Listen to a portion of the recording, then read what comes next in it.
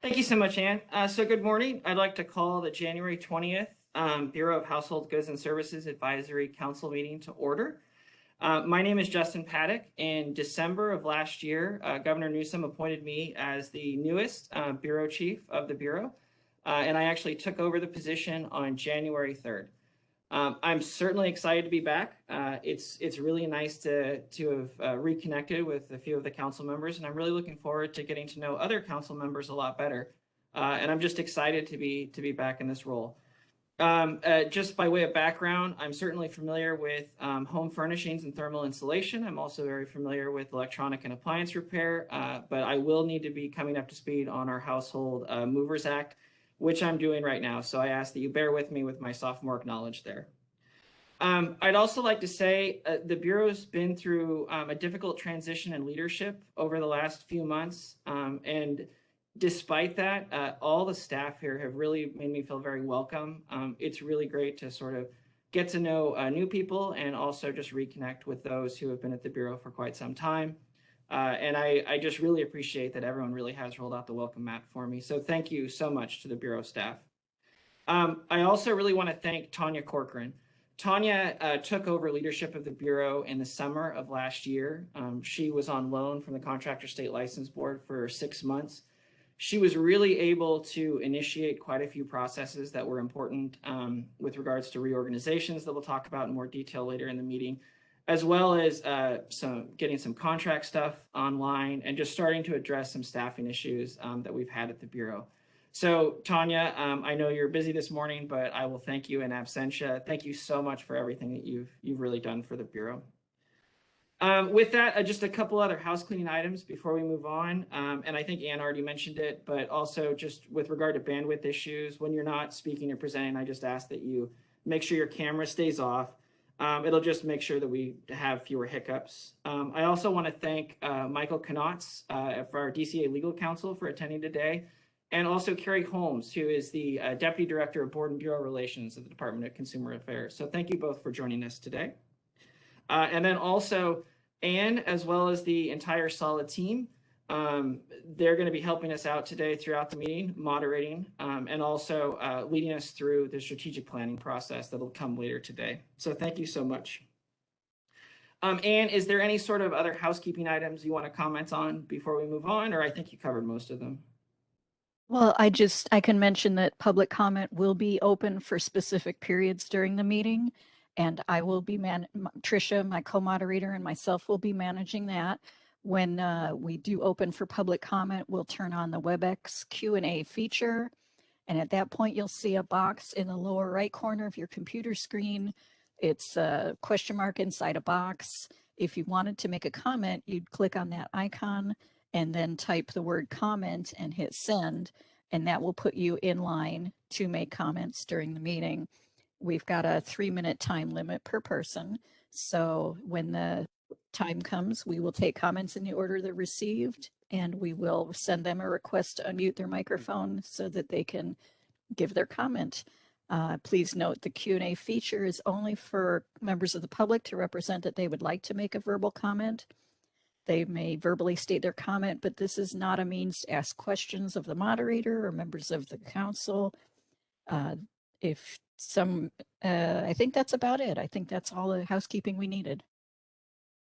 Okay, thank you so much, Ann. So we'll turn back to that once we move on to agenda item 2. So we'll come back to that very shortly. I'm also sad to report that one of our council members is no longer serving on the council. That's Heidi Sanborn. And Fauna, would you mind just giving us a quick update on Heidi? Hi, good morning, everybody. Heidi came to us as Executive Director of the National Stewardship Action Council, which advocates and lobbies to change production methods to reduce waste and pollution in manufacturing. Heidi was excited to contribute her expertise in developing public policy and policy advocacy for the Advisory Council.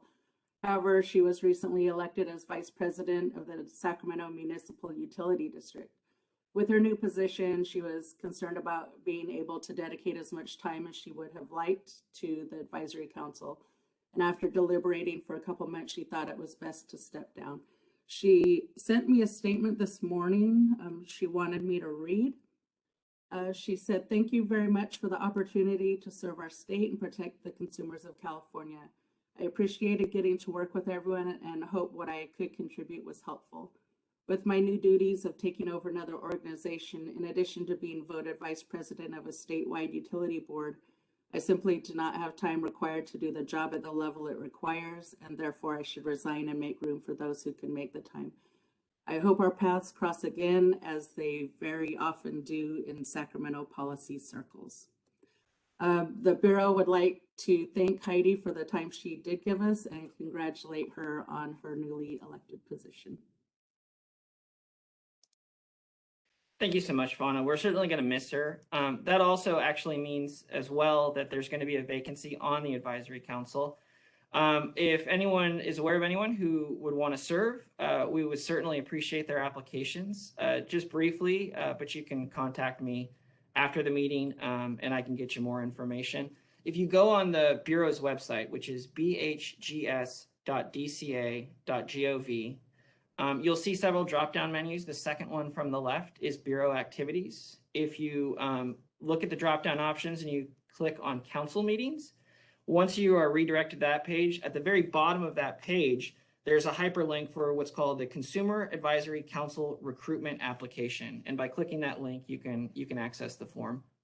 I also do want to reiterate to the council as well as to the public, I very much have an open door policy, and I would like to make sure if you have any questions about anything we talk about today, I'm more than happy to answer them or address them. My email is quite simple. It's just my name, which you should be able to see on the screen, which is just Justin, JUSTIN.Paddock, PADDOCK, @dca.ca.gov.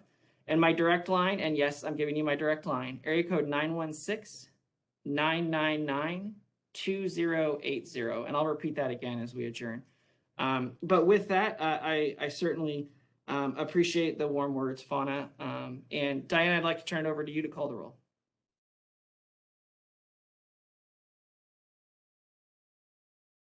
Good morning, everyone. This roll call is for advisory council members. So when I call your name, you can please say that you're here.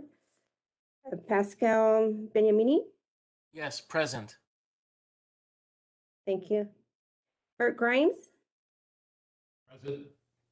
Thank you. Don Lucas. Present. Thank you. Dan Rhodes. Present. Thank you. Steve Whitecamp.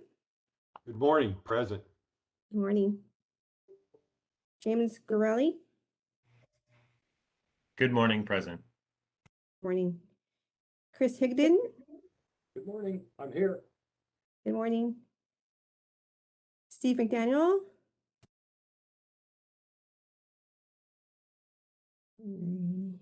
Here, nothing. And then Toby Taylor. Good morning. I'm here. Good morning.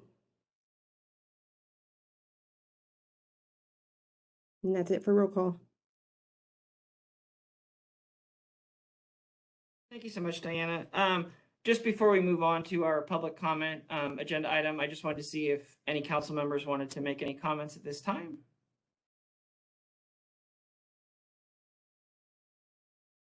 I don't see any. Any members of the public would they like to make any comments on this first item?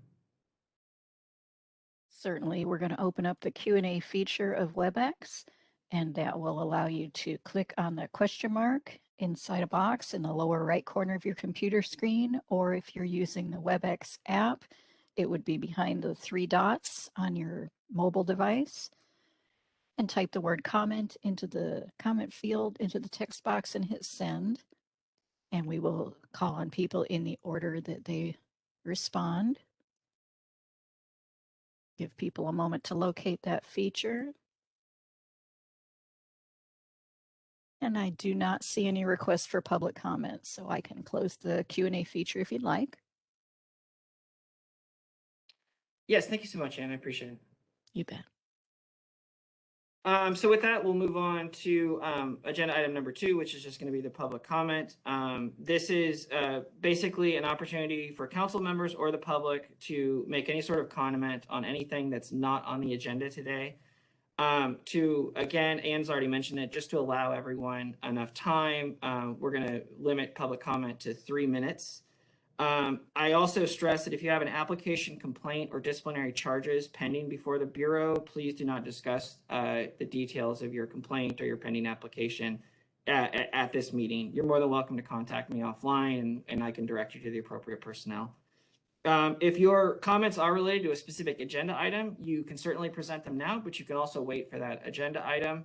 And at the end of each of our items today, we will allow for public comment. And so with that, would anyone on the advisory council like to make any comments just on items not on the agenda today? Yeah, Steve Whitey Camp, California Moving and Storage Association.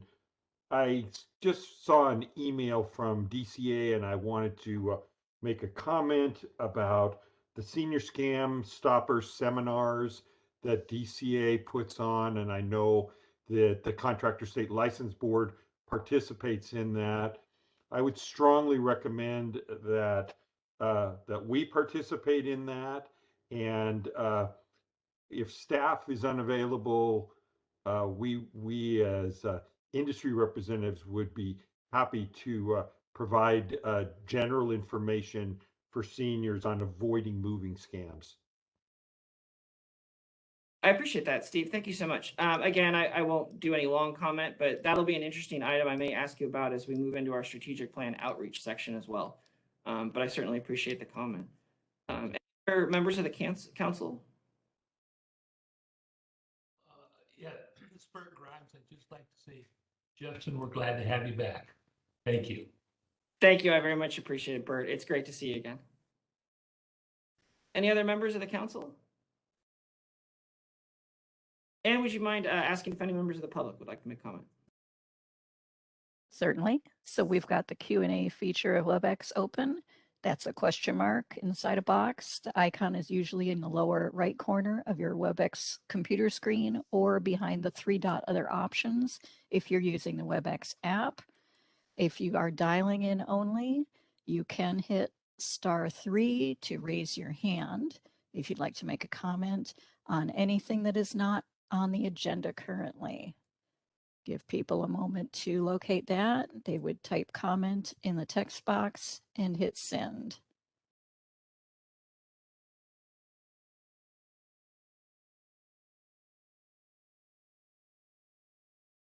And I do not see any requests for public comment. So shall I go ahead and close the Q&A for this? Yes, thank you so much, Amy. You're welcome. All right, we will move on to agenda item number 3, which is actually going to be an update from our very own Carrie Holmes, who's our Deputy Director of Board and Bureau Relations. Carrie. Good morning, council members and Bureau Chief Justin Paddock.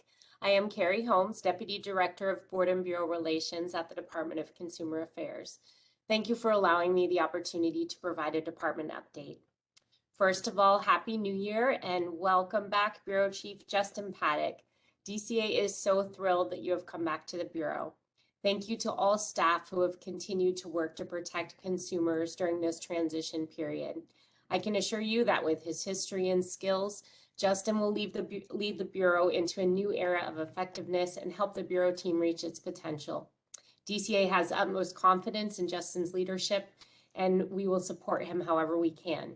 A special thank you also to Tanya Corcoran, who has done a fantastic job of acting as Bureau Chief over the past few months. DCA appreciates all the council members and staff who have continued to serve through a pandemic that has affected us all in many ways. To combat the spread of COVID-19 and protect vulnerable communities, California has implemented enhanced safety measures. State employees must show proof of vaccination or be subject to regular COVID-19 testing. The California Public Health is requiring masks to be worn in all indoor public settings until February 2022, regardless of vaccination status. DCA's testing program kicked off in early October at DCA headquarters and has expanded to additional sites and home testing as well.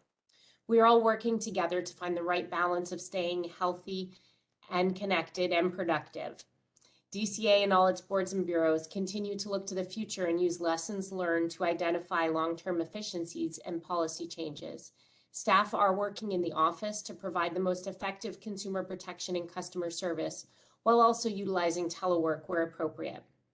On January 5th, Governor Newsom signed an executive order that extends the sunset date of Assembly Bill 361. Under this new order, boards and councils are permitted to continue holding public meetings via WebEx without listing board member locations through March 31st, 2022. Additionally, Sacramento County issued a local order on January 6 directing public boards, committees, and similar public bodies to suspend any in-person meetings that might otherwise be held within the county and hold them remotely. After March 31st, we do expect that all meetings will resume in person in accordance with the Open Meetings Act. Before attending an in-person council meeting, members would need to verify full vaccination with DCA's Office of Human Resources or participate in COVID-19 testing. Members, please don't wait until the next in-person meeting is planned.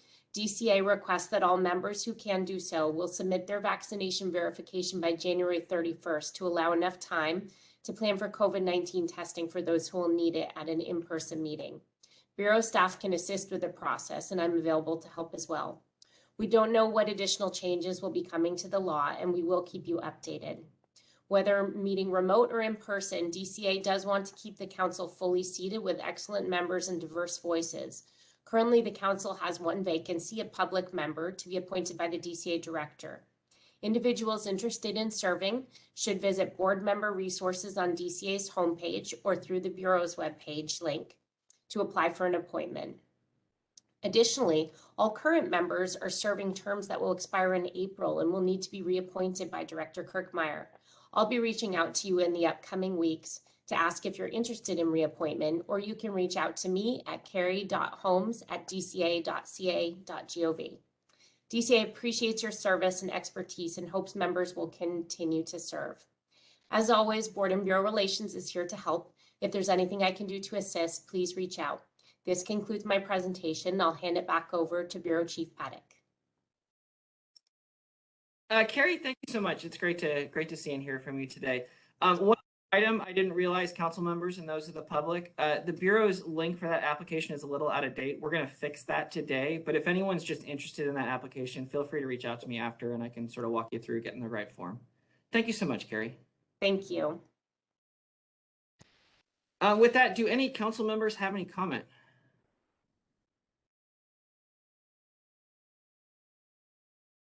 All right. Anne, would you mind opening it to public comment to see if any members of the public have comment? Certainly. We're opening the Q&A feature of WebEx. You'll find the question mark inside a box icon in the lower right corner of your WebEx screen or behind the 3 dots icon if you're on a mobile device. You can type the word comment into the text box and hit send. We'll take comments in the order received, and each person will have 3 minutes to speak. Give people a moment to locate that feature.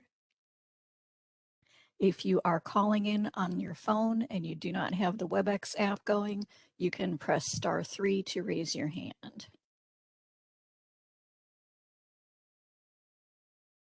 I do not see any requests for public comment. Shall I go ahead and close that feature? Yes, thank you so much, Anne. You're welcome. Carrie, thank you again. And with no comment, we'll move on to agenda item number 4, which is actually the review of our August 27th, 2021 advisory committee meeting minutes. They actually start in your packet on page 14. I'll give you just a moment to flip. This is just a quick summary of the meeting that Tanya Corcoran held last August. With that, hopefully I gave you enough time to sort of find page 14. Do any council members have any comments, any sort of additions or any sort of edits to the draft minutes? I'll wait just a minute just to make sure you see if you have any notes.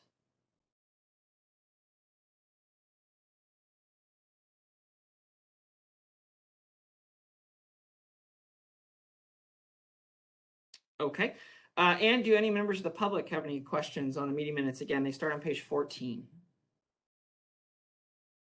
Okay, I've opened up the Q&A feature of WebEx for public comments on the minutes.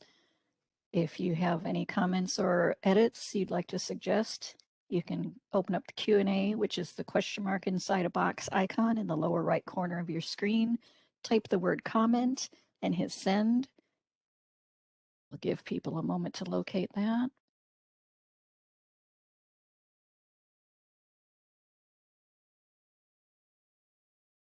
And I do not see any requests for public comment. I can close that feature. Yes, thank you so much, Ann. You bet.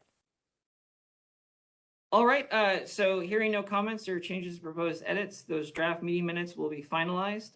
Those will be the finalized minutes for the August 27th council meeting. Thank you so much. We'll move on now to agenda item number 5. This is our division update and statistical overviews. First, I'd like to hand it off to Suzanne Balkus, who's going to provide us a fiscal update on the Bureau. Hi, good morning. Thank you for allowing us to present today. My name is Suzanne Balkus, and I am one of the budget analysts here at Department of Consumer Affairs. I'm here going to be to present the Bureau's fund condition statements that we currently have FM5 projections included into. Could we please go to page 26 on your meeting material?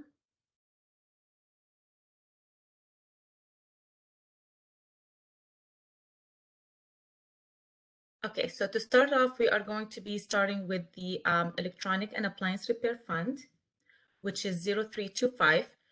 We have an actual 2021 beginning balance of 3.9 million with prior year adjustment about 14,000. That gives us an adjusted beginning balance of close to 4 million, and we have an overall revenue of 2.5 million and a total expenditure of 2.7 million, which gives us a fund balance of 3.7 million, which is about 14 months in reserve. And for current year, which is 21-22, we projected our beginning balance of 3.7 million, and we have also projected revenue of about 2.7 million coming in. We are tracking an overall projected FM5 of about 3 million. With that expenditure and revenue, we currently have a fund balance of about 3.3 million, which gives you about 11.5 months in reserve. Budget year, which is 22-23, is based on the governor budget, and budget year 20+1, which is 23-24, is based on realized. And we have no immediate concern for this fund.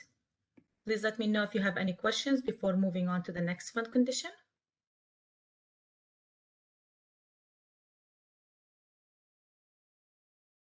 Okay. Can we go to the next page, please?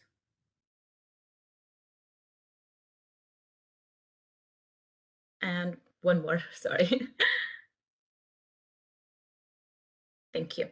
Okay, so the next fund we have is the 0752 Home Furnishings. We have an actual beginning balance of 5.2 million with prior year adjustment of about 30,000 and adjusted beginning balance of 5.2 million. We have an overall revenue of about 5 million and a total expenditure of 4.2 million. That gives us a fund balance of 6 million and about 14.2 months in reserve.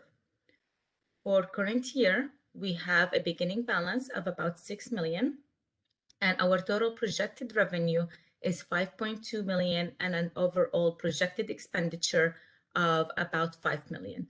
So that gives us a remaining balance of 6.2 million, which is about 12.2 months in reserve.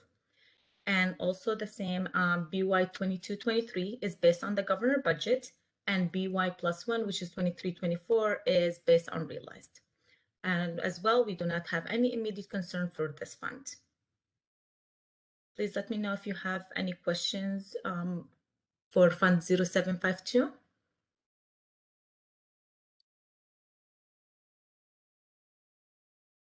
Okay, if we can go one more page, thank you. And one more. Thank you. So our next fund is going to be Household Movers 3315. We have an actual beginning balance of 3.3 million with prior year adjustment of about 99,000 and adjusted beginning balance of 3.4 million. We have an overall revenue of about 3.6 million and total expenditures of 2 million.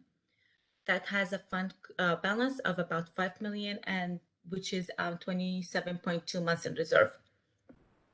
For current year, we have a beginning balance of about 5 million, and our total projected revenue is approximately 4 million, and overall expenditure projection of about 2.2 million. So that gives us a remaining balance of 6.7 million, which is about 27.9 months in reserve. And 22-23 is based on the governor budget, and 23-24 is based on realized. And with that, we have no immediate concern for this fund. Please let me know if you have any questions regarding these three funds. Yes, thank you. This is Steve Whiteycamp from CMSA, and that Household Movers Fund is extremely healthy. My only question is, where do we show revenue from fines? Okay. So fines, it's going to be under either delinquency fees or renewal fees. It depends. And the fines is going to be under other regulatory fees. So Steve, just looking at the definitions earlier this week, you're going to find it, and I'm trying to move my mouse over it so you can see it, but that's not going to work. You're going to see it under other regulatory fees, and you're going to see it in other regulatory licenses and permits. For the most part, you're going to see enforcement in that 4129200. Okay, but that doesn't encompass the total that we were informed of. So obviously the other part's in 400, right? I believe so, but I don't want to mislead you. So let me make sure for certain where everything is, and I can send you an email and give you a summary. Is anyone else on the council would like to receive that notification?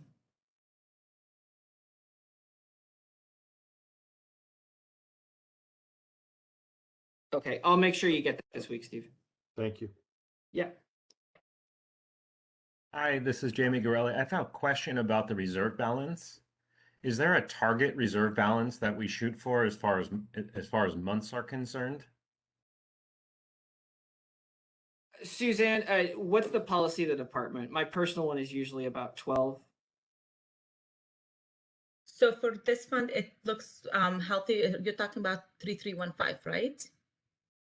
Just the DCA's policy in general about months in reserve for any given fund.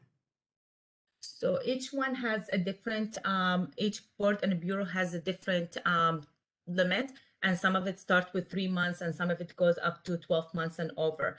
So it depends about the bureau, and I can check for you to double check and see what is your bureau is the target for it. You cannot exceed that many months. Got it, I appreciate it. Just, and I will get back to you on that. Oh, no problem. So I would say anecdotally, I usually try to shoot for 12 months in reserve.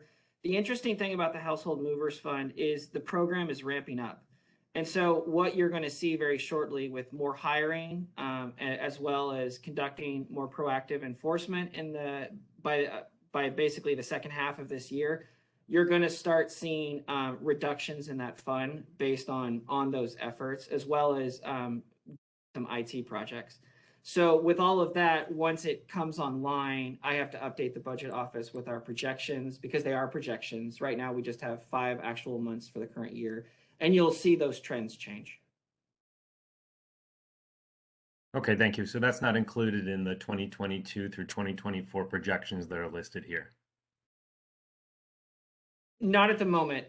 Once I get closer to actually filling a vacancy after we've done hiring, for example, I can contact the budget office once I essentially have a name. But until then, you're going to see these positions that just show as vacant. And obviously, if I'm not paying someone their salary, their pension, et cetera, you're just seeing that fund increase. That's just one example. Also equipment, as well as overtime for essentially sting operations and things of that nature, just because people are out in the field for several days, hotels, all of that stuff.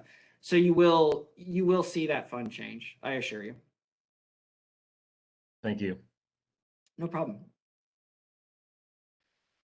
Suzanne, I didn't mean to cut you off. Did you have any more items for the update?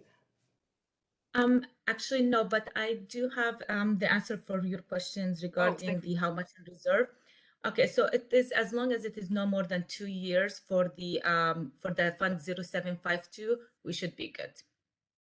Okay. So we are, yes. Any other council member comments on the fiscal update?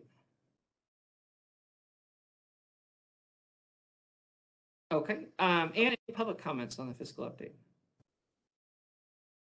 Certainly, we're opening up the Q&A feature of WebEx. If anyone has any comments or questions about the fiscal update, you can click on the question mark inside a box icon, typically in the lower right corner of your WebEx screen, and type the word comment in that text box and hit send, and we will take comments in the order received. If you are a dial-up only audience member, you can hit *3 to raise your hand.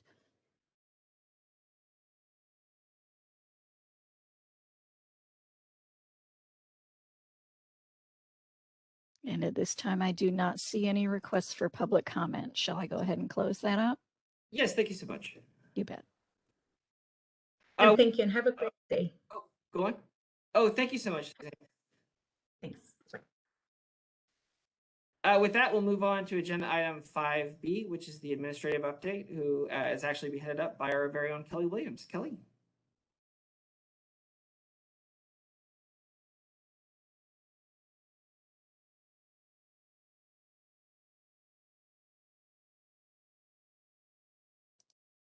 Kelly, it looks, oh, there you go. You're unmuted. And it looks like the video has not started. Let me do. For some reason, my camera is not engaging. Not a problem. You can proceed. Okay. All right. So my name is Kelly Williams. I am the Bureau's Administration Manager and will be providing you with an overview of the changes to the Bureau's organizational structure and a status on the Bureau's staff vacancy rate. Before I begin, I'd like to share my background with you. I've got over 20 years of experience in the private sector with a Fortune 200 company where I had various management and human resources duties. I started with the state in 2013 and was part of the startup of Cover California. After 2 years with Cover California, I came to the Department of Consumer Affairs as a compliance manager with DCA's Board of Pharmacy. I joined BHUGS in May 2018 as a compliance manager just as the Bureau took over the Household Movers program from the Public Utilities Commission. My education includes a BA degree in Business Management and Human Resources, as well as a Professional in Human Resources certification. I am excited to take on this new role and I look forward to supporting the Bureau. Please refer to page 33 of the meeting materials for the organizational chart. Thank you. Positions on the charts that have a red strike through have been reclassed or moved. Positions in green font are in progress of being filled, and positions in red font reflect vacancies. The administrative unit was created to help streamline administrative functions of the Bureau, as well as provide centralized services and oversight of all administrative activities within the Bureau. The new administrative unit is comprised as follows. There's a staff services manager. There are 2 associate governmental program analysts, which we refer to as AGPAs. This is a journey level analyst position. We have 1 for human resources duties and 1 for contract duties. We have a staff services analyst, which is an entry-level analyst type position, and we have 3 office technicians. The administration manager position was created by reclassifying a vacant information officer position to the administrative manager position. All DCA boards and bureaus pay a pro rata charge to the Department of Consumer Affairs for shared services. These services include things like training, technology support, stakeholder communications, employee benefits and compensation, board and bureau relations, and facilities. The DCA Communication Division will be leveraged as part of the Bureau's pro rata charges. This department has both the resources and the expertise to address the communication needs of the Bureau. Examples of their support include social media accounts, providing webcasting and meeting live stream services, and drafting outreach messages and press releases.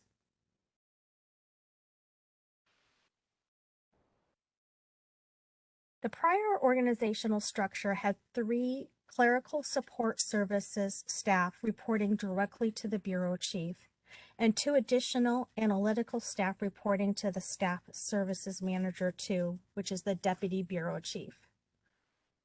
The deputy chief position, which is now vacant, was created prior to the creation of the supervising special investigator 2 position, which is currently held by Rick Vellucci.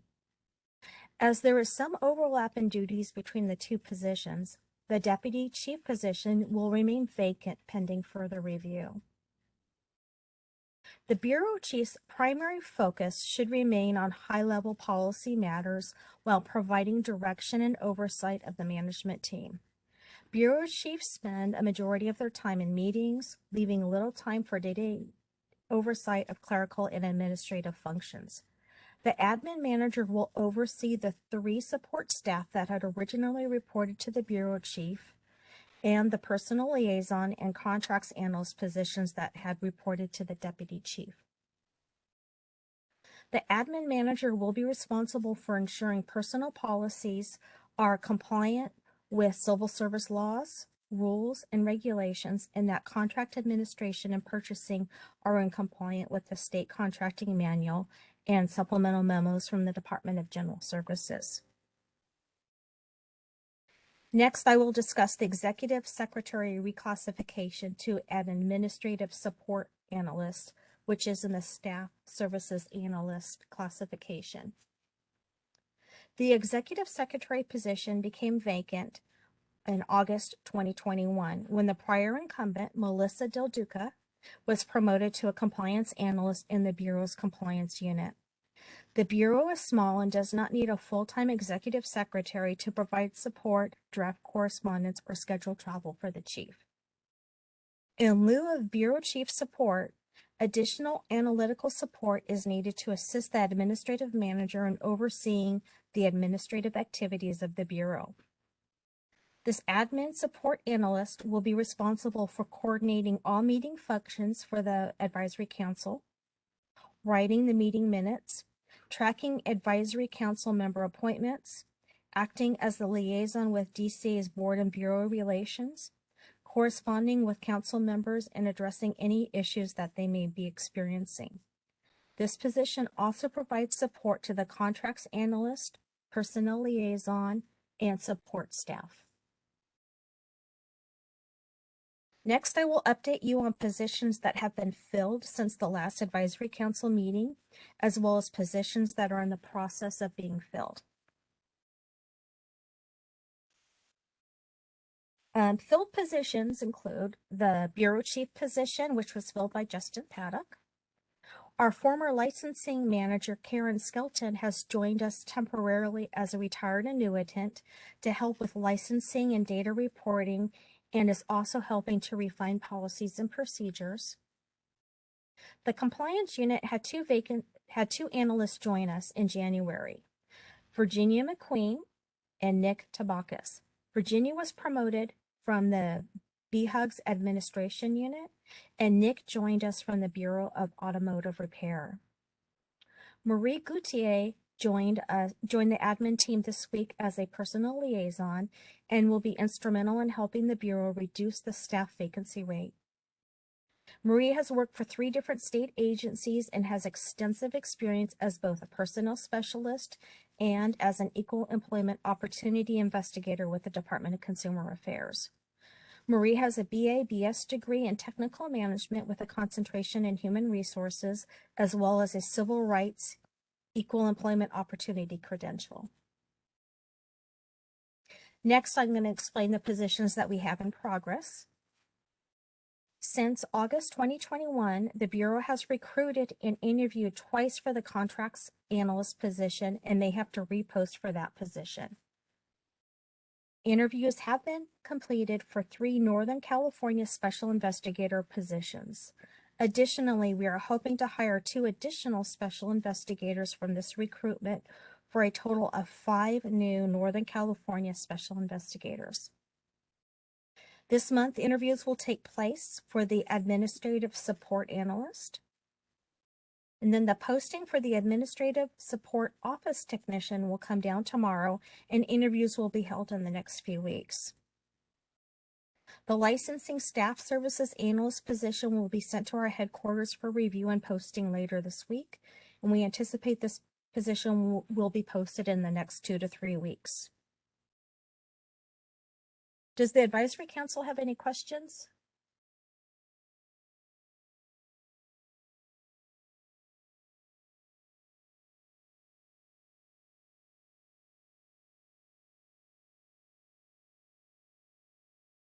Yeah, I'm sorry. Kelly, this is Bert Grimes. Did I understand you to say that you're getting 5 new Northern California special investigators? That is correct. So Okay, we have three positions right now that we are refilling. We have another person that had left right at the end of December for a promotion, and we have another person who is leaving at the end of the month. So we will have a total of 5 new investigators for Northern California. How many investigators do you have for Central and Southern California? For Southern California, we have 6 special investigators. And then we also have an inspector 3, and then 1 field representative.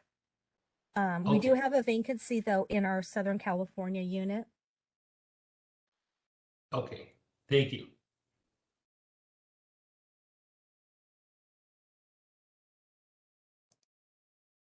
And is there any questions from the public before we move to the next topic? I've opened up the Q&A feature of WebEx so that people can ask questions about the org chart. If you have a question, you can hit the question mark inside a box icon typically in the lower right of your WebEx screen, or behind the 3-dot other options if you're using the WebEx app. I'll give people a moment. You can type comment into the text box and hit send, and we'll take comments in the order received. Each person will have 3 minutes to speak.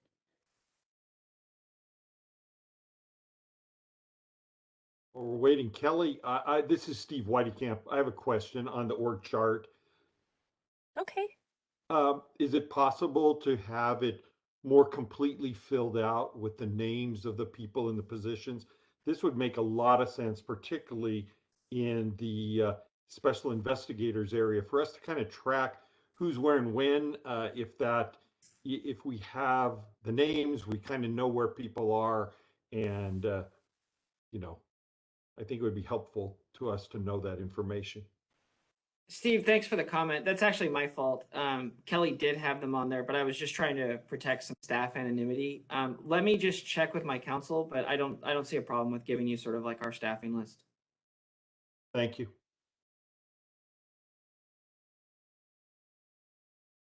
And I do not see any requests for public comment, so I can close that part of the meeting.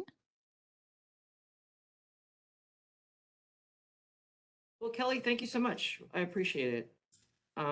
Moving on to item 5C. This will be our licensing update from Avra. Thank you so much.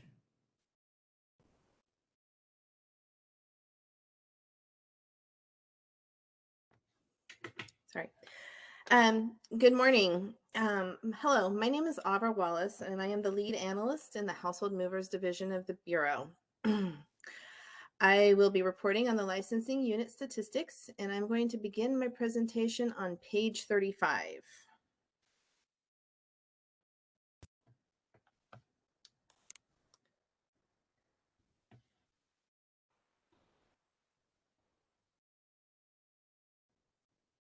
Okay, thank you. The total active registrations for electronic and appliance repair are as follows. Appliance service dealers are 2,548. Electronic service dealers are 3,448. Combination electronic and appliance service dealers are 295. Service contract administrators are 68. Service contract sellers are 10,561 for a total of 16,920 electronic and appliance repair licenses or registrations, excuse me. The total active licenses for home furnishings and thermal installation are as follows. Furniture retailers are 2,011. Bedding retailers are 2,160. Furniture and bedding retailers are 10,965. Custom upholsterers are 453. Supply dealers are 91. Importers, which includes overseas manufacturers, are 5,873. Manufacturers are 1,340. Sanitizers are 24. Wholesalers are 160. And thermal installation manufacturers are 100. For a total of 23,177 home furnishings and thermal installation licenses. For household movers, there were 77 household movers permits issued from July to December of 2021. There was a total of 95 household movers exams administered, and we have a pass rate of 87%. To date, we have a total of 1,090 active permits. Moving on to the gross operating revenue. So gross operating revenue includes all revenue derived from the transportation of property having origin and destination within the state, where the revenue is derived from the transportation performed under a permit issued by the Bureau. So from July to September 2021, the total quarterly revenue collected is $1.1 million. From October to December 2021, the total quarterly revenue collected is $85,207. Fourth quarter revenue has been updated from the materials the council members received last week, but the information on the screen is up to date as of January 18th. Please note there are still outstanding quarterly reports the Bureau has not yet received, or has not yet received for the months of July through December. The final due date for third quarter filings was November 15th, 2021. So all reports received after that date include the late penalty fee. The fourth quarter due date is February 14th, 2022. This concludes the licensing statistical overview. Does the council have any questions? First of all, Steve Whiteycamp, CMSA. I just want to make a comment that speaks to the health of the program and the health of permitted movers as we spoke and as was noted in the minutes from the last meeting where I talked about this. And I will tell you that this is the first time, I believe ever, that I've seen a quarter that was in excess of $1 million in fees. I think that speaks well to a lot of things and is something that should be in consideration when the Bureau is looking at a revision of how fees are collected from permitted movers. Obviously, this is working. Thanks, Steve. Thank you, Steve. Does the public have any questions? I'm opening up the Q&A feature of WebEx in case the public has any questions about the licensing report. You can look for the question mark inside a box in the lower right corner of your WebEx computer screen. Simply type the word comment into the comment box and hit send. We will take comments in the order received.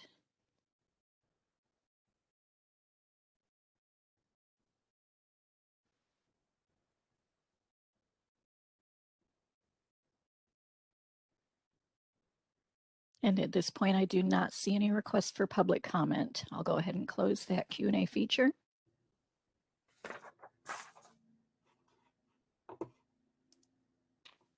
Aubrey, thank you so much. I appreciate the update. We will move on to the laboratory update, item 5D. That'll be held by our very own Rosemarie.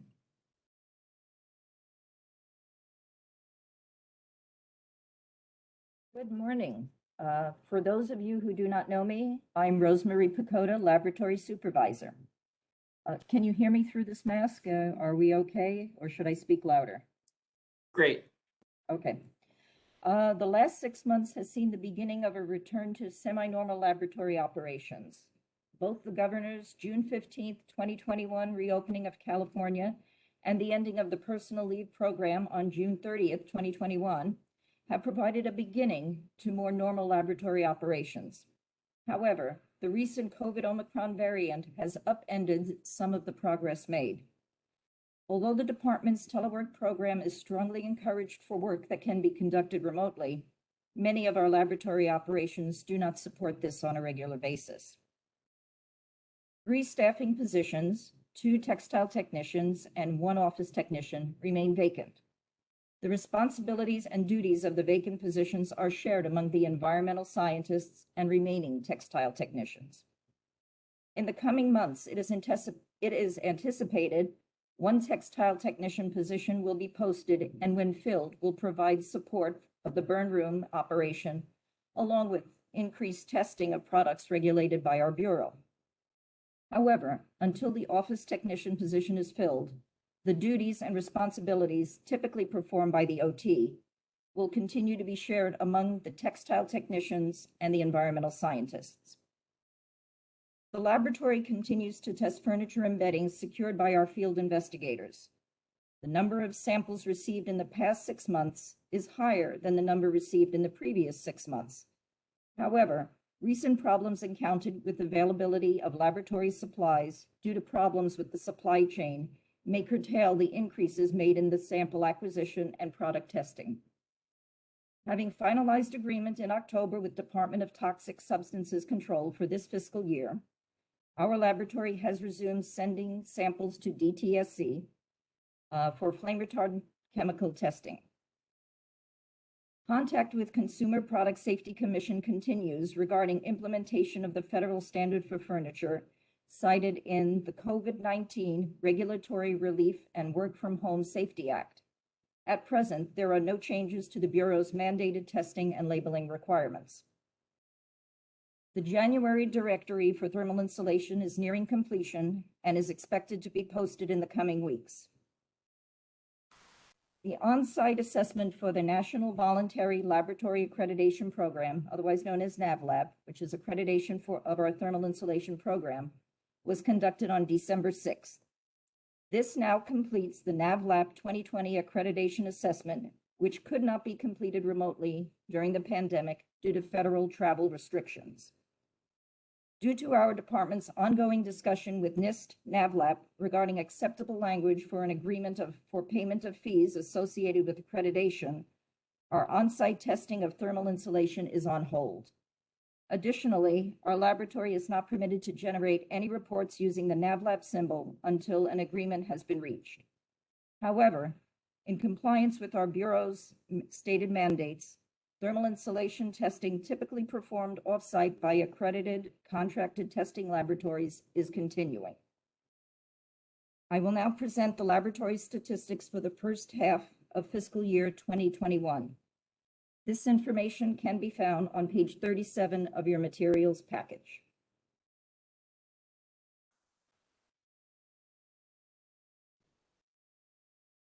Beginning with the top part of your sheet, on the left-hand side, I will go through the test types and the numbers received during this period. TB 117 2013, which is conducted for upholstered furniture. During this period of time, the past 6 months, we received 26 samples. In the case of mattresses, which requires 16 CFR 1633 testing, we have received 12 samples. Thermal insulation, we have not requested any samples due to our current circumstance. Bedding samples, we have requested and received a total of 14.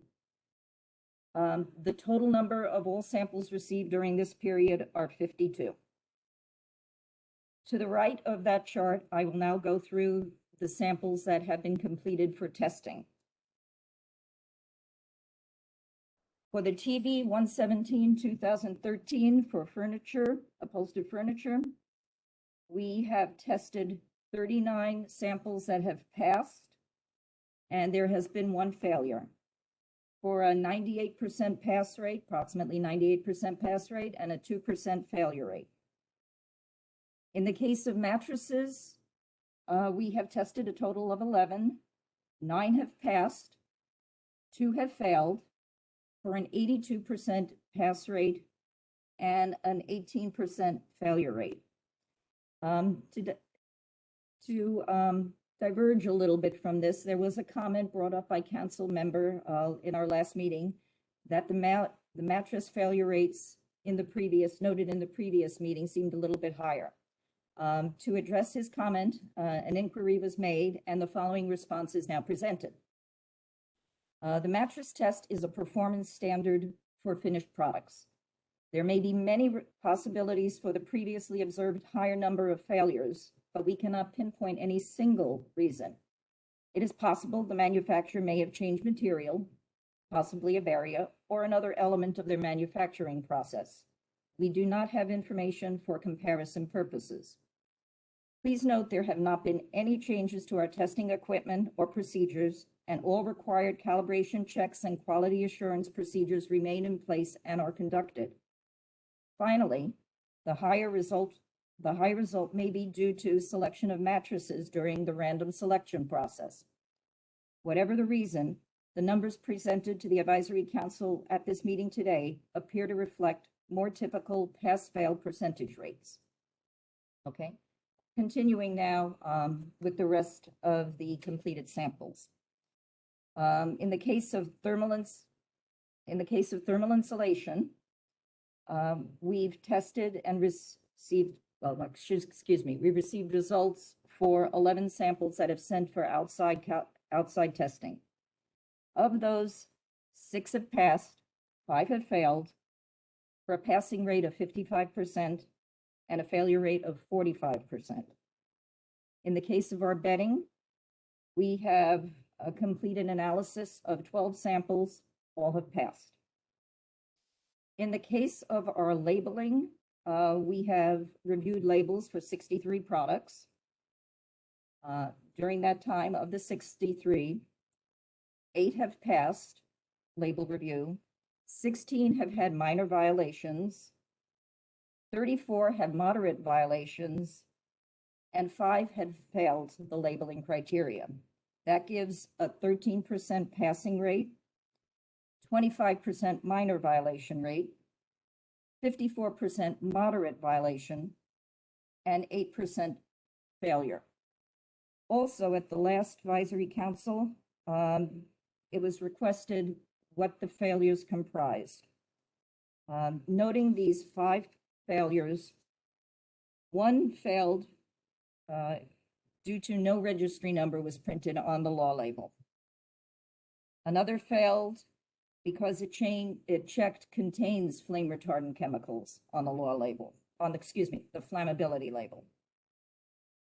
2 products had expired licenses, i.e. delinquent licenses. And in the case of the last item, the 5th failure, they were using an outdated flammability label that has not been permitted since 2015. Of those 5, 4 were international and 1 was a California manufacturer. Continuing in the second half of our laboratory statistics. Typically, it's requested to see a division among our manufacturer locations. In the case of upholstered furniture, of the 40 that were completed, 7 were manufactured in the US, none happened this time to be manufactured in other states, and 33 were manufactured overseas.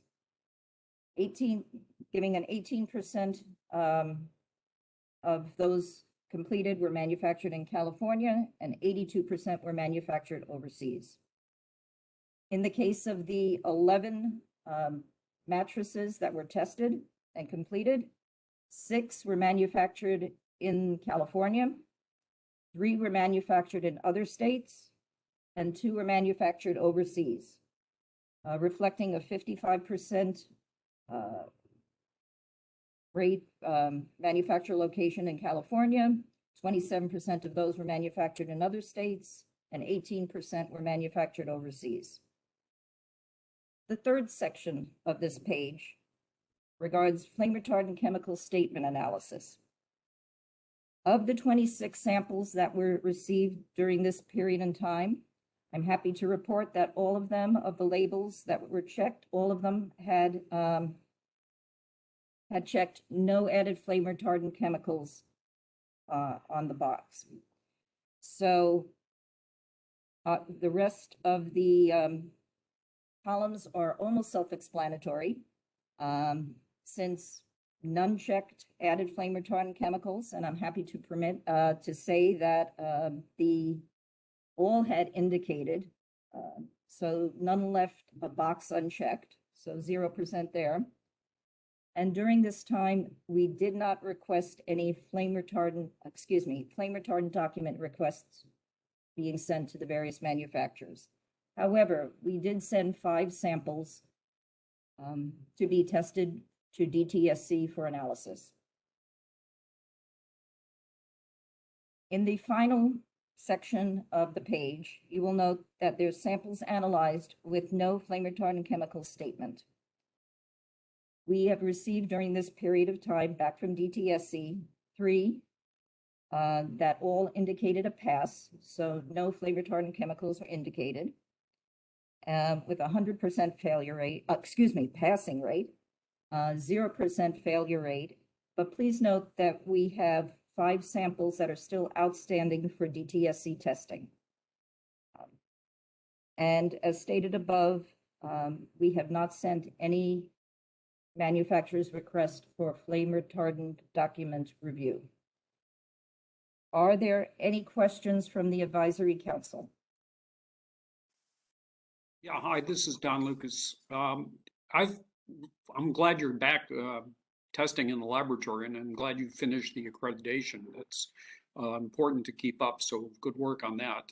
I have a question about the thermal insulation pass rate. So it looks like 45% failed. Is that in line with what you've seen before, and why are they failing? These are products, once again, they might be somewhat skewed because we are not testing. These are through our contract laboratory. And this is just, I would have to look back to see and ask Steve in the past, what is a typical failure rate? It is a little daunting, but to let you know, these were sent out for E84 analysis and consist solely of reflective foil and radiant barriers. So they do not represent the whole spectrum of battings and such that we typically do see. Okay. The other is, which is a continuing problem, which is the labeling. So Justin, I don't know how much you've been on, but we've been discussing this, and the failure rate seems to have been, or the moderate violations and the failure rate seem to have been stubbornly high for years. And so I know it's a real problem, and I'm still not sure what we can do to improve it. But when we're dealing with CPSC, which has the labeling requirements, are you still working with them on trying to coordinate so that they really only require one label? I actually do not know the answer to that question right now, Don, but I will get it for you. And unfortunately, I don't know the answer to the trend on the thermal insulation, but I'll also get you that one. Okay. Fauna, do you have any comments you'd add on just CPSC cooperation of late? No, I think Diana would be the more appropriate person to respond to that. Sorry, Diana?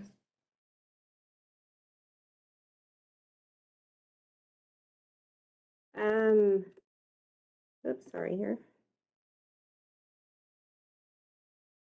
I don't have more information. I know that we were considering looking at combining the law labels since it's pretty much saying the same thing. So we are still taking a look at that. So John, I think what I'll do is I'll make sure for the June meeting, and just before then, I'll update you personally that we actually provide the council an update on this, and then see if there's any sort of regulatory change we may need, just as we proceed. I think this will dovetail well with the percentage conversation. I know that Bert also will probably be raising when we're talking about our strategic plan. So I think I can combine those two. Okay, thank you. I was also wondering if it would be possible for me to sit in on any conversations you have with CPSC. I don't have to speak. I'm just be curious about the interactions between the Bureau and CPSC. Oh, Don, that's not a problem at all. We're always happy to have you.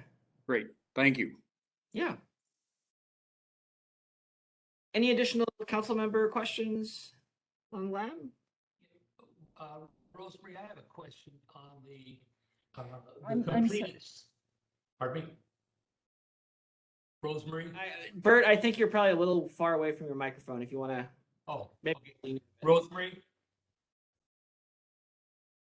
I can hear you. Okay, yeah, thank just speak you. a little louder, please. Okay. I have a question on the first set where you have completed samples that pass and fail. Is there a way that you could break those down into the manufacturing locations? How many of the TB117s that failed came from USA, California, USA, or China?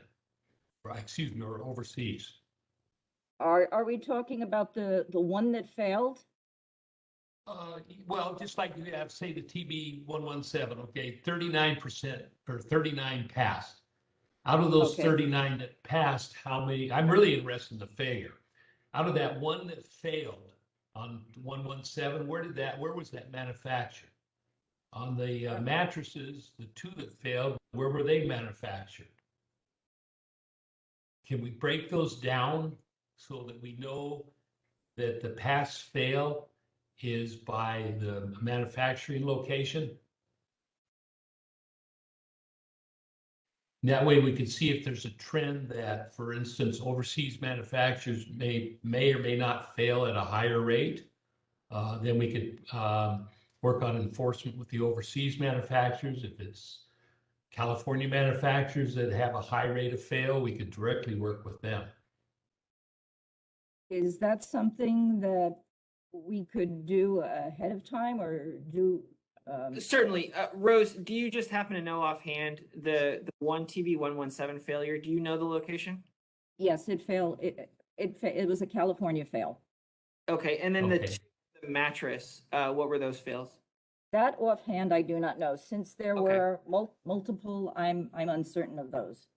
Okay, so So, Bert, information, and then for future updates, if the fails stay that small, I think what I'll do is I'll ask Rose to sort of put a footnote, and then you would know the locations. Would that work for you? yes, thank you. Yeah. Okay. And then I also think that, and we've talked about this before, is there a way we could actually, I know you had a slight breakdown right there you gave us on the number of failures. Is there a way we could really zone in on the failures, the minor, the moderate, and the ones that actually completely fail, so that we can feel, is there something we could put on the website, like maybe the failures were because we're using the wrong font, and could we on the website make sure that everybody realizes what the font needs to be, or how the label is laid out? I appreciate that, Bert.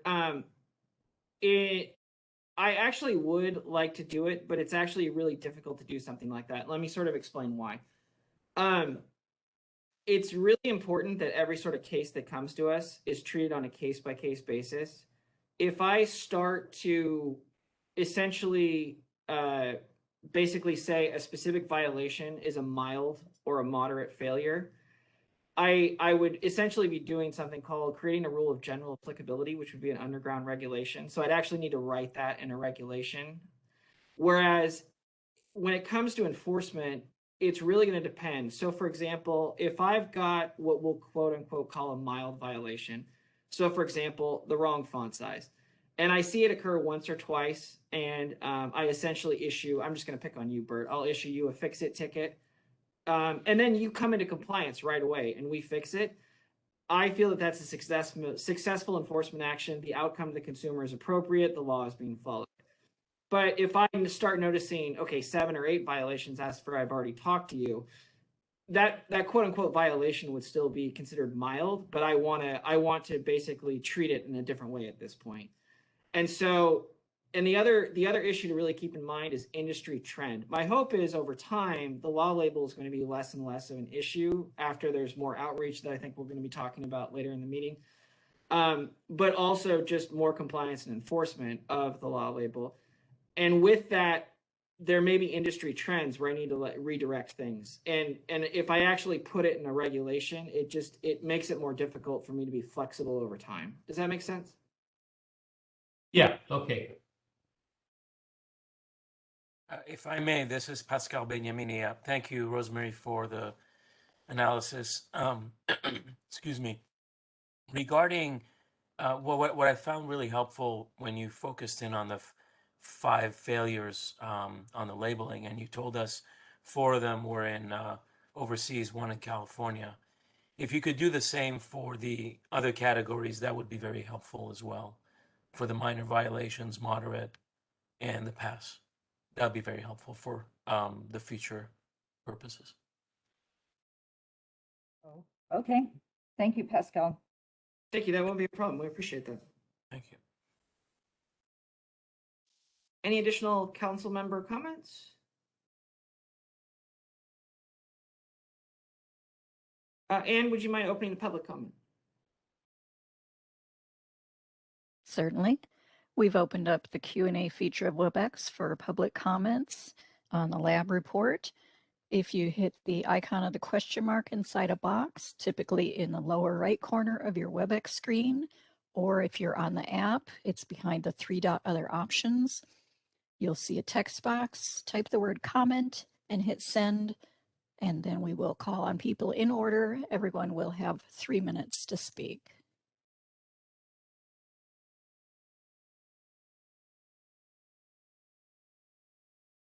And we do have a request for comment from Andrew Locke. Andrew, I will send you a request to unmute your microphone, and then you will have 3 minutes to speak. Okay, great. Thank you. Justin, welcome back. It's good to see you here again. And I would like to thank the Bureau staff for working with CPSC. Sorry, I should have announced myself. Andrew Locke from CPSC. We've worked with him quite a bit on trying to respond to inquiries and understanding some of the finer details. I'm happy to set up a meeting and talk with you about labeling because the way our new rule is implemented, it may make it difficult for us to enforce California labeling because that's not covered under TB 117/2013. That's under the other statutes. In response to Don, while I would be happy for him to be there, because of our public meeting rules that may be problematic on our side, we're allowed to talk government to government on an ad hoc basis. But when somebody from the outside comes in, it has to be announced and published and becomes an open meeting, and it becomes challenging. But we can continue to talk about that. Again, welcome back. That's all. Andrew, it's so great to hear your voice. Well, I'll certainly be in touch. Dawn, I'll follow up with you once I've had a chance to touch base with Andrew.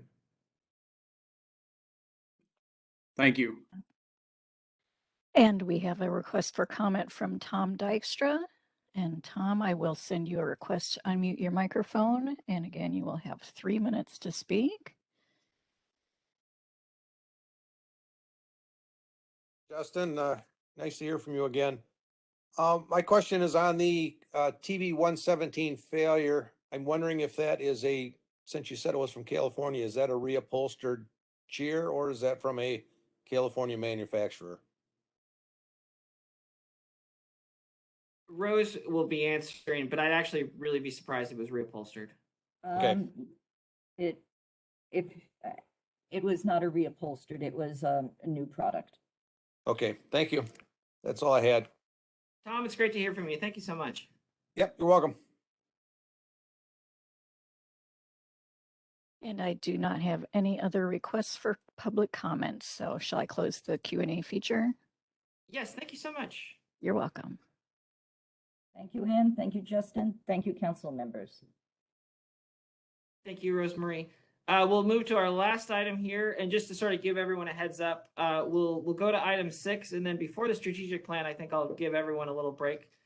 But with that, we'll move on to agenda item 5E with Mr. Rick Vellucci.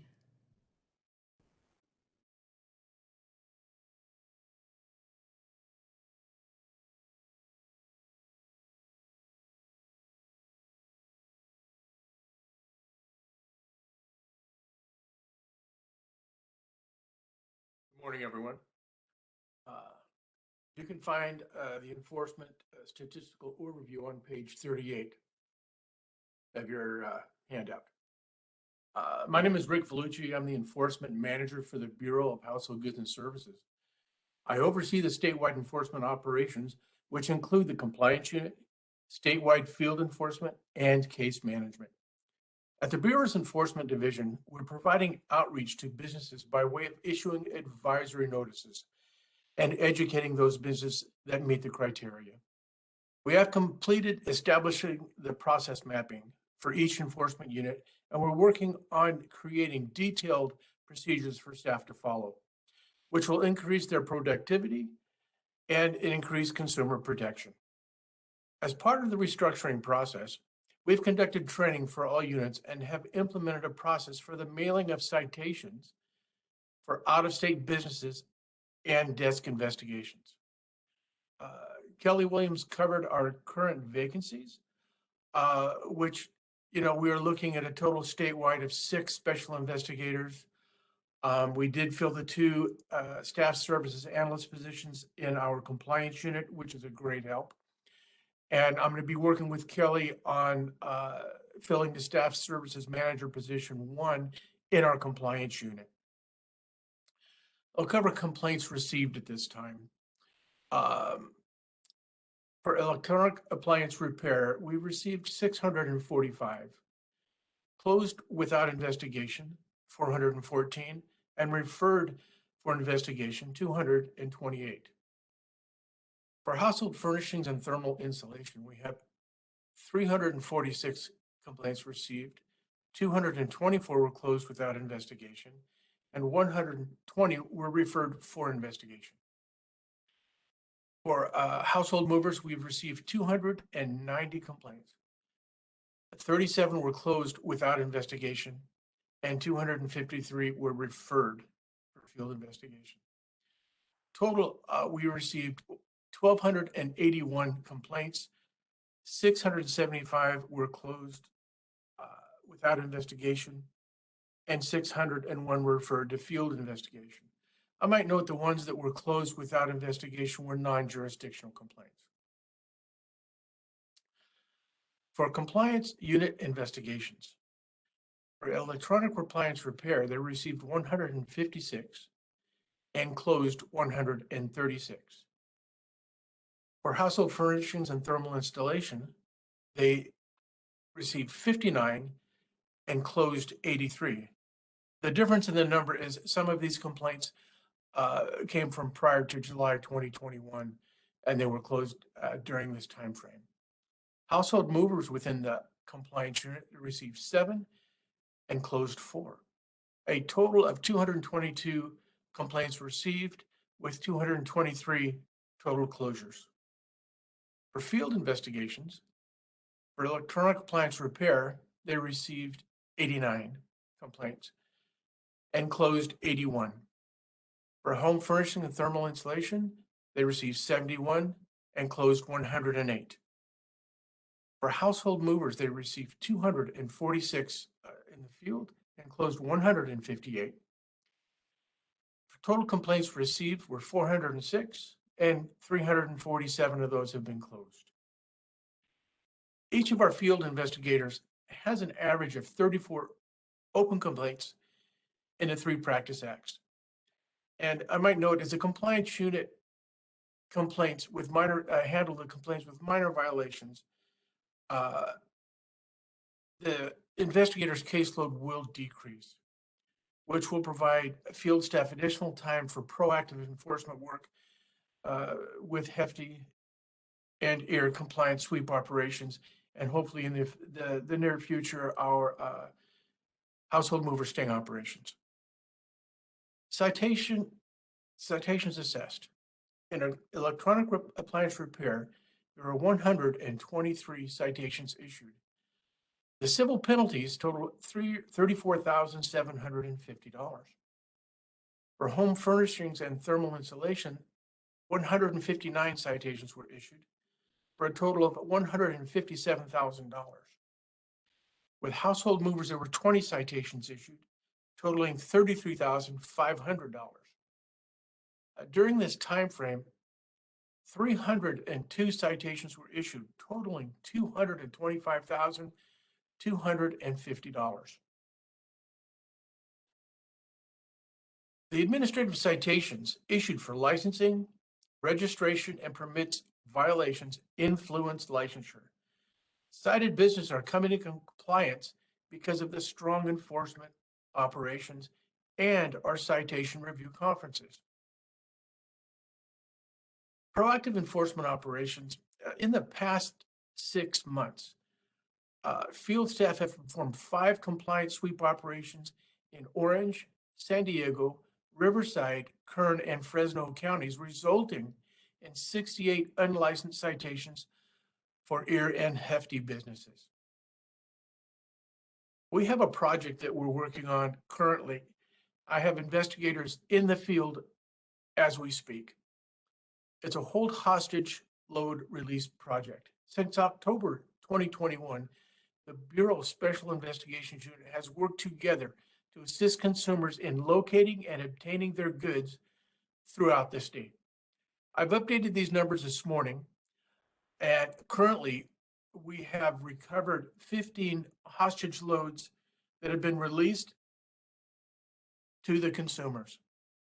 We have currently 40 hostage loads that are located and are being released this week, with additional releases pending. And these are all from the same company.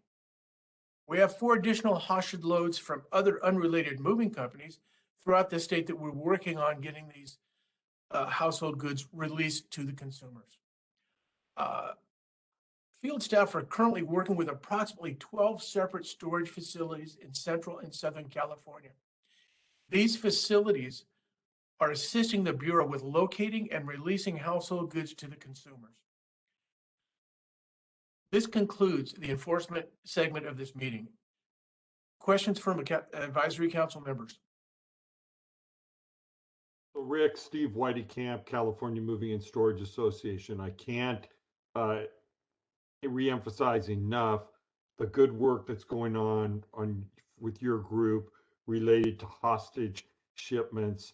It's huge. It's a life changer for the people who are impacted, and it's new nationwide. It's a new thing, and you guys are on the cutting edge of that. I did notice that citations for household movers dropped dramatically this quarter. Last quarter was huge. It appears kind of that you maybe refocus some of your proactive work with the other groups over the last quarter, and they've kind of stepped up. And I know that you guys are evaluating that whole process for the proactive sting work on the household goods side.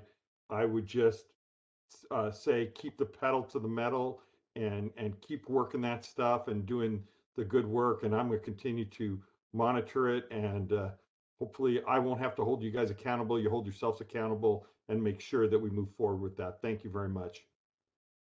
Thank you, sir. I appreciate that. And understand, a lot of these investigations that we're doing, they're ongoing at this time. We haven't or may not be taking an action at this point, but we need to recover these goods for the consumers, ensure that they're made whole, and then we'll be looking at other aspects as time goes on. But I thank you very much. Do we have any other comments from council members? And do we have any public comment?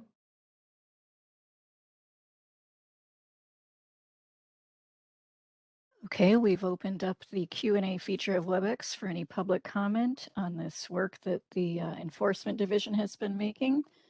If you'd like to make a comment, you can hit the question mark inside a box icon at the lower right corner of your WebEx screen or behind the 3 dots icon if you're using the WebEx app. Or if you are a call-in user, you can hit *3 to raise your hand. And we'll give people a moment. You would type comment into the text box and hit send, and we will call on people in order received.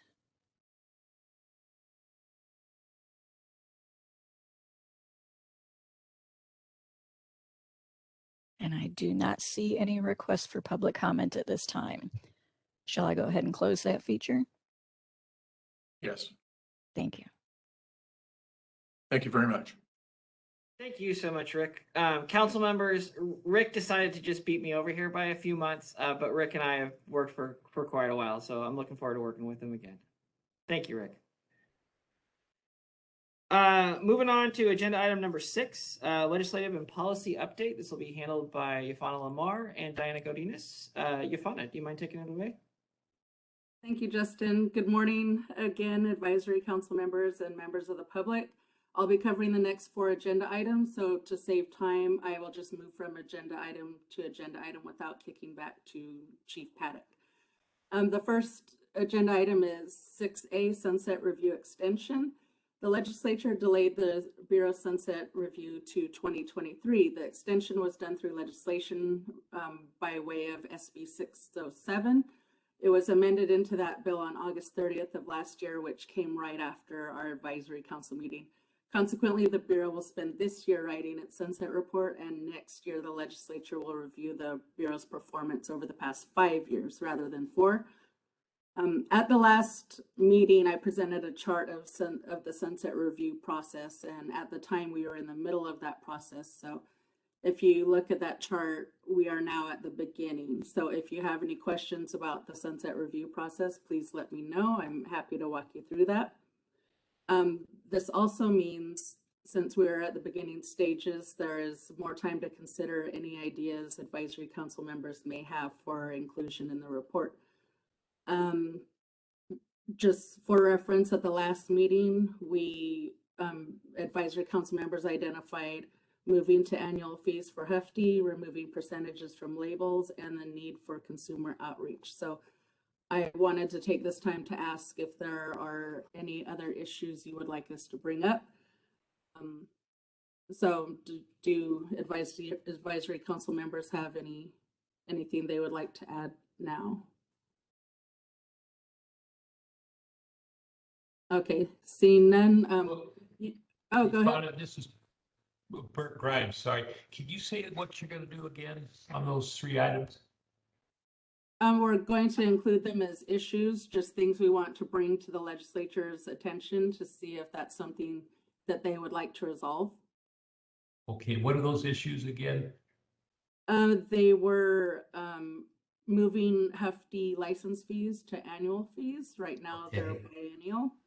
Removing percentages from labels and the need for more consumer outreach. Okay, and that'll be in the sunset review for 2023.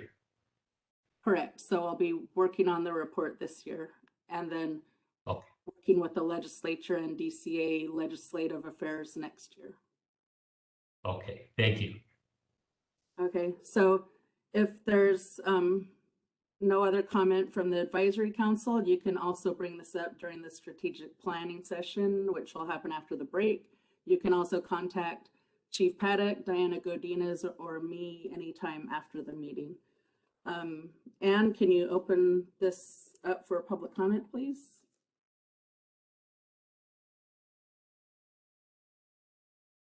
Certainly, we've opened up the public comment Q&A feature of WebEx. If you've got any questions, we can take them by clicking the question mark inside of a box icon in the lower right corner of your WebEx screen. Type the word comment in the text box and hit send, and we will take comments in the order received.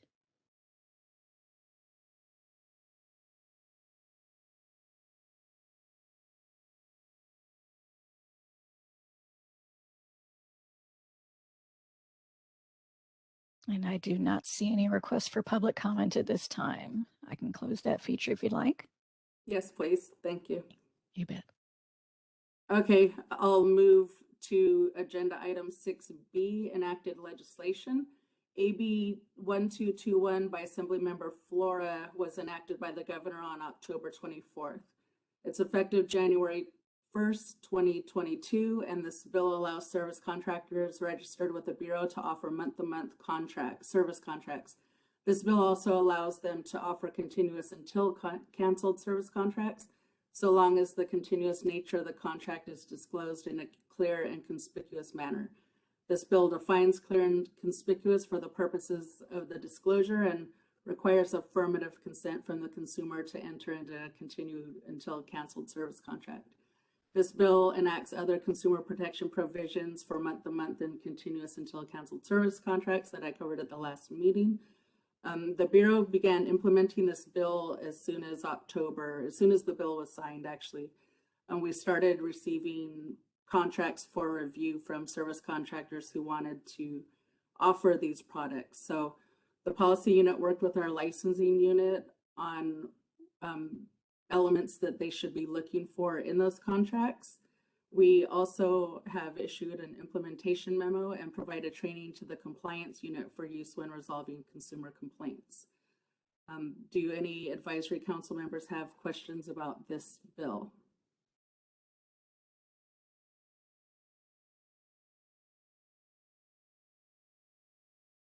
Okay, Anne, is there any public comments?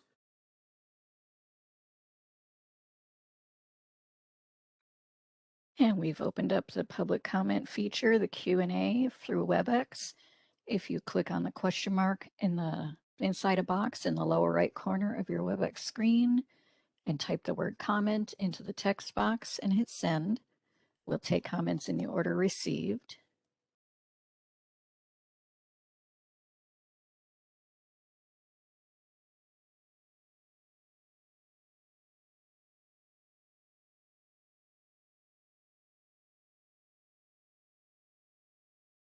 And I do not see any requests for comment on the AB 1221. Shall I close that feature? You bet. Yes, please. Okay, agenda item 6C, pending legislation.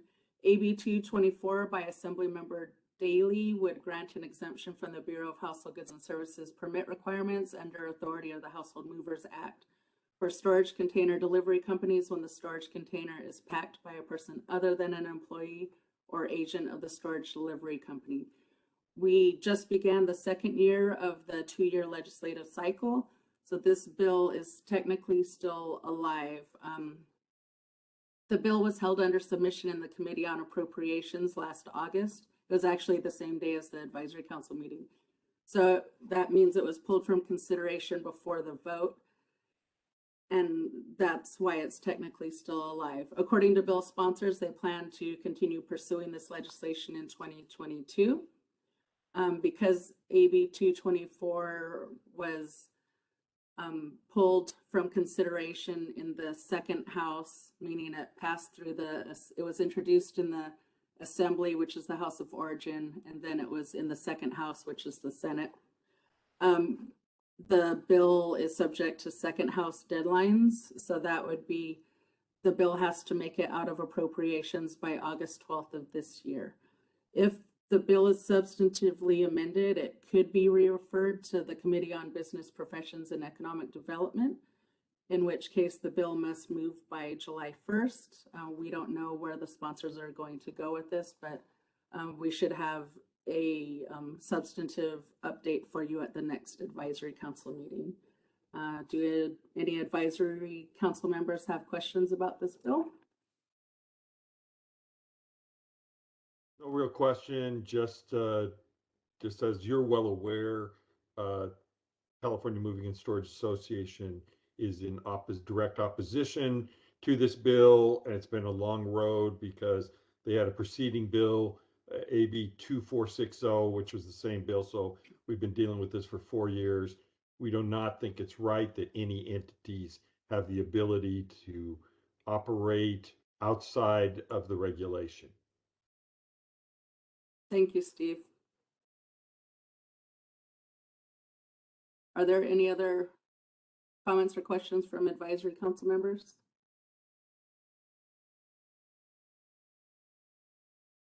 Okay, and can we open up public comment? Certainly, we've opened up the Q&A feature of WebEx for public comment on this issue.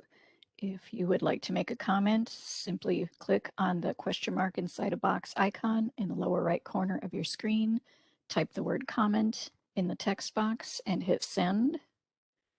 If you are dial-up only, you can hit *3 to raise your hand. If you are using the WebEx app, it's behind the 3-dot other options. You'll find the question mark icon.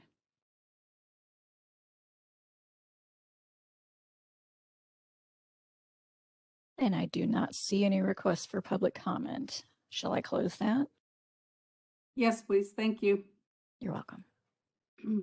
Lana, before Okay. you move on from pending legislation, may I ask that the Bureau track AB 294 Santiago? This is a Absolutely. Vehicle Tow and Storage Act, which would establish some kind of group, I don't know if it's a bureau, at DCA to assist people with problems with towing and storage companies.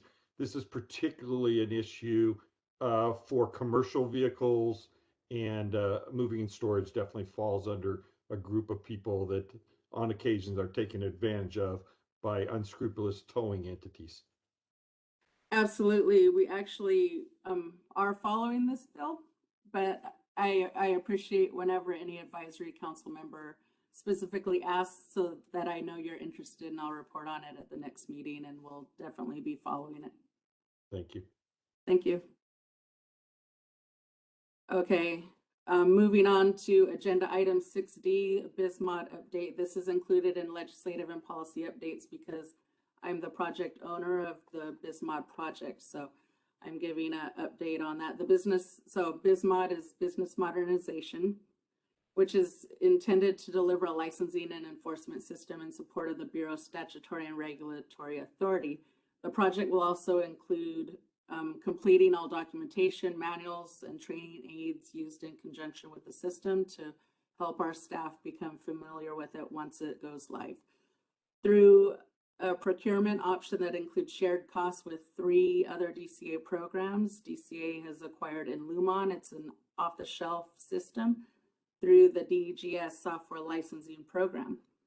In November, DCA published a request for proposals to procure IT implementation services to develop specific functionality within Inlumon for the licensing and enforcement system requirements of each of the 4 DCA programs in our cohort.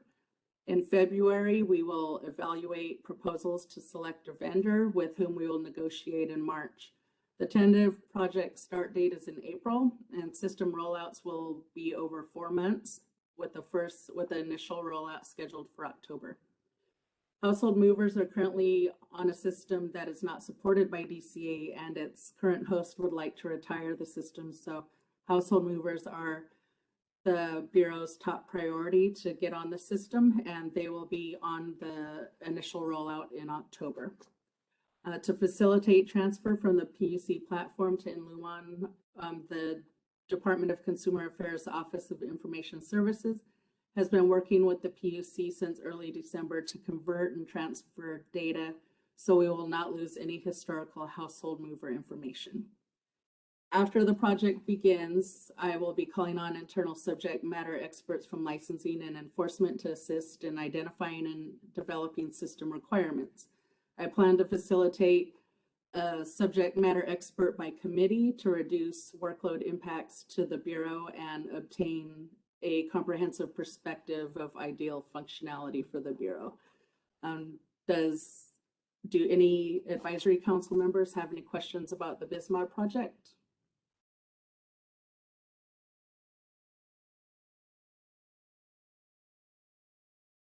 Okay, and can you open up public comment, please?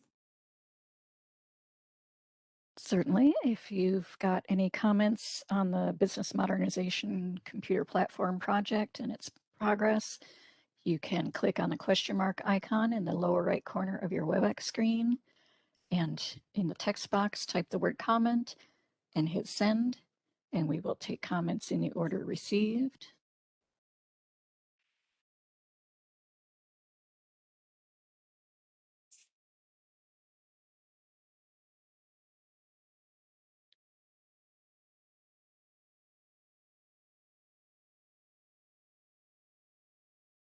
And I do not see any requests for public comment at this time. Shall I close that? Yes, please. Thank you, Anne. You're welcome. And we'll move to Diana Godinez, who will present on the Bureau's fee study being performed by CPS. Thank you, everybody. Good morning, everyone. I'm Diana Godinez. I'm the policy manager for the Bureau. I'm here to discuss the CPS fee study. In our previous meeting, we briefly discussed our intent to conduct a study of the Bureau's existing fee structure. I am happy to share that we have contracted with CPS HR Consulting to perform a fee study on the Bureau's 3 programs. The study is being conducted to determine the appropriate fee levels for the recovery of the actual cost to the Bureau for the work performed to enforce its practice acts. The study will also provide recommendations regarding combining the 3 funds into a single fund. The Bureau has been working with CPS since this past December. CPS is currently meeting with each manager, gathering information to capture the work performed within each unit, and developing a task list which will be used to perform a work allocation time study, determining the percentage of time staff spends on each high-level process or task over the course of a year. The Bureau anticipates a draft report may be provided toward the end of April, with the final report to follow in May or June. The report will be included in the Bureau's Sunset Review report for review. And are there any questions about the fee study?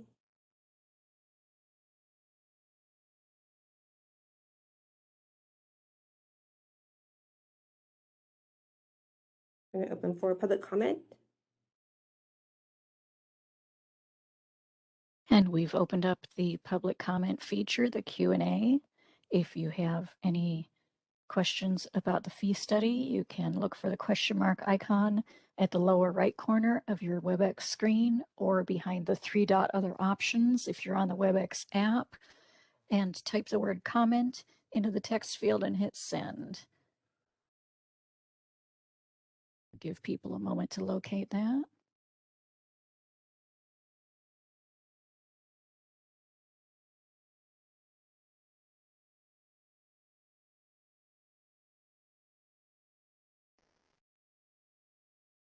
And I do not see any questions from the public. Shall I close that? Yes, please. Thank you, Anne. You're welcome. I'll hand it back over to Justin. Diana, thank you so much. Fauna, thank you as well. Council members, I promised you a break at this point before we move on to item 7, but I want to see if I can bear your indulgence. I think it may be helpful for Solid to essentially do an introduction to their item, and then maybe we can take a 30 or 45-minute break. Is the council okay with that? Would you prefer a 30-minute or a 45-minute? I want to be flexible. If you want to just keep on moving, we can keep on moving. But if you need a break right now, that's fine as well. And actually, just for folks to set up, we're actually going to do a 45-minute break. Okay, so I'm gonna take silence as acceptance from the council. So I think what we'll do is, if you don't mind, I'll turn the meeting over now for agenda item number 7 to our Solid team, and they'll just lead us through the introduction. Just as a reminder, DCA has been working with us. They've certainly surveyed the council, they've surveyed staff, and they've surveyed stakeholders to prepare what's called an environmental scan. That's actually going to start in your packet on page 53. And with that, I will hand it over to the Solid team. Thank you so much for helping us today. You're very welcome. And just to let you know, the Solid team is myself, Ann Fisher, and then I have my assistant and co-moderator. Let's see. Trisha St. Clair. Fantastic. So what we're going to do as facilitators is we are going to serve as a neutral party for your discussion. We're going to provide structure as you work through your discussions. We're going to document the suggestions and options that people offer. And then afterwards, we'll go through and correct spelling and grammar. If you see typos on the screen as we are taking our notes, please don't worry, we will get back and fix that. It's not the final product. As a part of your participation, we know you will be coming back from lunch, but so try and minimize distractions this afternoon while we're doing the strategic planning. If you could respect each other's contributions. I know we all have a variety of experience and knowledge in all of your fields, so let's give each other the respect that we all deserve. I'd like to ask that we suspend judgment during our brainstorming. As one of the trite phrases is, there are no stupid questions, so let's try and keep that in the forefront of our minds. And then we'll have you just self-limit for self-monitor for time limits. If you find that you think you might be rambling, offer to yield the floor to the next person.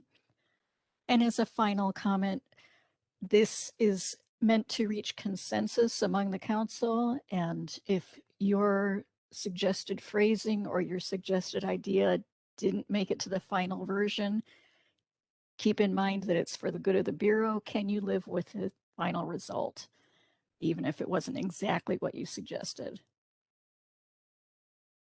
So as a part of the strategic planning process, we're currently doing our introductions and our strategic planning overview. We'll go through the mission, vision, and values of the Bureau as they stand now.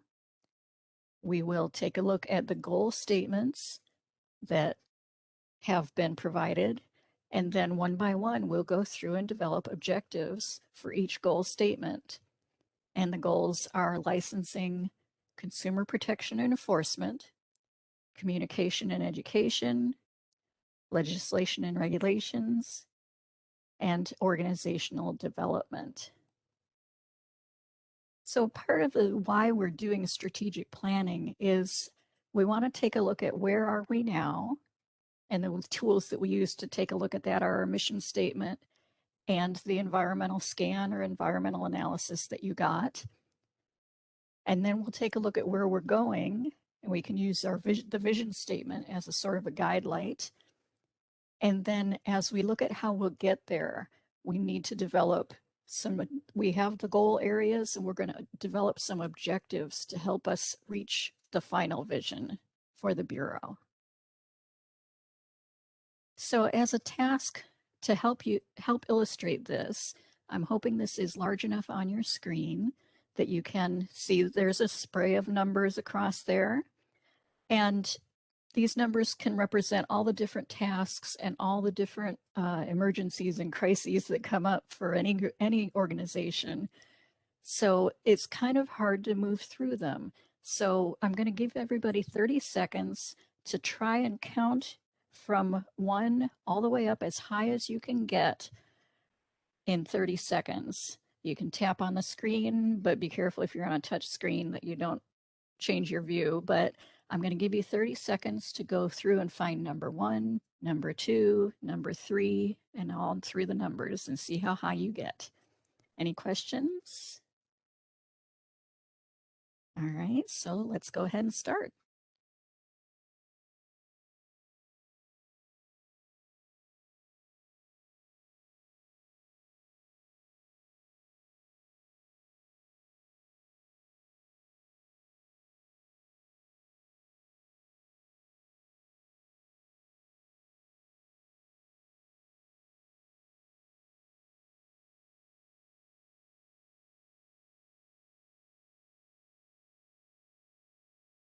Okay, so that was 30 seconds. How high did anybody get? Feel free to unmute yourself and just holler out what's the highest number that you got to? Sadly, I got to 11. Okay, that's not that bad. 14. Okay. 12. Right. 9. 12. Okay, all right. 13. So that's good. So that's right around the amount that you could have gotten that looks quite familiar. That's very typical of groups. So now I'm going to let you in on the secret, and that is there's a grid that you can overlay. So item 1 is in the box number 1 in the top left. Item 2 is in the top center. 3 is in the right top, and on through 4, 5, 6, 7, 8, 9. And then when you get to 10, you go back up to the top left. And things like that might make it easier for you to move through the numbers more quickly. So again, I'm going to give you 30 seconds and we're going to see how high you can get this time. So go.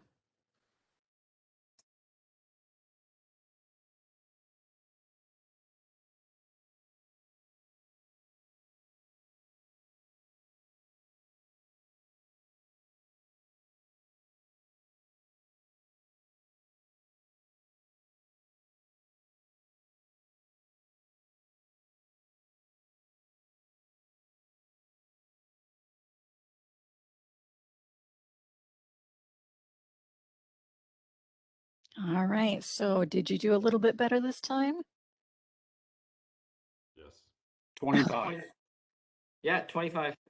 All right. 34. 24. 39. All right. 23. Fantastic. All right, so this illustrates how valuable it is to have a plan in mind before you start acting. That if you have some sort of a outline of what you want to get done in what order, it helps you get things done much more efficiently and effectively. So at that point, that is the whole point of this exercise, is to show that strategic planning is a valuable tool. So to give you an overview of what Solid and the Bureau have done already, this is our strategic planning roadmap. We've already done the first stage, which is meeting with the client and deciding how we're going to do our schedule and things like that. Our next stage was to compile that environmental scan. So I interviewed a number of you. We did surveys to the external stakeholders.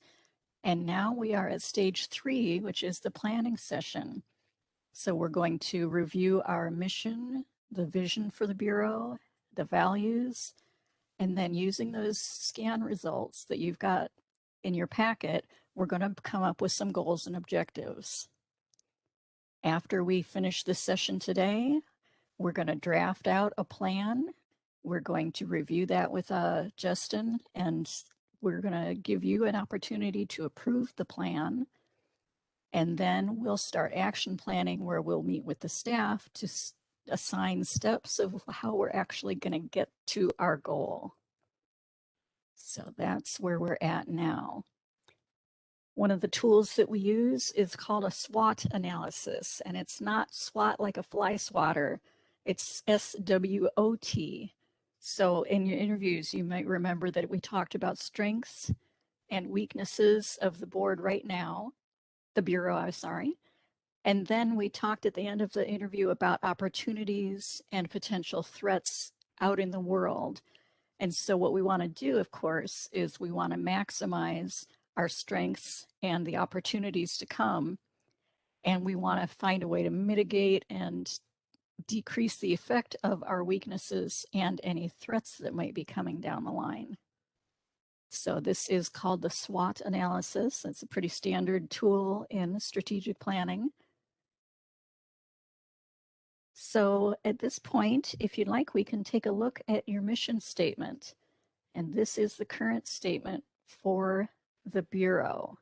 And you can give your input on whether you'd like to tweak it or revise it in any way.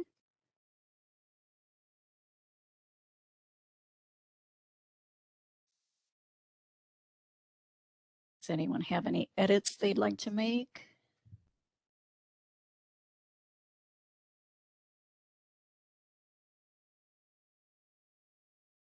Sounds like this encompasses what people are assuming that we are here for, right?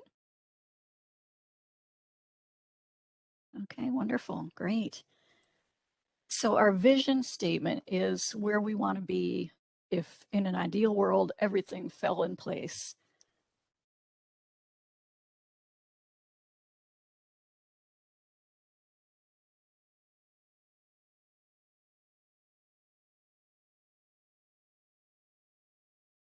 Are there any edits anyone would like to suggest for this portion of the vision statement?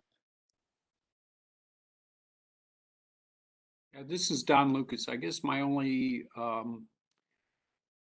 suggestion is to move the enforcement of the law later down, and providing customer service should be first, I guess. Okay. Anybody else have any feelings? Don, do you want it to be through providing customer service, prompt licensing, and enforcement of the law? Yeah, I think that's better because, you know, you're not a law enforcement agency, and it seems like that's sort of where you're starting from, because you're really providing service to the customers. I agree. It makes it more contractual as opposed to relationship oriented. Putting law first. Yeah, this is Rick. I believe licensing should go before enforcement as well. All right, alrighty. Any objections from the council? No. This is Fauna. Can we make enforcement of the law active voice rather than passive? So enforcing. Right. So it's consistent with providing customer service, you know, just for grammar's sake. Okay, right.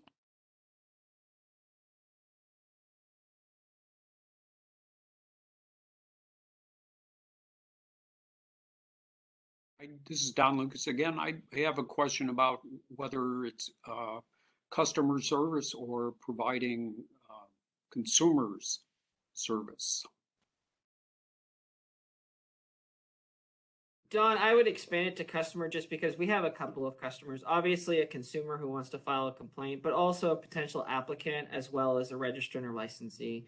So typically, just throughout DCA's programs, they encompass that all into customer service. Okay, that's what I was wondering, whether the DCA had a overall vision that would use that. So I'm okay with that. Yeah, I'll double check, but I think that that's fairly consistent across the programs.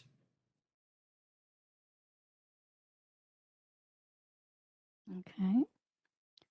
So sounds like we would prefer it to say the Bureau of Household Goods and Services vision is to be an efficient organization that effectively protects consumers and improves the marketplace through providing customer service, enforcing the law, and prompt licensing. Oh, no, sorry, prompt licensing and enforcing the law. Yep, I think you got it right. Beautiful. All right, fantastic. It's good to have a vision of where we're going.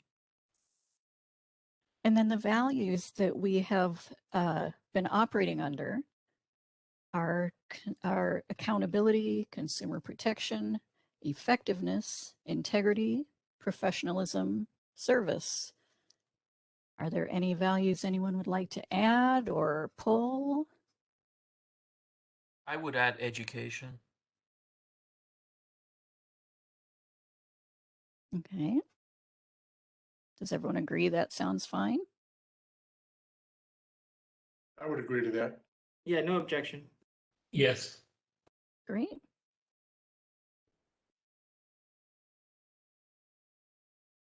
Okay.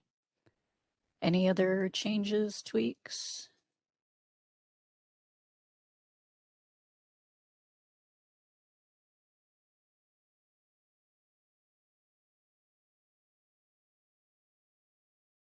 All right, so we will add that as another value. Thank you, fantastic. So as we get started through this afternoon, we're going to be trying to put together SMART objectives. And the acronym SMART talks about it needs to be specific. It can't just say do everything better. You've got to get a little specific. We also want our objectives to be measurable. So instead of get better, you would say perhaps, increase by a certain percentage.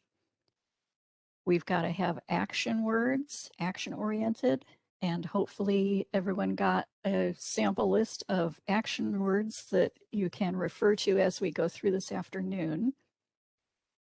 Keep in mind, we'd like to be realistic. So don't, say completely end all hostage situations for everyone everywhere. That's a little unrealistic. And then we also want to be time-based so that it's clear when we know when we've finished and achieved our objective. So that's part of what we're going to work on. So as some samples of some good, well-crafted objectives, we've got things like create an expert witness manual for subject matter experts. And then we want to include a benefit or why we would bother putting all that work in to increase the effectiveness of the reports. So there are some examples here of, creating, recruiting and training, developing, and then keep in mind why you're putting that work on the staff. What's the reasoning behind why that would be better, why that would improve the Bureau's performance. So we've given a bunch of resources to you. You've got your worksheet that you received by email. You've got the environmental scan document in front of you. We've got our goal area statements. And we've got our newly revised mission, vision, and values. So after our break, we will go ahead and start talking in detail about what we want to accomplish as a Bureau. And our roles and responsibilities here in creating a strategic plan are that we are going to develop the strategic direction of the Bureau. Everyone here today has a hand in that. The executive officer and staff are going to be responsible for implementing the plan.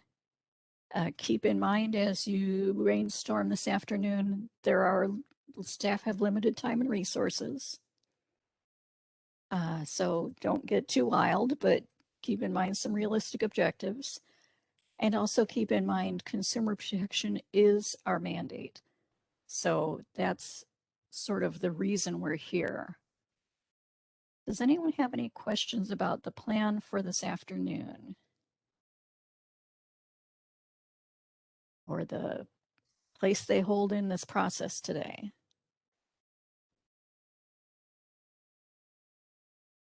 Chris, did you have something?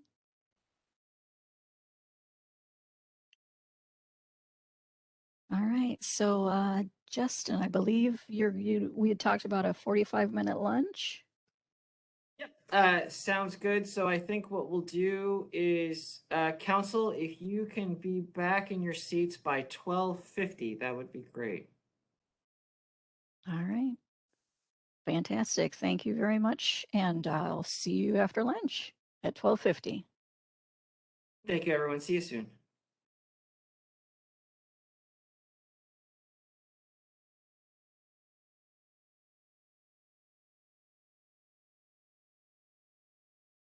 Well, good afternoon, everyone.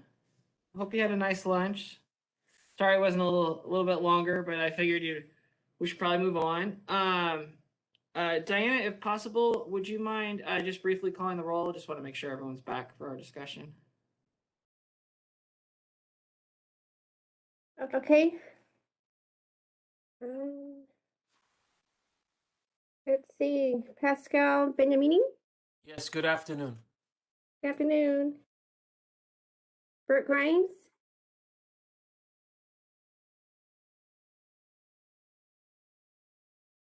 I'll come back to Bert. Donald Lucas. I'm here. Thank you. Dan Rhodes. Afternoon, I'm here. Thank you. Steve Wynnekamp. Present. Thank you. James Corelli. Here. Thank you. Chris Higdon. We'll come back. Stephen McDaniel. He's out. Toby Taylor. I'm here, thank you. Thank you. We'll come back to Bert. Bert Grimes. And Chris Higdon. I'm here. Thank you. And Tricia, why don't we give Bert just another minute and then we'll get going if that's all right. Sounds fine to me. I'm here. Thank you, Bert. Perfect. Thank you. Sorry, late. Fantastic. So at this point, then, we can go ahead and start the real meat and potatoes of the strategic planning, which is to start looking through and developing some objectives. So you all got, the council members got a worksheet beforehand with some space to write in some ideas that they can toss out there. And our first goal area is licensing. So the description is to administer a licensing process that permits applicants timely entry to the workforce while ensuring consumer protection. And if you are following along in your environmental scan, the summaries for that are on page 10 of the document. Yeah, page 10 of the document, or if you're looking at your packet, page 62, either one works. Perfect, thank you.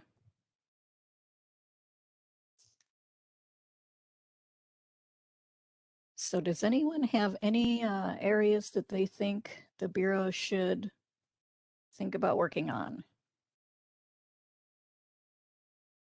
Yeah, this is Don Lucas. It seems one of the weaknesses that's number one was the staffing issues. And I guess the thing is, it seems like that's a pervasive through all of them. So I don't know, how do you plan on handling it? Are we going to do staffing for each section separately, or is there a way to combine them? That's an interesting one. I'm curious to hear what Ann and Tricia think, as well as the council. I agree that I saw that throughout the report. I was wondering if the best fit for that one is actually I think it's the 5th objective, the organizational development. I'm not sure if that's appropriate or not. I want to get everyone's feedback, because it's sort of a bureau-wide concern. This is Kelly, and obviously I noticed the staffing issues as well. I did kind of do a document about how the admin team can support the Bureau, and it does focus on staffing. I could send that out via email real quick. That sounds good, but I do agree that it might fit better in the organizational development section, just because it isn't just a licensing problem, it's all through the Bureau. So I'm fine with pushing it towards that side. Okay. Yeah, good idea. Don, what do you think about that, or any other council member? Does that seem appropriate or inappropriate? It seems okay to me. Like I said, rather than discussing it in 5 different sections and basically with the same issue, putting it in one, I think, makes sense. And then I'll go ahead and make a note for the other areas as well, because it is mentioned in enforcement as well. Okay, if we're looking at licensing and effectiveness rating, it seems as though the council thinks that you're very effective or effective. So I think this particular issue is something more for the staff to relate to. Well, if you'd like me to briefly summarize, I think based on the comments that I reviewed, I sort of see 3 areas, and then I'm welcome to hear more feedback either from the staff or from the council. The 3 areas I saw in the report was essentially process and procedures, perhaps with setting some goals and timelines. Another one was improving customer service. And a third was online services, basically just making customers able to use more online functionality when they want to. Those were the ones I saw in the report. I'm happy to go into more detail, but just for discussion purposes, I don't want to hog the table.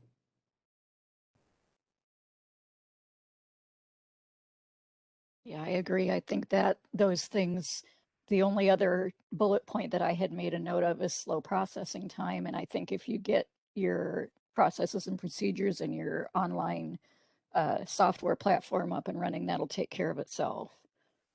So, yeah. This is Rick.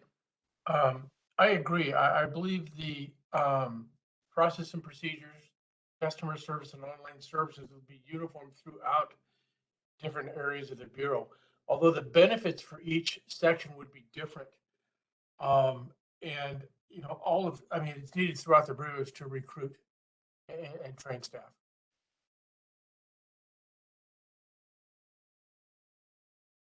Right. The action is establish process and procedures. The benefit would be to streamline the work, or if someone could put that in a better, I'm just throwing ideas out there. Right. And Toby, go ahead and unmute yourself if you've got something to add. Thank you. I do. I just wanted to take a step back real quick, and perhaps this is not the place for the discussion, but at the outset, I'd kind of like to throw out that I hope throughout this next year, and Justin and I had an opportunity to visit, which I'm grateful for, but I would hope that the council and the Bureau kind of analyzes the statutory and or regulatory obligations related to the ignition interlock industry and program in the state. And I'm not 100% sure, and you know, based on our conversation, Justin, I think we're of like mind, but what the role is going forward. But and I don't know where it fits into this strategic plan, but there is a requirement, as I understand it, of the council to oversee the installation of these devices for certain individuals, and there are a lot of states that license that. And so I don't know if this fits in licensing or where it fits, but honestly, I would just like for the Bureau to gain a better understanding of what this advisory council's role is in that industry and what we need to do to, communicate those results to the council, and then maybe identify gaps that need to be closed and let the council work on closing those gaps. I'm just not 100% sure, we haven't had a whole lot of discussion about it, where we go and what we do with it. I appreciate that, Toby. My guess would be, but also I'm more than happy to solicit feedback from the council, would be, I think that would be a good item for our category 4, which would be the legislative and regulations. Because I think we do have to have a broader conversation, but I think that may or may not result in some policy changes we may need. And that's kind of where I at least see the first step in that conversation, but correct me if I'm wrong. No, I agree with you 100%. I wasn't 100% sure where it fit in the scheme that we're working on, and I wanted to throw it out early so that I could get exactly that feedback from you, and I'm perfectly happy with it being in category 4. I just wanted to get it on the table early so that we could, hopefully find a slot for it to fit into. I appreciate that. I have, this is Steve Whiteycamp, California Moving and Storage Association. I have 2 very specific licensing issues related to movers. And the first is the electronic filing process for insurance companies. That seems to be an area where a lot of things fall down. And there's a couple companies that do it, and then there's a whole bunch of people that can seem to be getting left on the sidelines because their companies aren't doing it right, and maybe there needs to be some kind of action taken to better explain the process, or to have somebody that could walk someone through it if it becomes really problematic, because having a moving company not be able to get a permit because the insurance company they selected is having difficulty with the electronic filing process, it just seems not reasonable. Good point. And, So yeah, I'm sorry. would this be like communicate the requirements behind the filing process, or Yeah, would you I think think you they're should? doing that. I just think for some reason there needs to be another level of that. There needs to be kind of, because there are just insurance companies that just don't get it, and at some point licensing tells me, well, if they don't get it, we're going to, the permit's going to not be. successful in completion. Okay, right. Steve, would you consider that maybe a subcategory of improving our online services, or is this separate? I apologize for my ignorance when it comes to this. Yeah, I think it just seems like a general licensing issue, because when we're going through the licensing process, that it's one of the main areas where I hear people falling down, is that the electronic filing of that third party insurance certificate is just not working. And, and if they use people that we've recommended that are engaged in this on a regular basis, it's smooth as silk. But other people just, for some reason, don't seem to be able to facilitate it. Fauna, in 30 seconds or less, can you just briefly explain sort of how it works?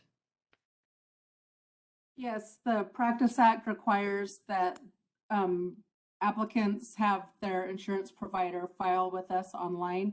And there seems to be some that have issues, like Steve said, and it results in an auto suspend of their permit, which they then have to go through and resolve. And other people have no problem at all. So we need to identify where that problem lies. Okay, all right. And the next issue that I would have is, in a perfect world, some kind of a better way of outsourcing the FBI background, or the background check is another area at this point completely outside of the control of the Bureau. And sometimes we do hear that there's a delay related to those background checks.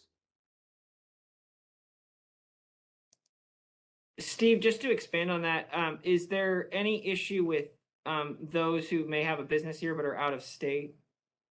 Or is it just strictly the wait time? I have, it's the wait time. I've not heard from out of state entities challenges related to that specifically. Okay, okay.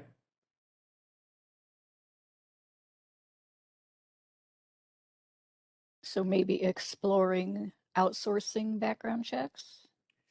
Well, it's not something we could do. I think we would have to, I think we could potentially review the procedures. We could review, essentially, I think would be your action word, to see if essentially to see if there's efficiencies. It is really tricky, just because that is something that has to be done by California Department of Justice and FBI, but I actually am not privy to what the specific procedures are here, so that would be a good review. Oh, so it's in statute that these outside entities need to do it. Is that right? Fawn is going to tell me I'm right, but I'm almost 99.9% certain yes, so they wouldn't be doing it. You're correct. Okay. So then if we needed to, we could think about sweeping this up into the first objective, which talked about taking a look at some processes and procedures. I believe so, but I don't want to speak for Steve. I'm not sure how else to come at that issue, but it is going to take some research. Right. And it might be worth calling out as a specific issue as we go into action planning with the staff, because they're the ones that are going to really carry that out. Any other processes and procedures that come to mind right off the top of your head that you'd like to iron out or smooth out?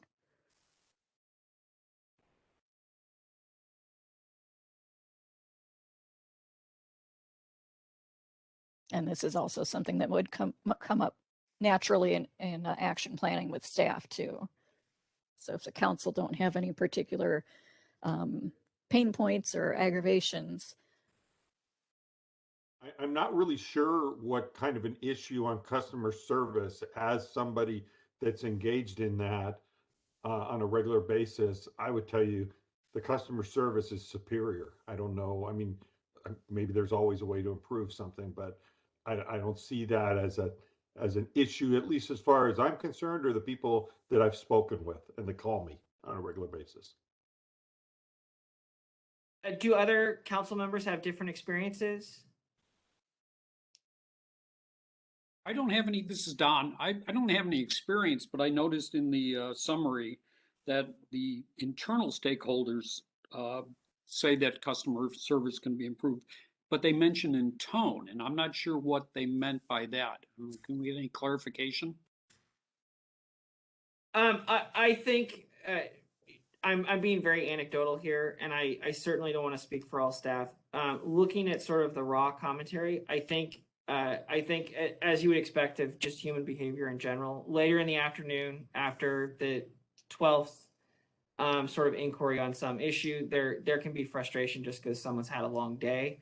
Again, I don't have specifics, but I think it's just a matter of making sure, and it actually could go to procedure. So for example, just off the top of my head, I'm thinking, after someone spent 3 hours on phones, it's probably time to cycle them out and let someone else do it, just to sort of fresh seat, fresh eyes, just like a pitcher in a baseball game. But again, I'd have to get more feedback from staff, and I'm certainly happy to do that. Maybe the action here is enhance customer service to meet the mission of the Bureau.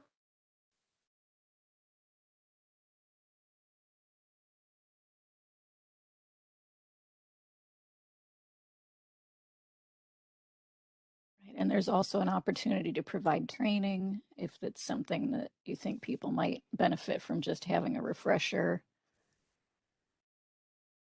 How about reviewing the processes and then determining what improvements may be necessary?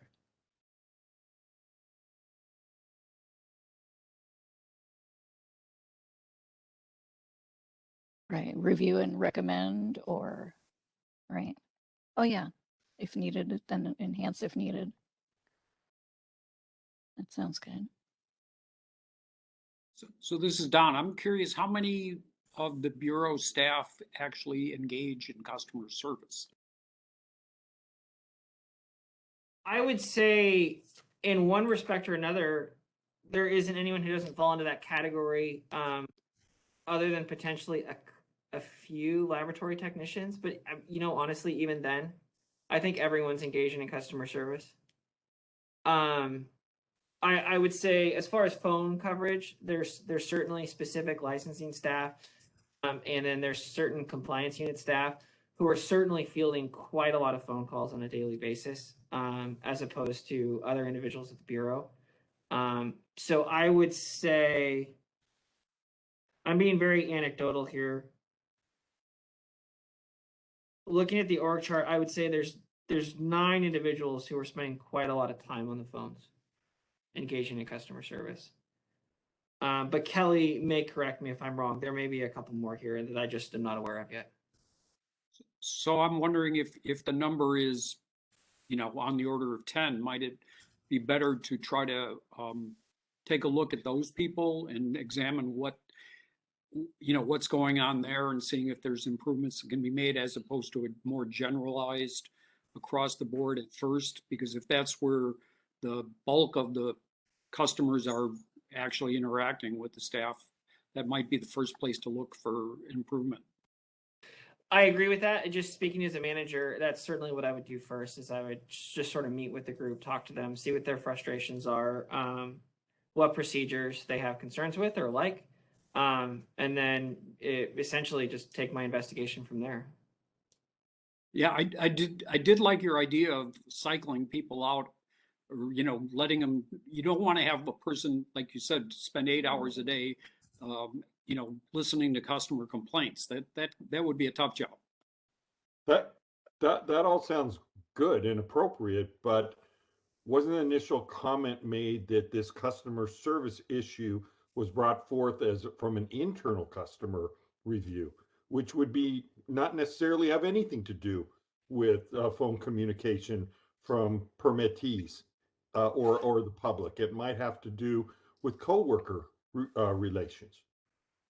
I will certainly double check with staff, but just having reviewed the raw comments, I think it was phone interactions with outside stakeholders. But as I discuss further, if I'm wrong, I'll certainly pivot. Okay, so to review, take a look at what's going on and talk about it, and then brainstorm some ideas on enhancing. That sounds appropriate, right? I'm curious now, online services, as I worked through creating this environmental scan, I kept coming back to the idea of environmental or of online services and the fact that you're in the middle of converting. And so much of this is going to get resolved. But is there anything that you as a bureau can do to smooth out the process of converting through Bismod?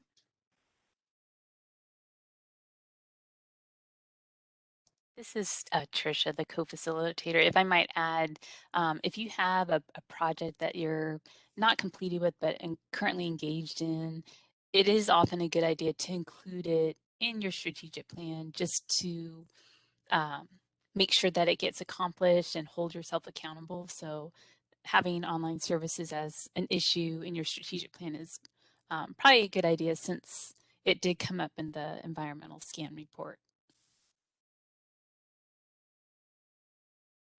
What I would say to the council is in my former role as the licensing chief of the contractors board, I was very gung-ho about online services. And there's something very similar at the contractors board for contractors to upload workers' comp policies, which is why I'm interested to learn more about the e-filing procedure for the insurance companies. I think that that's probably going to be a subcategory of the online services.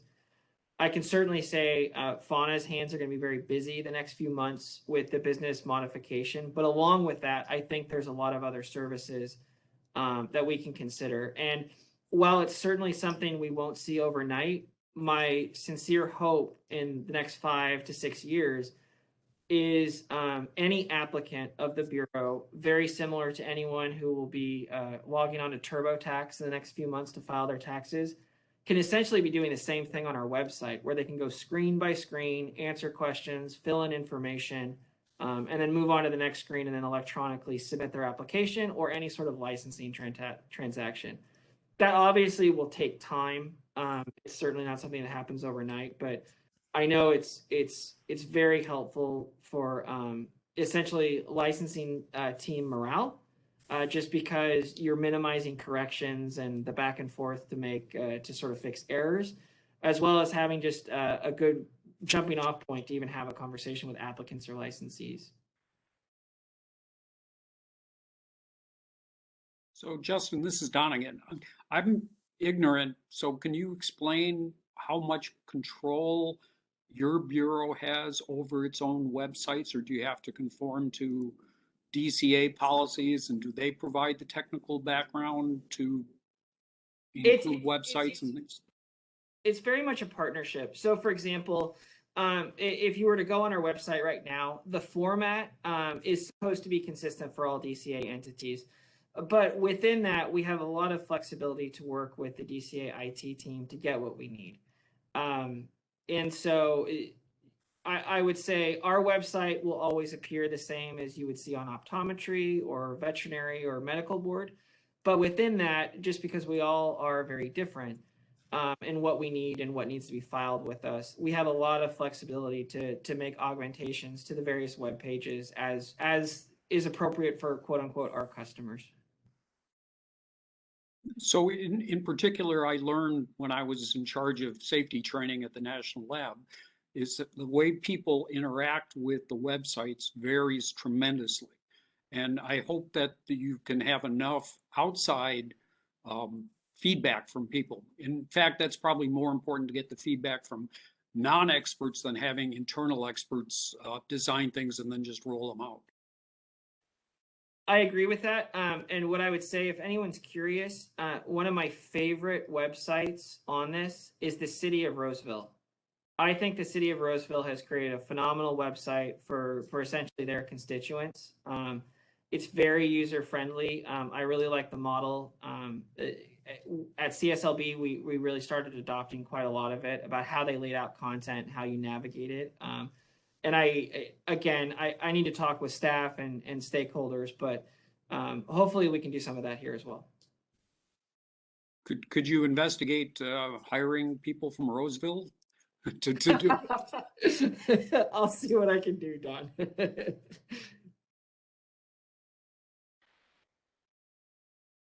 So what sort of an action word might we think of as far as continuing the progress towards being fully serviceable online for all of your stakeholders?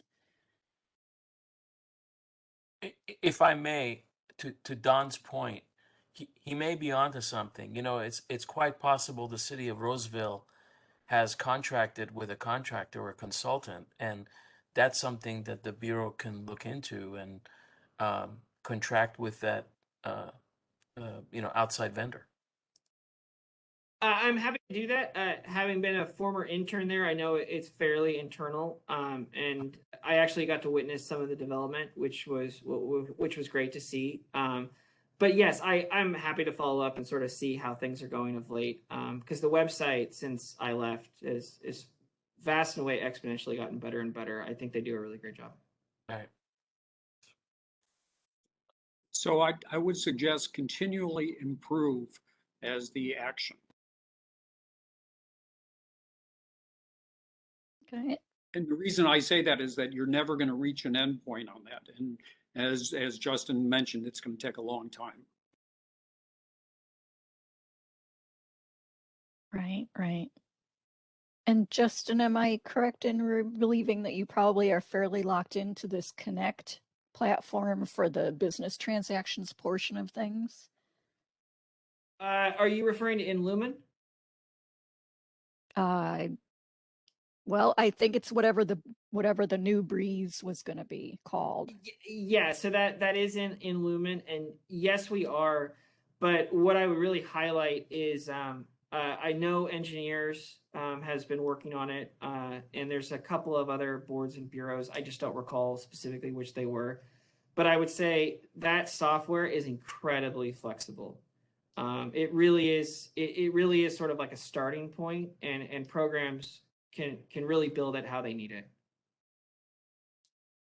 Super good, good. I have another issue as we look at that from the IT perspective, and I did share this with the IT review group, is that the first thing I think from the perspective of industry and particularly in the moving business is to have a platform that allows for the electronic collection of fees.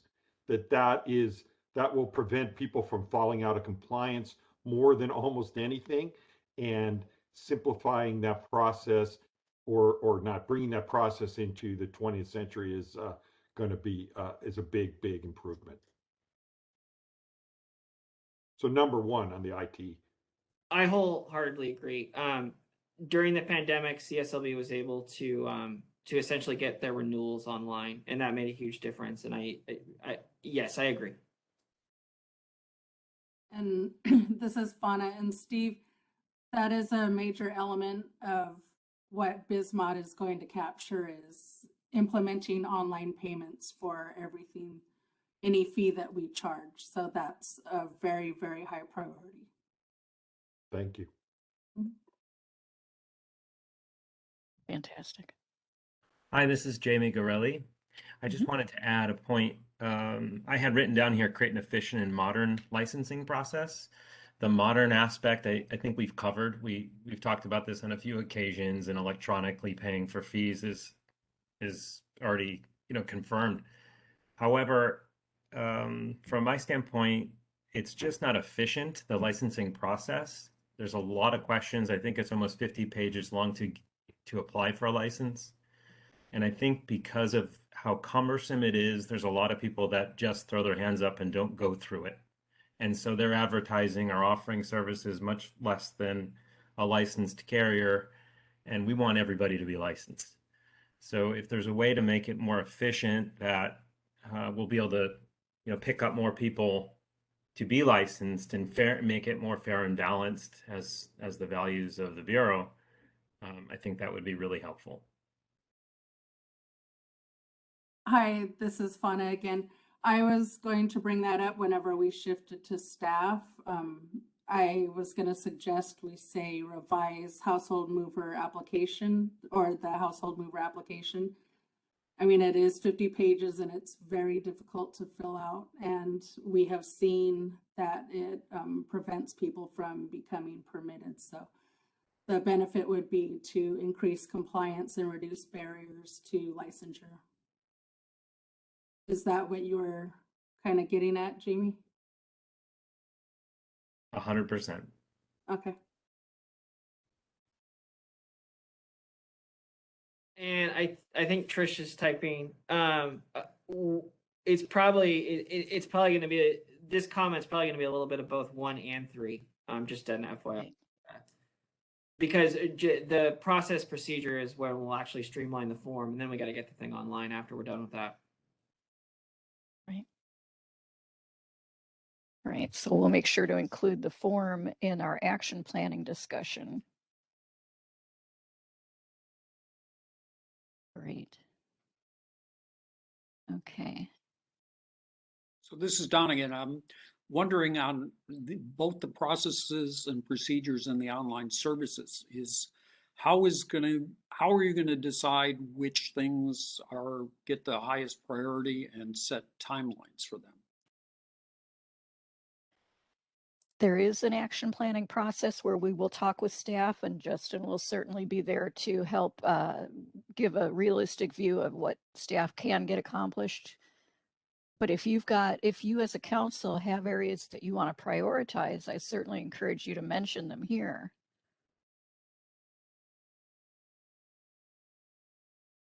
And Don, what I would say is, once we actually have the strategic plan shaken out, and part of the presentation would essentially be, the way that it would work is at each council meeting, we would sort of give you an update on all of our items, and how they're coming along. And then also present to you sort of what our priorities are so that you can help us adjust if you disagree, etc. I think that's a great idea.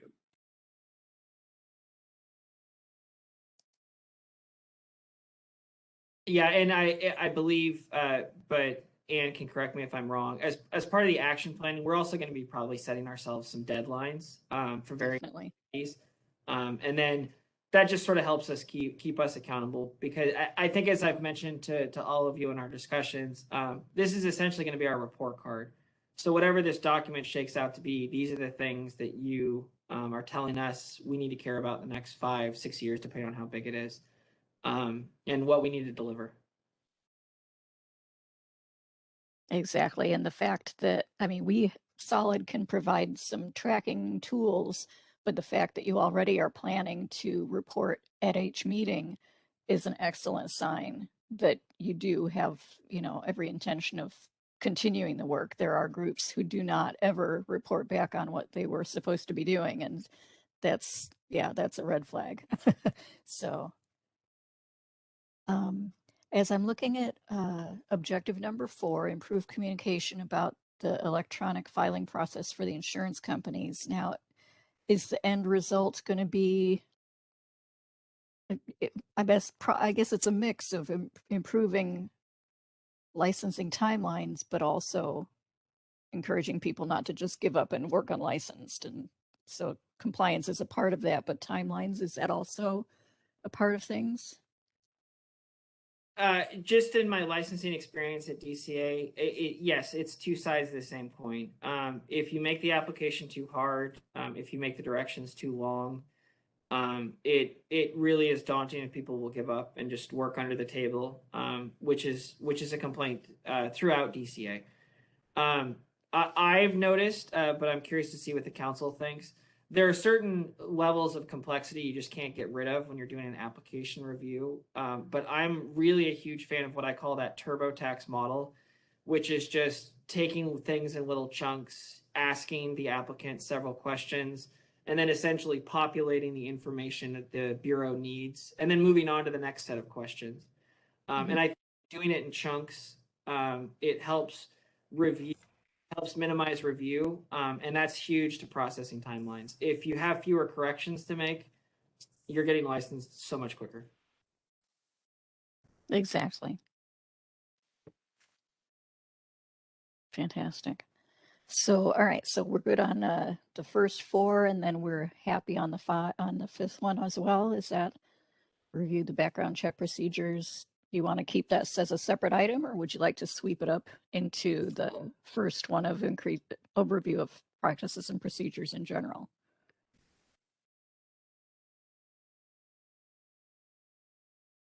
It's not a problem to leave it on its own.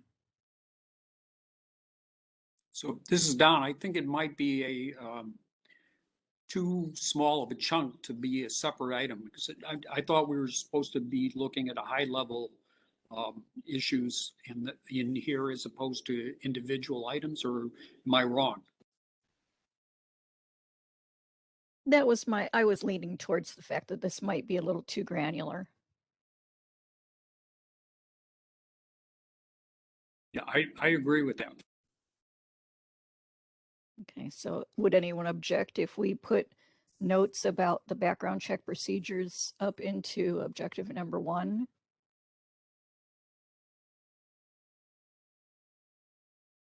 Steve, I'd just like to have your feedback on that if possible. I just want to make sure that's fine. I mean, we can certainly make it an action item. I just want to make sure that's appropriate. I'm fine with it. It's on the record. It's an issue. It's fine. Okay. Thank you. Thank you. Okay, great. Great. All right.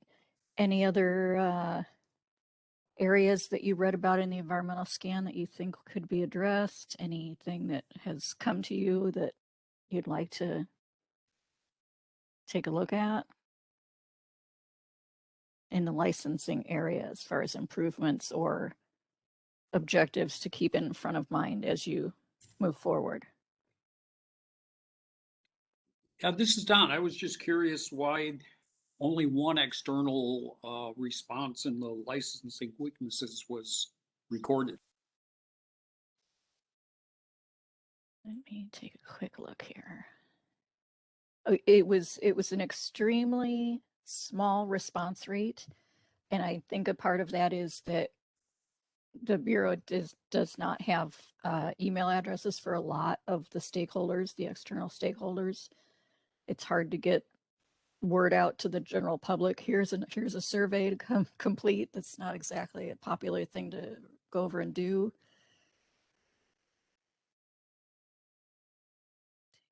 Yeah, I agree that it's really difficult to engage them, but somehow it would be really important, I think, whether it's upfront or during the development of new processes and procedures, is to get as many external people involved as you can.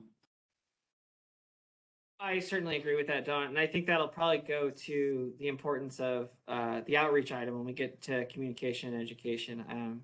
My guess is a couple of the council members I've spoken to want to talk about outreach, and I think that will be important so that we're more known. Right.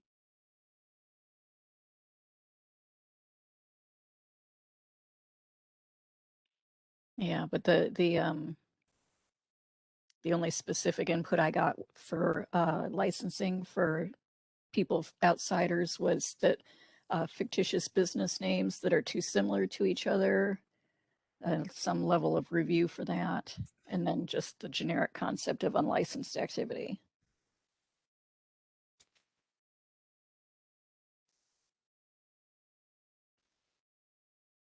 So if you feel like you're finished with the licensing area and the improvements or the goals that you want to keep in mind, we can take it to public comment, or if you have something else to suggest, you certainly may.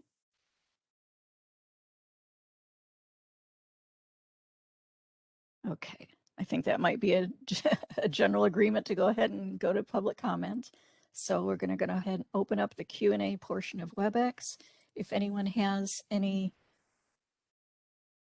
input on the licensing objectives that we've come up with, or any other licensing objectives that someone would like to suggest, certainly type the word comment into the Q&A text box and hit send, and we'll give you a chance to address the council.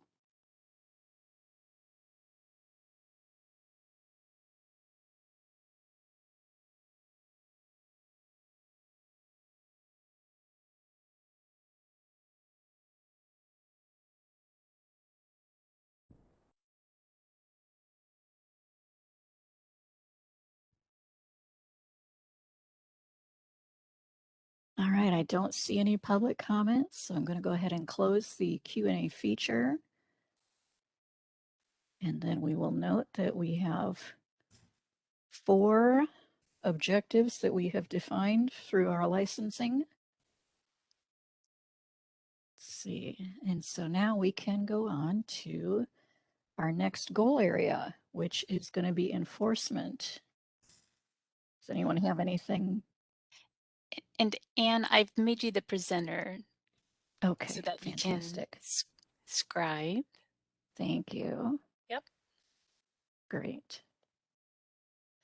Okay, so we're So going to hop the down to next goal enforcement. area is consumer protection and enforcement. And you see the goal statement right on the screen. And then if you wish to refer to the summary on the scan itself, it's pages 16 through 17. I'm not sure what pages it would be in your meeting materials. That would be page 66 and 67. Thank you. And then Anne, I don't know if you can make it a little bigger. You bet. Let's do that. Wonderful, thank you. You bet. And then does anyone, do people need some time to review materials, or did anyone write out any objectives or issues ahead of time?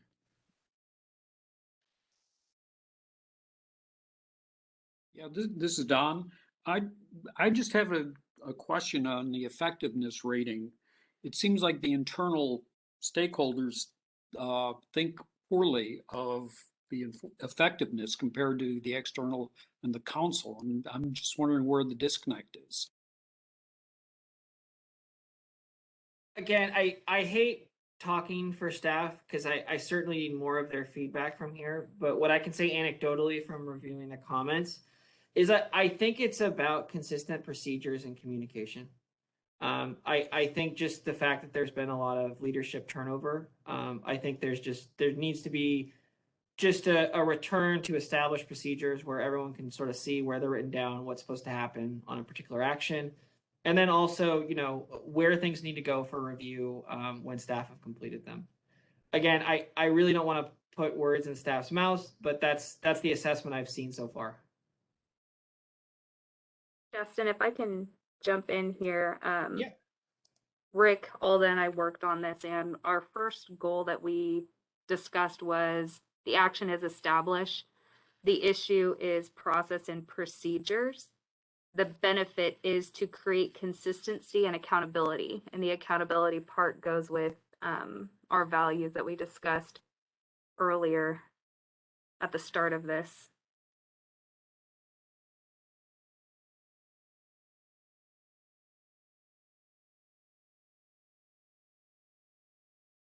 All right, so we have established procedures to, was it enhance consistency and accountability? Establish process and procedures to create consistency and accountability, enhance and create. Okay. That's good. And then to create and enhance There we go. consistency. Thank you. Thank you. All right. Anyone else? Well, my responses are usually too granular, but I will say something and then someone sharper can refine it for me. But I believe there definitely needs to be a emphasis on proactive enforcement. Okay. What I would call stings. Okay. Thank you for bringing that up. That was our second issue that we discussed amongst enforcement. The action for us was START. The issue was sting operations.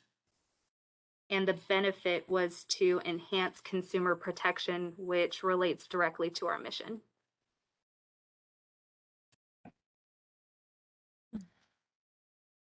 Steve, that wasn't granular. You stole mine.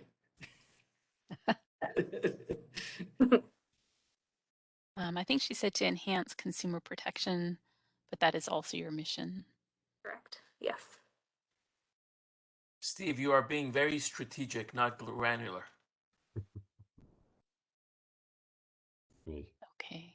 Not only would this affect enhance consumer protection, it would also increase our permitted movers within the state. You know, by conducting these types of operations, part of when we send them to court, part of the requirements of the courts are to become permitted or licensed. Okay. And I believe that that would have a huge impact on the unpermitted movers in California over a period of time.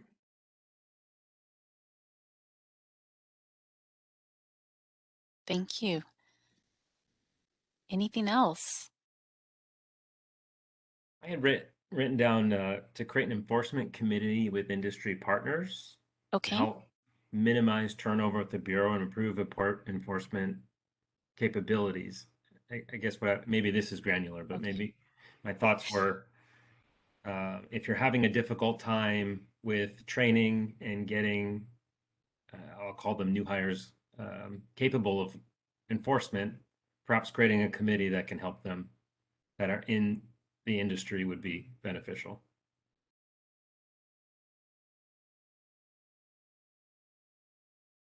I believe another issue is effective recruitment of staff. Okay. But I was just going to give my Anne a chance to finish typing the first one, so forgive me. Not a problem. Yes, so that To improve. was it employee training, or it sounded like it was something about the training of employees for the benefit of number 3? I said to help minimize turnover at the Bureau and improve Okay. enforcement capabilities. Okay.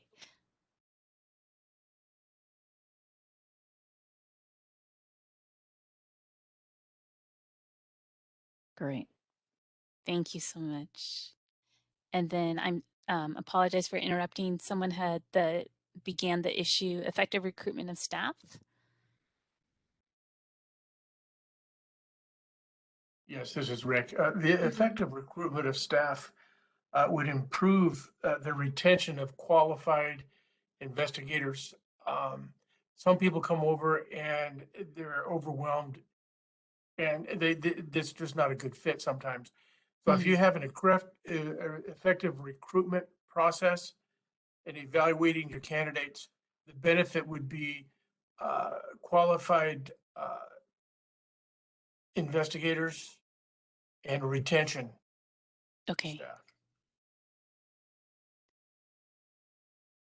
This is Kelly. I had really the same thing, but it applies really to the whole Bureau.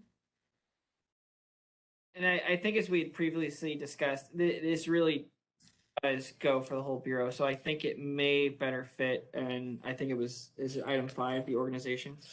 Right. Yeah. All right. So do we want to move this one or save this one for the organizational development goal? Is it fine? Okay. Yes.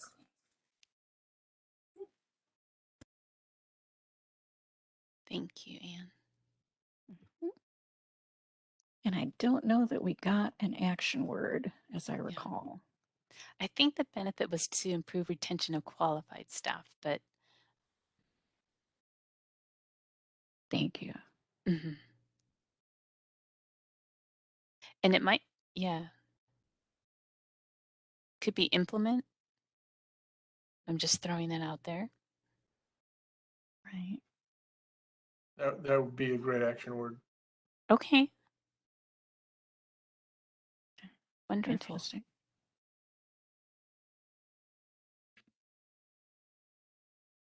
Okay, so we've got 3 objectives, and generally, just so you know, you generally want to aim for 3 to 6 objectives per goal area. So certainly 3 is sufficient if you feel this looks good, but I also want you to have the opportunity to address any issues you deem important, especially if they've been brought up by the environmental scan.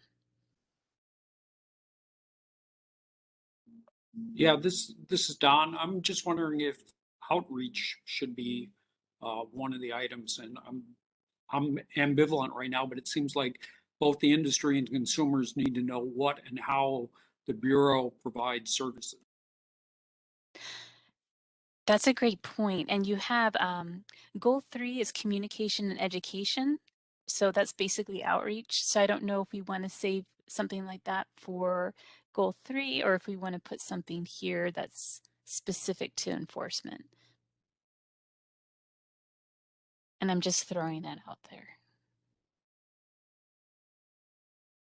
Just having talked with a few folks, I think there are going to be quite a few outreach ideas when we get to that item. My guess is that's the better fit, unless someone disagrees. This is Fawn. I wanted to make a comment on that. The Household Mover Act requires us specifically to perform outreach to local law enforcement. So I think that's why it's being brought up here in enforcement. Okay. Yeah.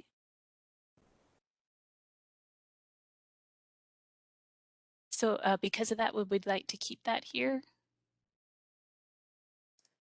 Yeah. Doesn't that apply specifically to the household movers? Reaching out to. Yes, it's the Household Mover Act that requires us to perform outreach to law enforcement. The other practice acts don't require that. Okay. Okay. And so for an action word,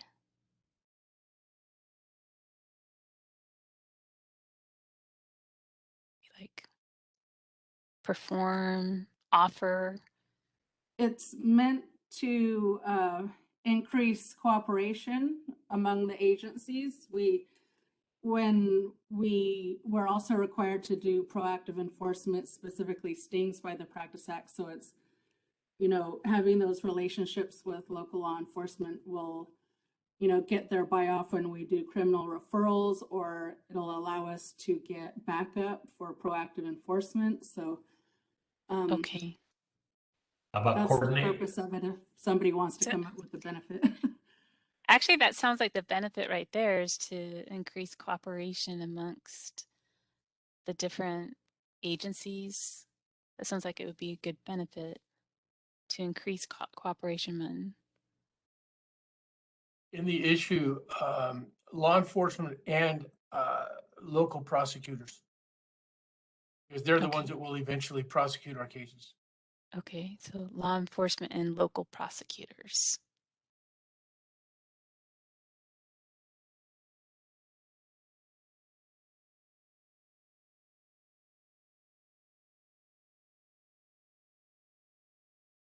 So for an action word, carry out. Or coordinate. Coordinate. How's that sound? Sounds great. Wonderful. Okay, so we've got 4 objectives. Does anyone have another that they would like to add, or? I have one more for consideration. Okay. The action would be to leverage. The issue would be our Federal Motor Carrier Safety Administration Agreement. You can put FMCSA, yeah. Thank you. You bet. Okay, And the benefit would be to, one second, let me take a look at my notes. Leverage our FMCSA agreement to better serve consumers is what I have here, but Rick, Alda, if you guys want to jump in to make that a little bit of a stronger statement. Protect California consumers from unlicensed movers. Thank you. Unpermitted, I'm sorry.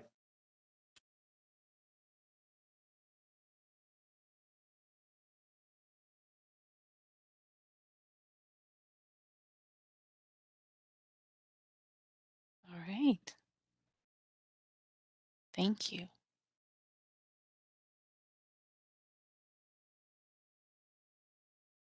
Anything else?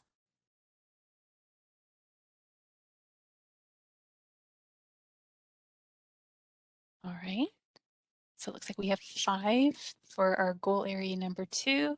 And now we need to go to public comment. Oh, sorry. Right. This is Ann. I just wanted to ask now, the outreach to local law enforcement and local prosecutors, it's in statute for household movers, but did you want to open that up to all of the areas, or do you want to specifically concentrate on your obligation at this point?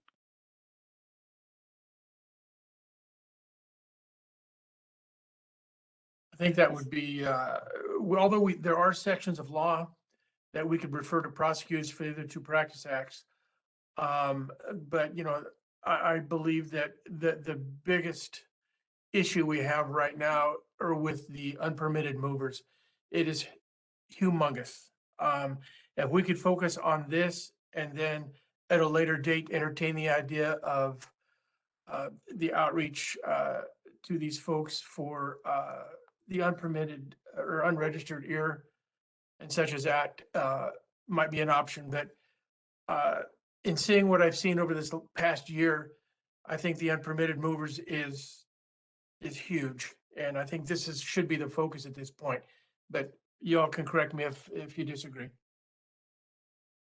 I think just anecdotally, having talked to a few industry individuals, I think it's very similar in the Bear area as well. There is a lot of unlicensed activity there. What I would say is I think it will be important as I think we move, the next item we'll be discussing this. There is going to be a need for the Bureau to have a comprehensive outreach plan and decide sort of what the priorities are in all 3 areas. So for example, you know, law label outreach is going to be important for Hufty, licensure requirements in Bear, as well as HHM. But yes, I think it will be important in the next few months that we sort of come up with a comprehensive outreach plan for all 3 prongs. Whether that's going to be enforcement or licensing, I think it'll very much depend on the situation. But I think, yeah.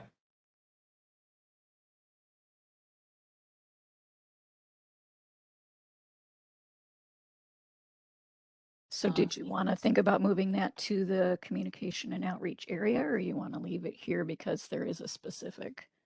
Well, there is a specific legal requirement, so I do get that. I want to just see sort of how the conversation evolves as we move on. Maybe I'm just, yeah. Sure. All right, and we are creating a draft today, so even if we keep this objective here, if at a later date when the council reviews this for approval, they decide to move it, that's fine too. All right, so I think we're ready for public comment. Okay. Can go ahead and open that. Just 1 second here.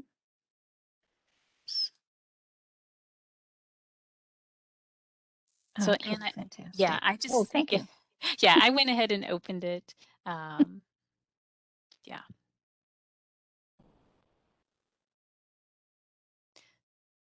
So if any member of the public would like to comment on goal area 2, the consumer protection and enforcement objectives, please type comment using the field in the lower right-hand corner of your screen and submit it to all panelists. If you're not seeing the Q&A panel, you can click on the square with a question mark within it, and we will give you a moment.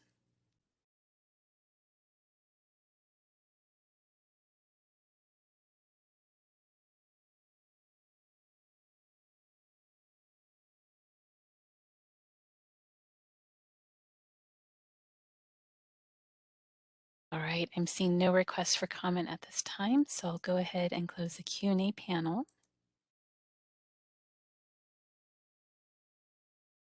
And then Anne, I know I'm scribing for you for the next goal area, so I'll, yep, Great. Go ahead and share my screen. Fantastic. All right, so our next goal area is communication and education. Oops, sorry. That's okay. There we go. And so it seems like the pattern is that if this summary is on page 25, that it would be 75 in your meeting material. Is that right, Justin? Let's see, page 25. Nope, sorry, it's on 77. You're oh, close. man. Okay. All right. So we can give people a minute to take a look and see if they've got any objectives that they wanted to suggest for communication education. It sounds like it might be a busy category. Do any council members want to hop in with their suggested things to work on for communication education? I would like to see the Bureau educate the consumers on what the purpose of the Bureau is and how it protects the consumers. That would be the issue to me. Right. And I think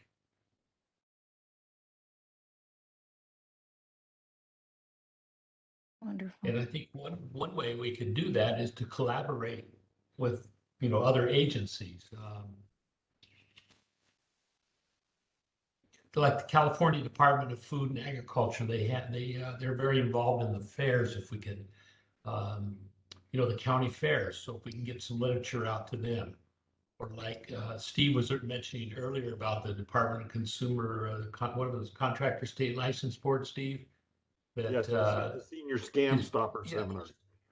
Yeah, and if we could coordinate with the other state agencies that are already out there communicating with the consumers and ride along on their cape and let the consumer know what we're doing. We have a great program. We're protecting people, but nobody knows. I don't know. I don't think anybody, very few people that I've ever talked to know that you have to have a license to come in and work on somebody's home computer. Right. I didn't know that till I was on the Bureau. I doubt if many consumers even know that. I agree.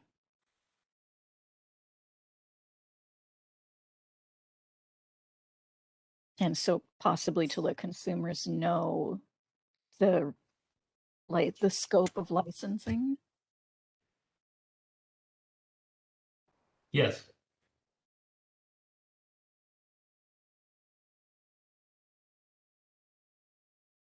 Or advisability of asking for licensed providers.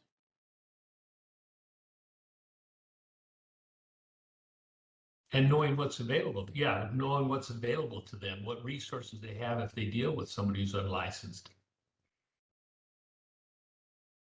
Perfect. And this would be covering all three practice acts.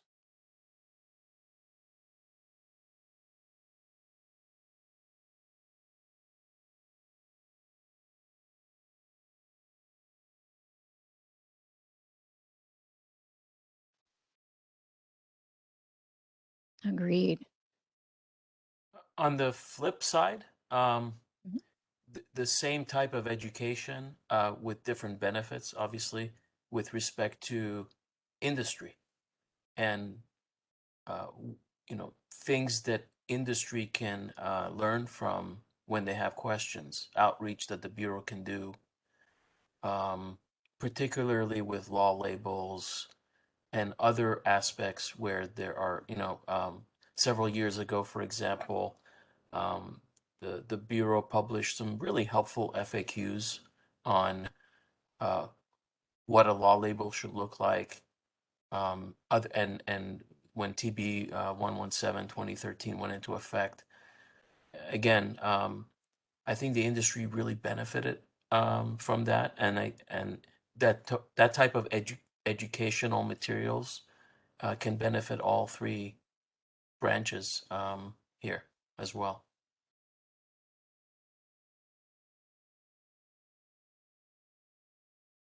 And when the industry is educated and informed, the consumer is protected.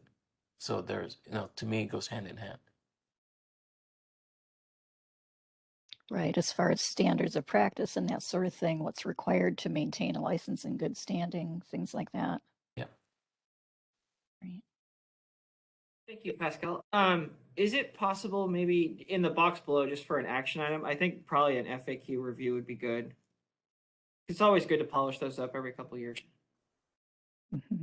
Yeah, Good. in my line of work as an employment attorney, I heavily rely on FAQs that the state publishes on various, particularly with, Cal OSHA, COVID, everything in between. Uh, FAQs can be very helpful.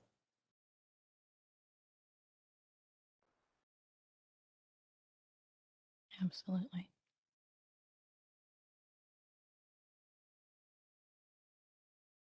So I know there's some challenges related to communication for enforcement actions, but boy, is there real value in some methodology of sharing that information.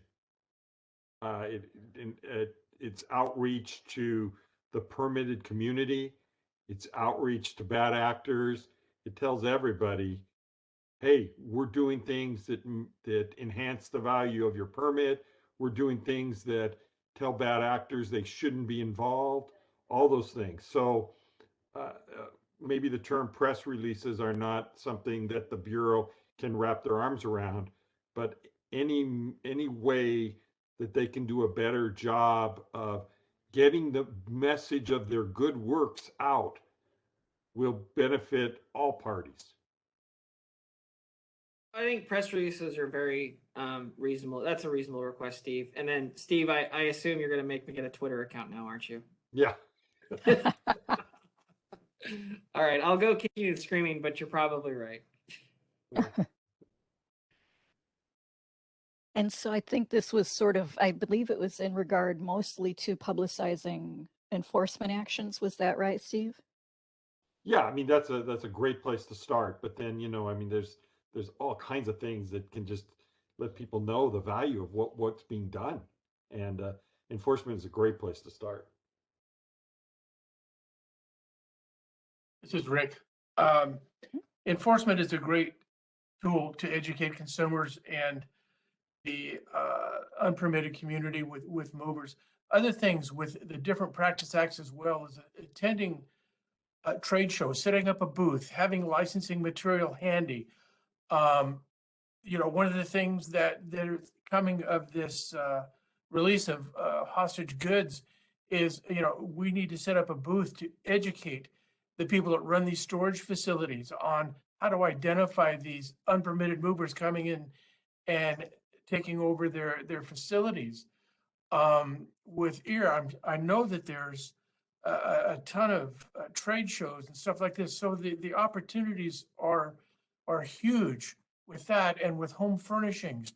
It's just a matter of educating the public, our stakeholders, and sharing the knowledge that we have, which will automatically increase licensure, consumer protection, and the benefit of, again, consumers. Right. I certainly agree with that. I think what I'm really hearing, just sort of based on what I've seen in other programs, is 1, 2, and 4 are different aspects of, and I think are speaking to the fact that the Bureau needs an outreach plan. And I think that's the action item. But I think 1, 2, and 4 are just dovetailing nicely into, yes, we need to sit down as a staff.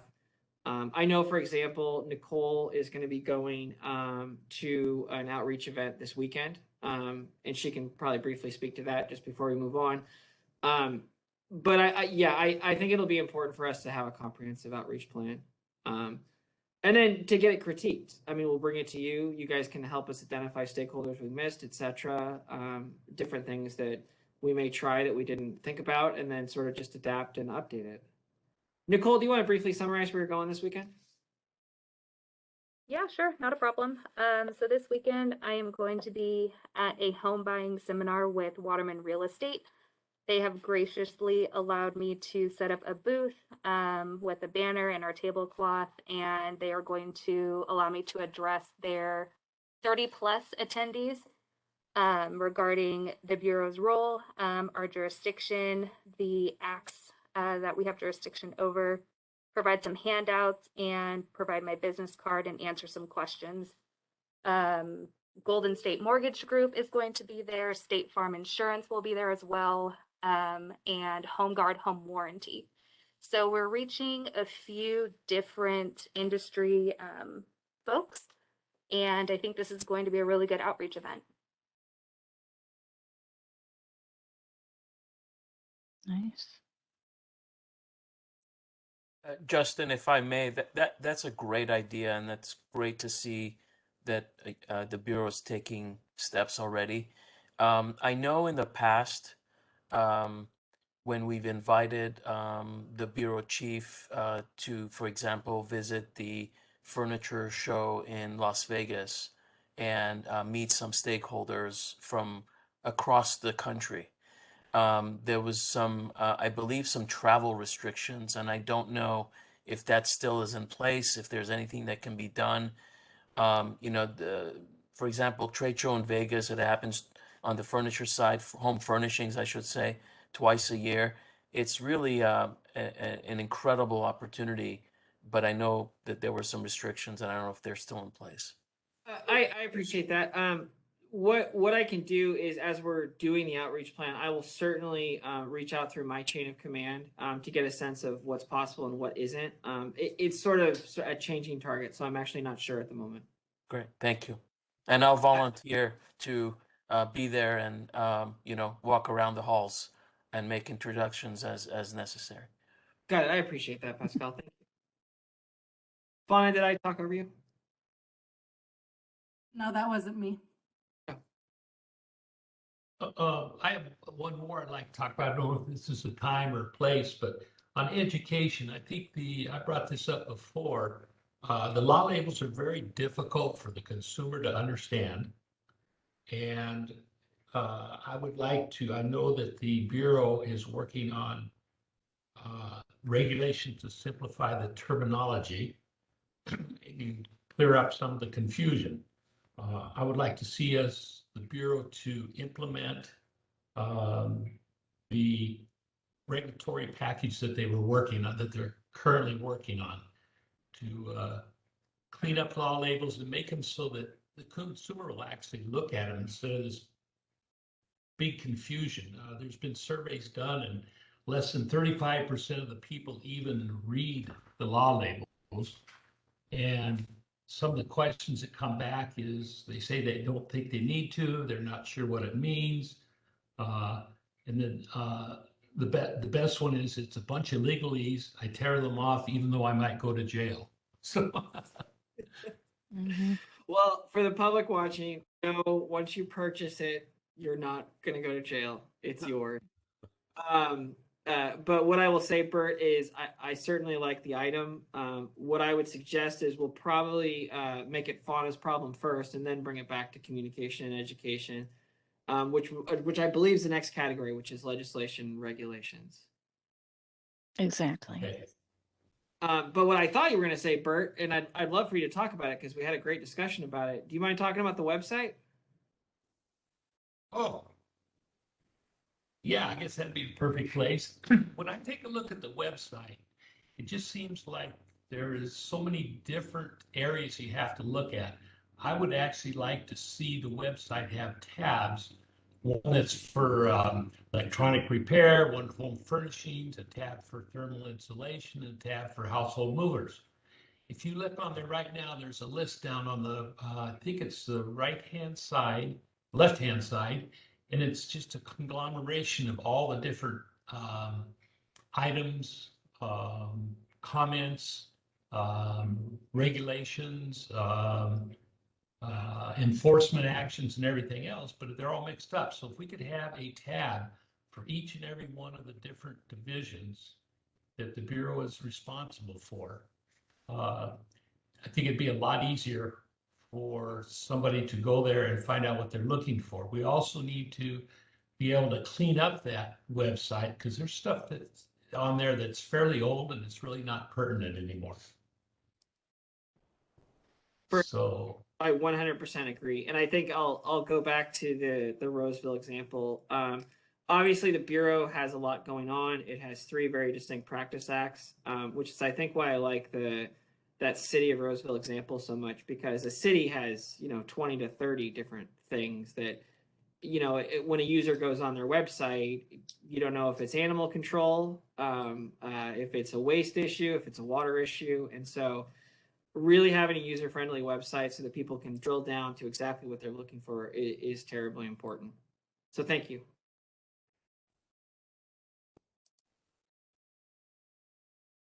Wonderful.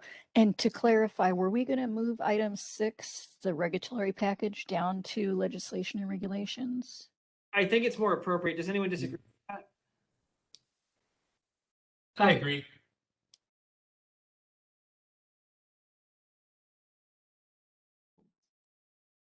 So this is Don. I have one item regarding communication. I'm not sure what it would be, a subset or whatever, but basically it's to explore new and alternative communications methods. And Justin sort of joked about a Twitter account, but really people in their 20s and 30s often don't use websites. They don't even use Twitter anymore.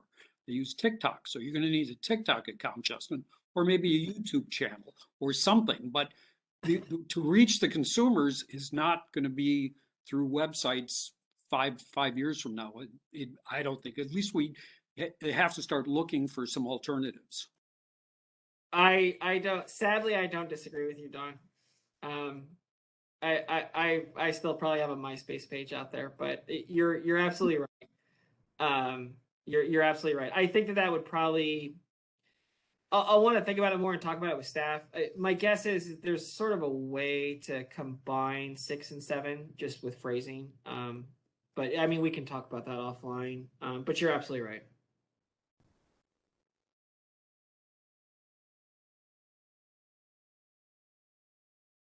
Right, and I can see the static versus interactive as being two slightly different objectives. So that's another discussion too. But I kind of like leaving them separate. Let's see. All right. Anything else in communication, education? We've got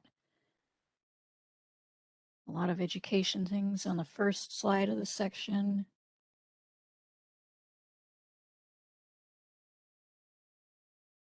Right, trade shows.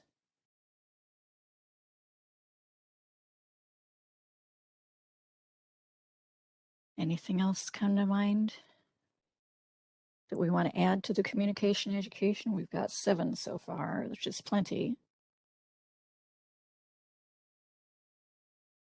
Although if we need to, we can sweep item 1 and possibly item 2 into the communications plan. But as I said, this is a draft. Any other communication education options?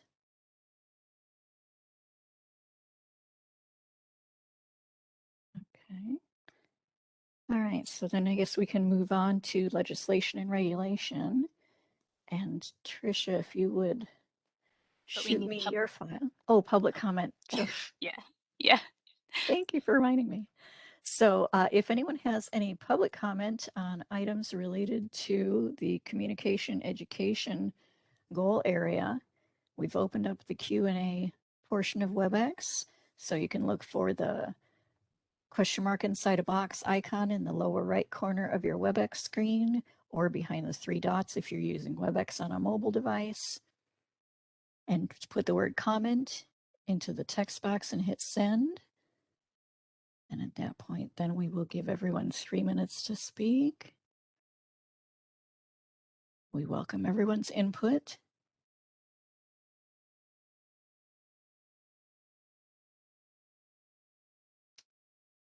And I am not seeing any requests for public comment on this area. So I will close up the Q&A feature and we can move on.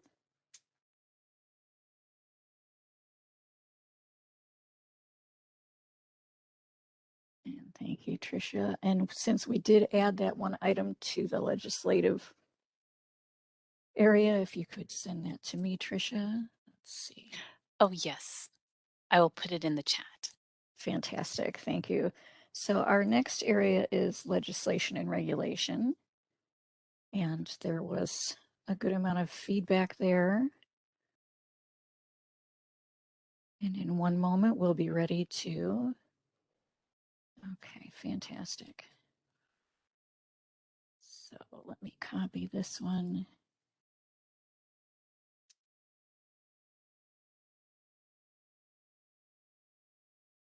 Let's see how well that copies. Perfect. Okay. So our first suggestion for an action issue on, let's see. Oh, I'm scribing now and Trisha is presenting. My apologies, Trisha.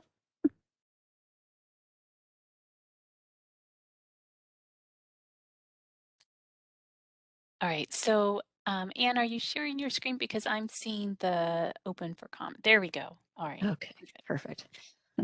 Yes, we are used to doing these in person, so bear with us. All right, so you've got a head start for this one. We've got this one. Does anyone else have any objectives that they would like to add? Oh, and this is, again, we are on legislation and regulation. Oh, my apologies.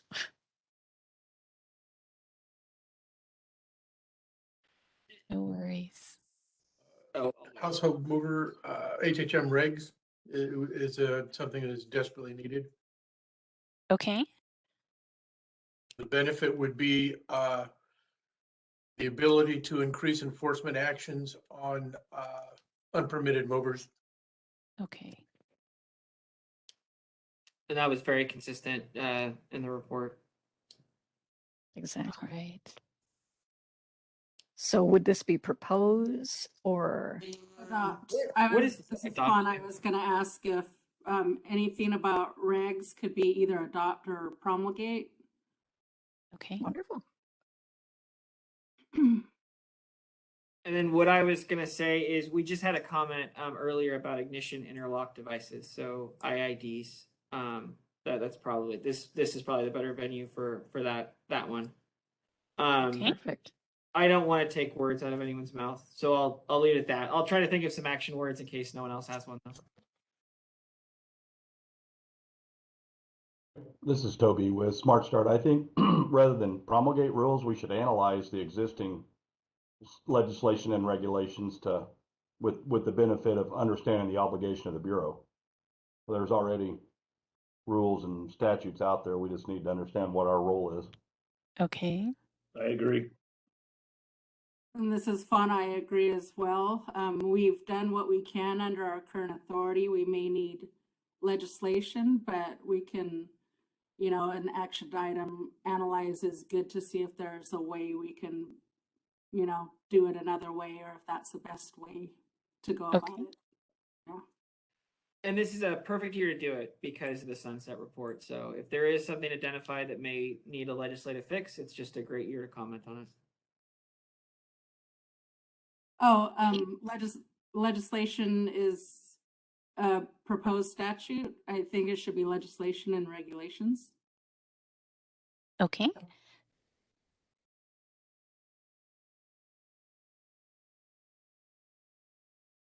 How's that? Good. Okay. Thank you. This is Pascal Beniamini. Bert, do you want to address the law label percentages here? I think that's where it would fit in. We did copy that. I think. Oh, sorry. I think that's number one, isn't it? Yes. Because they already. Oh, is that okay? Sorry. That's okay. Because you're already working on a regulatory package that's already done that. Is that correct? Justin? Yes, I know we've got a package, and as we discussed, I think it was yesterday, Bert, I'm going to try to get a copy here from Diana on Friday. But yeah, I think most of the work is done. Okay. Thank you for the if I'm wrong. Sorry, thank you for the clarification. Yes, the regulatory package will include the percentages in there. And for the most part, is most of it drafted? Correct. Okay, I'm sorry, Bert. I just didn't have time to check in with Diana yet. That's okay. Does it also include cleaning up some of the label, some of the words like right now we have polyester then we have polyester batting, then we have polyester fiber. Is that cleaned up in that regulation also? I'll let Diana speak to it. I haven't. We are looking to add more definitions in there, so it would be more clarifying. And also some of the outdated language that's in there will be updated and clarified also. Okay, thank I'll you. try to get you a concept paper so you got a good summary of everything. Okay, thank you, appreciate it.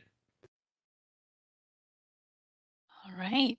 I believe that this was a council comment, and I was hoping someone can expand upon it.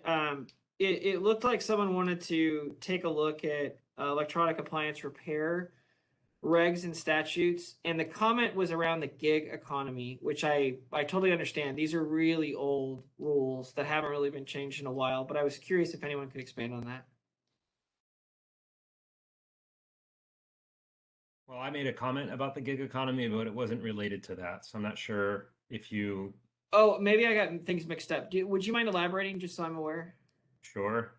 I had written explore activities online. Many app-based companies are advertising moving services for used household goods, but consumers are leaving really poor reviews. So it seems that there's an opportunity when we consider this space. There should be some legislation around what gig economies can and cannot do. As a small business, we continue to get more and more pressure from this economy. Okay, thank you so much.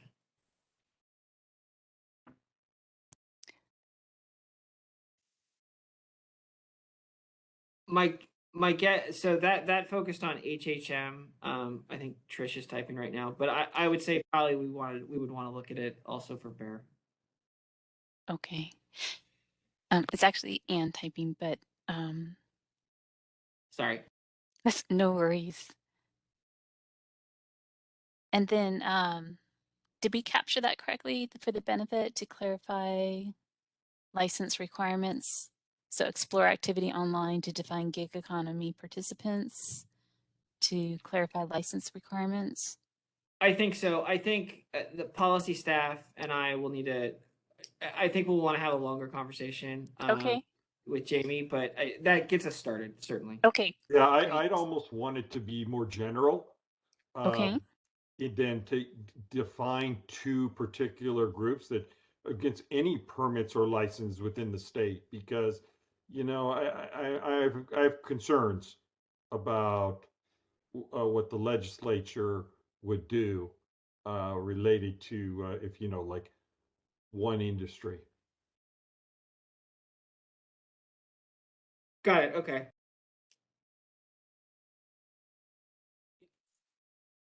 So do you want us to Well, just?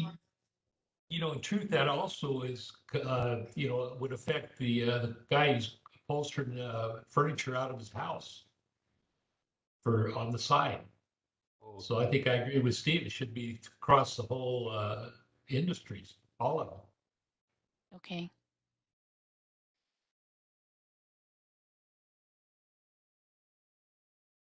All right. So if we Sorry, go ahead. My Oh, I apologies. was just going to say, we got rid of the parentheses. I was focusing on the two specific industries. So is it general enough now, or do we need to add a little bit?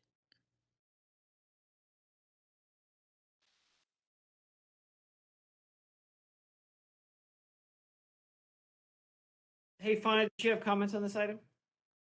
Not on this item. I have a different objective. Okay. Okay.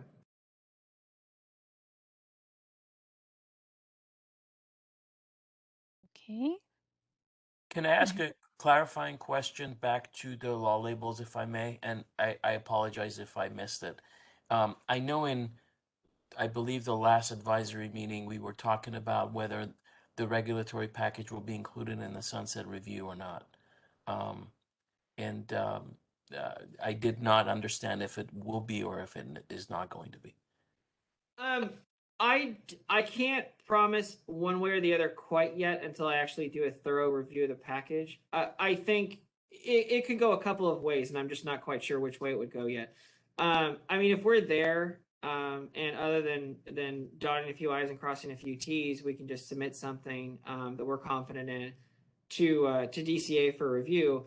Then what you would see in the sunset report is just a sort of update and a progress report on what's going on there. I don't want to commit quite yet to that. I just want to make sure I do a thorough review first. But I can certainly keep you in the loop, Pascal. I was planning to touch base with Bert in about a week after I've had the opportunity to do that. I'm happy to include you in that conversation.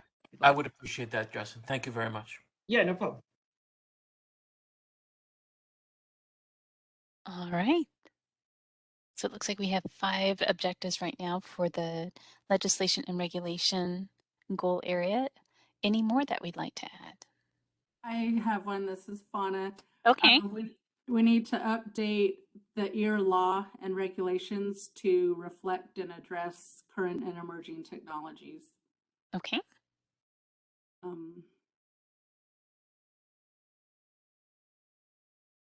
I guess the benefit would be to eliminate obsolete references to technologies that no longer exist. Okay.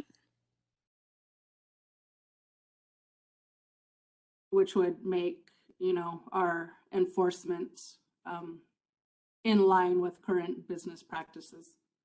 Okay. So maybe align enforcement with current business practices. Sure.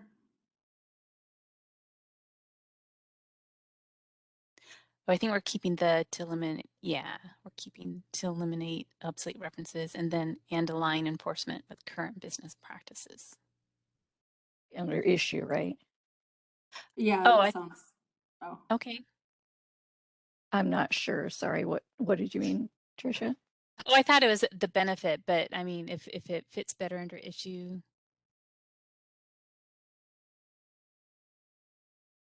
Yeah, sorry, I didn't have this one broken out into action, issue, benefit. Yeah. So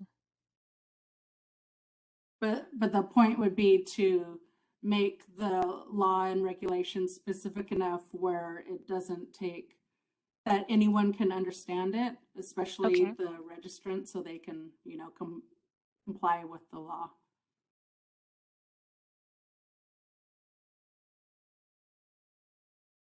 That almost could be another objective.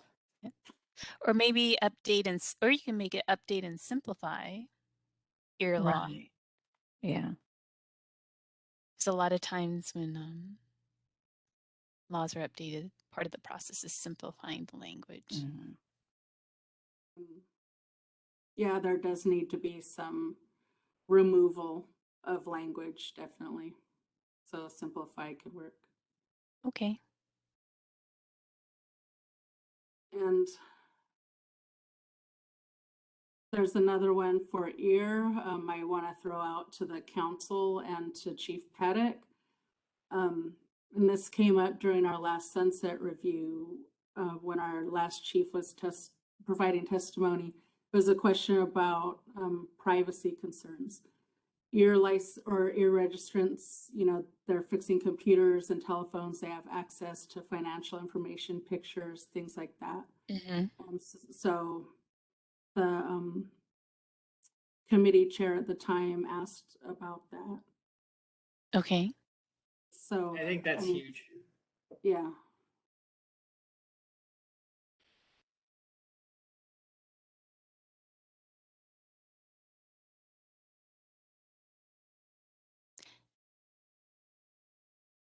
And do we need to specify EAR law? So update Yes. EAR. Okay. Thank you. Will this include fingerprinting requirements upon licensing? It could be. The legislature, as a matter of policy, has not been supportive of any barrier to licensure, so that would be up to them. But it could eventually be. It's not something we would list here. And did you have a benefit for that? To prevent identity theft. Okay. or, Hands down consumer protection, that's for sure. right? So like enhance consumer protection and prevent identity theft. Okay.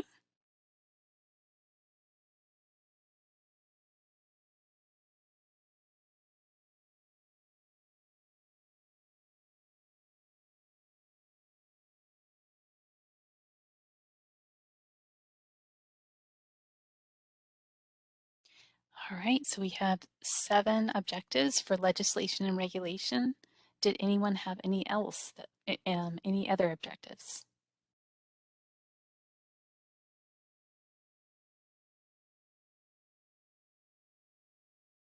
All right. So it looks like you might be good to go to public comment. Right. Go ahead. Okay, Tricia. Yep. Oh, you're gonna get it. Okay. Yeah. All right. So if any member of the public wishes to comment on goal area 4, legislation and regulation objectives, please type comment using the field in the lower right-hand corner of your screen and send it to all panelists. If you do not see the Q&A panel, you can click on the question mark within a square at the bottom of your screen. We are displaying instructions and we'll give you a moment.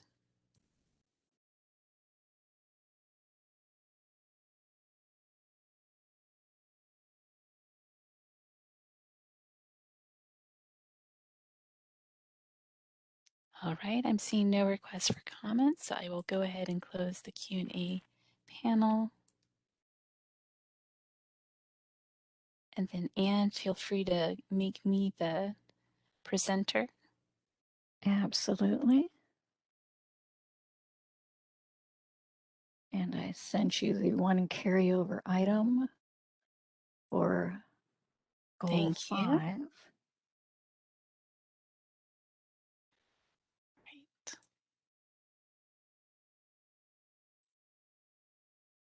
Yes, goal 5 is organizational development. And in one way, some of this has been settled with Justin's arrival. Oh, I wouldn't go that far. So I think yeah, there you go. Oh, I think this was going to be the staffing one. That was certainly the most consistent throughout. Right, implement effective recruiting.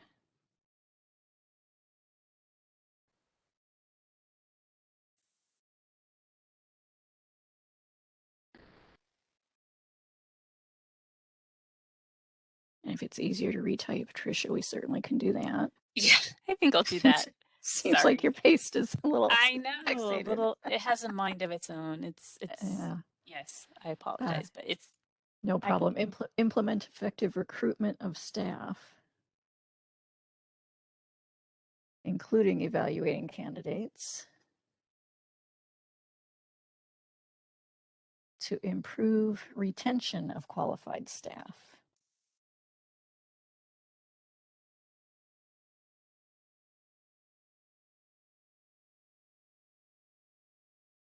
Wonderful.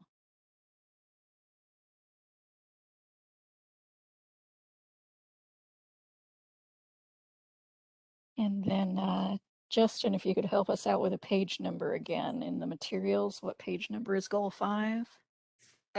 Sure. This is on page 89 in the materials, and wonderful. This may alarm people, but I'm a budding student pilot, and if you wouldn't mind zooming in, I'd appreciate it. My eyes aren't what they used to be. Yeah, I think the font size pasted in a little small on Trisha's first one. Yeah, I think we should bump up the font size.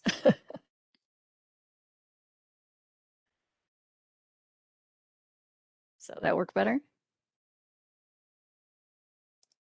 Perfect. Thank you so much.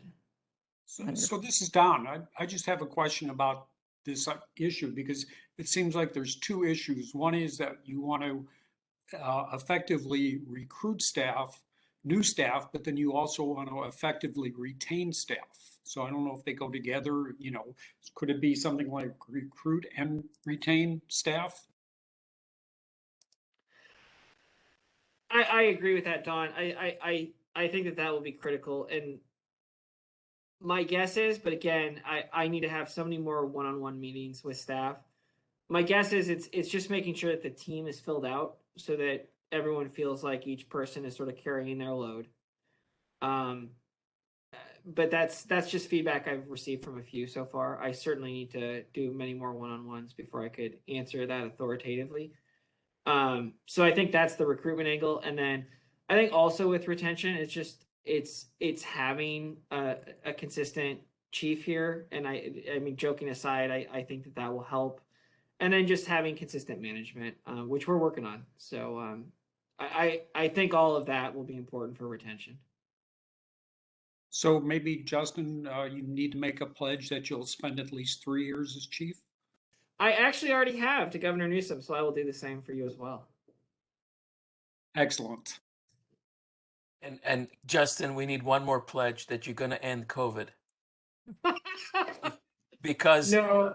Because COVID, I mean, this has been a significant issue the last year or so, maybe 2 years.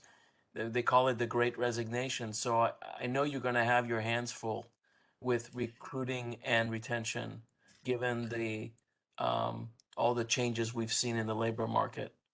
I agree with that. I will do my best with the tools that I'm given, but pandemics teach us all to be flexible. If I'm right. Yeah, you've got your work cut out for you there. So this is Kelly. That I have one that kind of goes down that line. The action verb would be identify and implement. And then the what would be creative ways to increase the number of qualified applicants. Beautiful. And then I had it as a why. And I said, because we're having a hard time attracting qualified candidates. Right.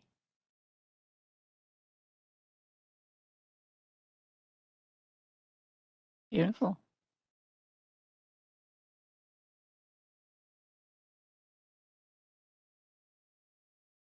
Fantastic. Did anyone have other,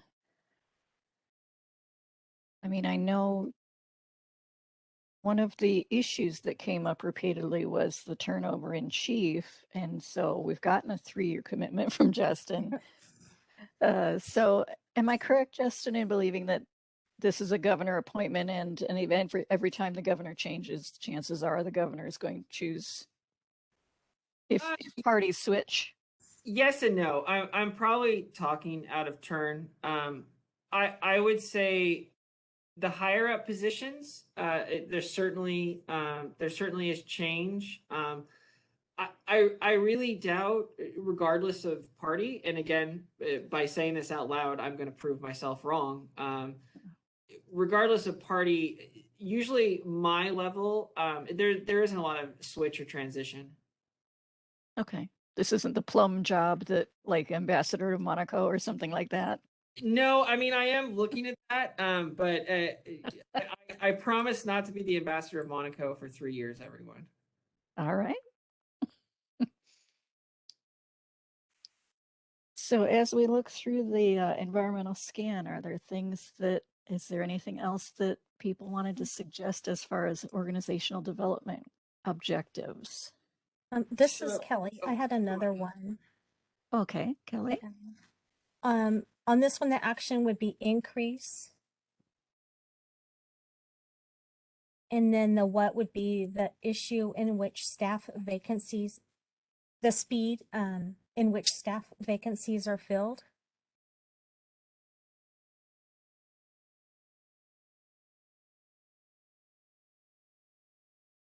And then I have the why, kind of the goal in that was so that positions are filled quickly. And the Bureau's staff vacancy rate is below 10%. Nice.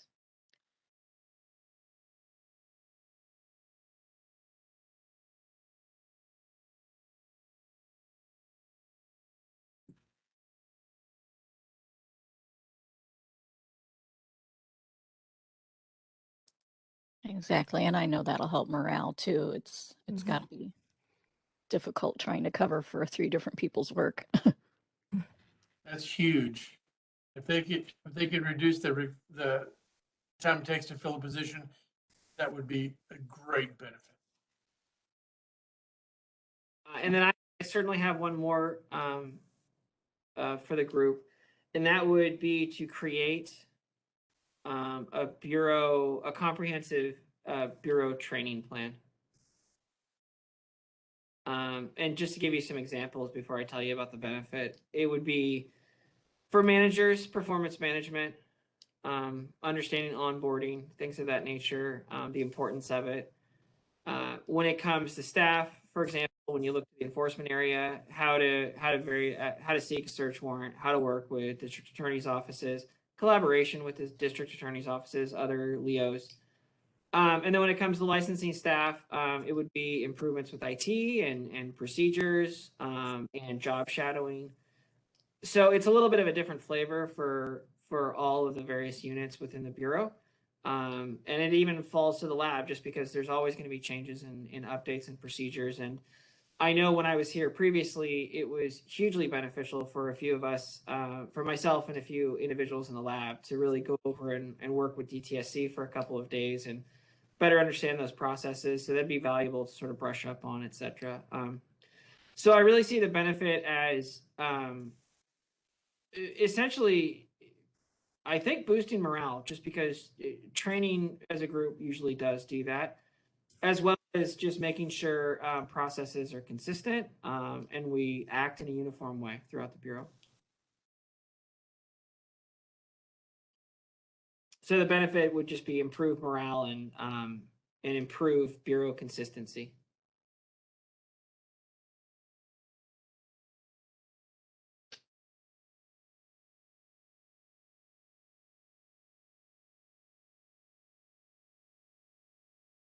Fantastic. This is Don. I just have a question. I don't even know if you have the answer, but when you're measuring the morale in your bureau, how does it compare to the other departments or other state organizations? Any idea? I can't answer that yet. Having talked with individuals here, I would certainly say overall, I believe morale is low. But I need to underline, I believe, because I really do need to speak to many more people before I can make that assessment. What I would say is I saw the exact same thing when I started at CSLB in the licensing division. And it really doesn't take a lot of time for that to change, so long as managers are listening,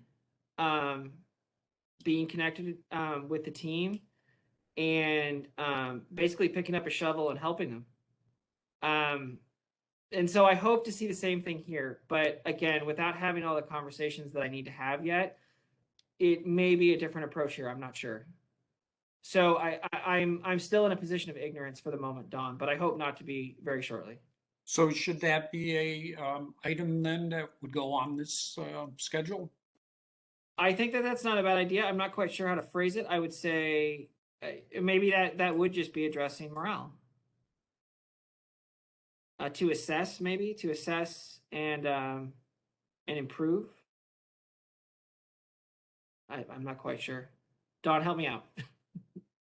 I think you should just get the assessment part first, you know. Yeah, I think that's important. Assess. Get a lay of the land, and then you can come up, if necessary, with an action plan.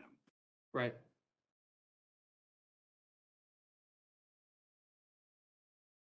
So probably in the action word, we'll just do assess for the time being, and then bureau morale. Well, maybe that would be the benefit. The benefit would be to improve bureau morale. What would you highlight the issue as, Kelly? I would say assess issues impacting bureau morale. Okay.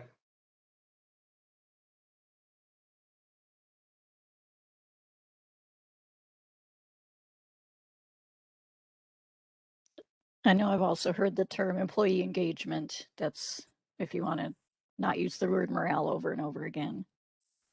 Yeah, that certainly works. I had something kind of similar is to facilitate quarterly team building events. I think that would almost fall as an action item maybe for this item. This is Trisha. I agree that would Well, be actually, that's an assessment. So we're on assess only right now.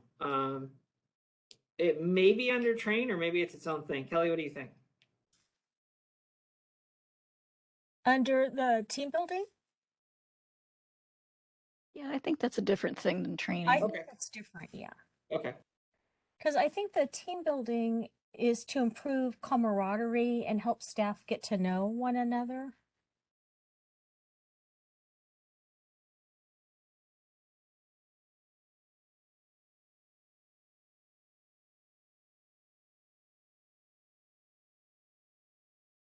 Right.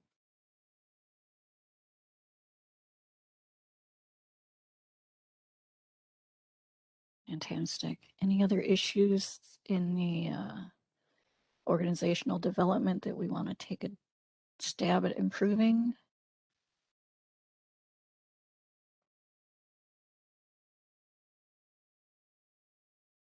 Have we addressed processes and procedures and establishing and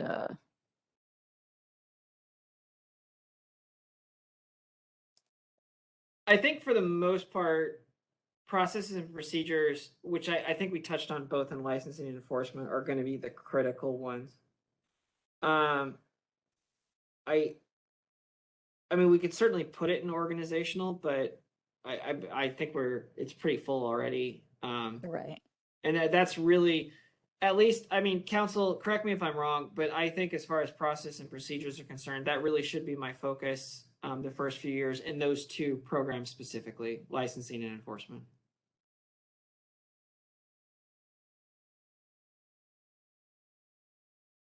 Right, that makes sense to me. I do recall that we've got them addressed in the two specific areas. Anything else anyone wants to put out for organizational development? Yeah, this is Don. So I noticed a couple of times in places there was talk about outdated technology and computer systems and the need to put in, Excel spreadsheets by hand. So there's a lot of errors. So I'm not sure if we address that anywhere else. Don't think it did, but I think it's an augmentation of that online services item. That because I can assure you, and Fauna, correct me if I'm wrong, the business modernization program really is going to touch that. And so I'm wondering if maybe we just have to rephrase the online service item when we're cleaning up. Absolutely. This is something business modernization will tackle.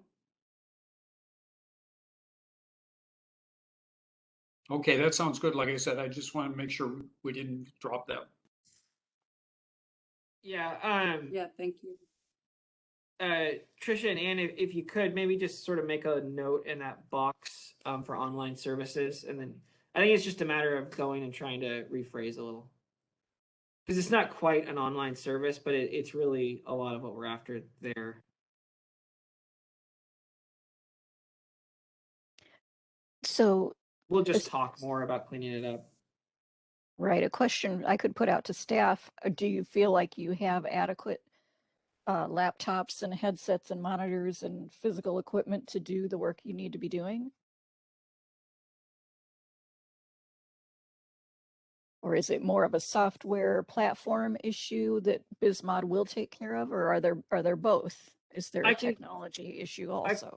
I can give a few examples, and then Fauna or Kelly, feel free to join in. So for example, I think the laptops, it's not really a problem at this point. It's just a matter of ordering it and waiting just a bit to get it. Fauna is actually working with DCA right now to really integrate our phone system into our computers, which is going to be huge for teleworking. That was a huge game changer for the contractors board, I can tell you. So there's a lot of things like that where we certainly will need to procure headsets once that's all working, and we are working on it. And that's all sort of going through that Bismod process. Fauna or Kelly, would you add anything? Yeah, I mean, those things are minor compared to getting Bismod off the ground and replacing CAS and ATS. You know, our licensing and enforcement platforms, and we don't even have an enforcement platform for household movers until Bismod goes live in October. So, you know, the key here is Bismod going live. And you know, the other things are minor by comparison, although they are important elements. Okay. This is Trisha. I just pasted the outdated technology and computer systems in the action items for number 3. Perfect. Thank you. Mm-hmm.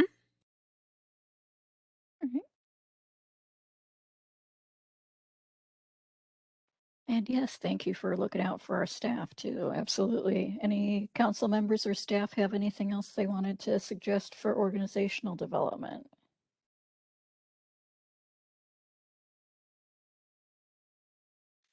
Right, at this point, I think I can go ahead and help hop to public comment.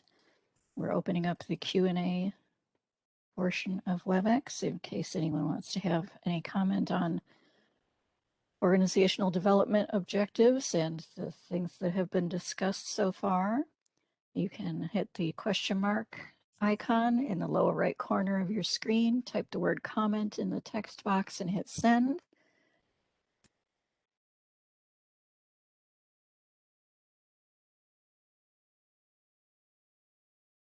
All right, I do not see any requests for public comment. And then Trisha, I have already done the fast math for our next, for the slide here.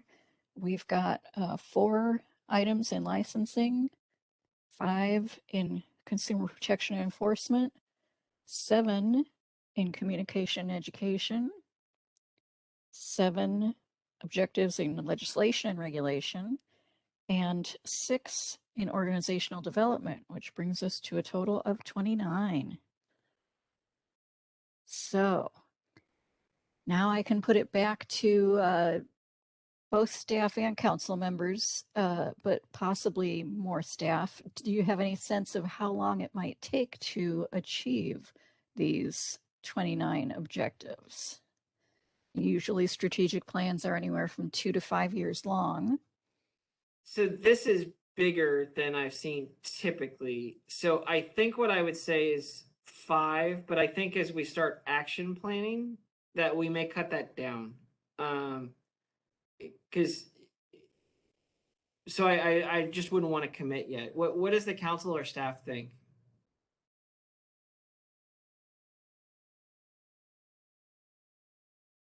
This is Kelly. I agree, because some of the things are slightly out of our control, like the business modernization. I mean, we're working on it and we're supporting it, but sometimes we may not have control over logistical issues with the people that are creating the system. There Right. could be delays that we have no control over. That's also true of all of the legislative and regulatory objectives. We're not on our own timeline. We're on the timeline of the legislature and the Office of Administrative Law. So I agree with 5 as well. It seems to me like there's 2 different sets. One, things that you can control and you can set the timelines for that. And it has been discussed, things that are, you know, involved with the legislation and regulatory process that you really can't control. That's a good point. And if I can add, Justin, I agree. I think you need to kind of hone down on the action plans and then make the assessments, whether it's up or down, depending on the circumstances and the actual action plan. And we'll certainly have something for the council to review, hopefully in June. Justin, if we leave it as is, you're going to have to commit to 5 years. Oh, Bert, you're killing me. I'll do my best. All right, wonderful. That sounds reasonable. So just to let you know, now that we have finished this strategic planning process, this meeting, I'm going to go ahead and put together all of your suggestions and objectives into a draft plan that I will send to Justin. And then at this point, we might be ready to approve that at your next council meeting.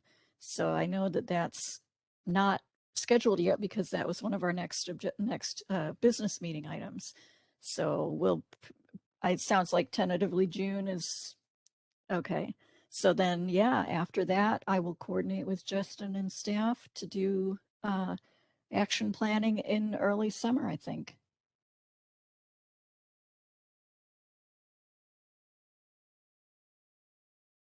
Great.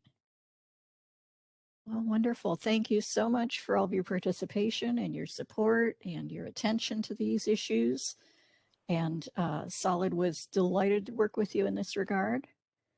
And I think we're going to wrap up the strategic planning agenda item and we can hand it back to Justin for the rest of the business meeting.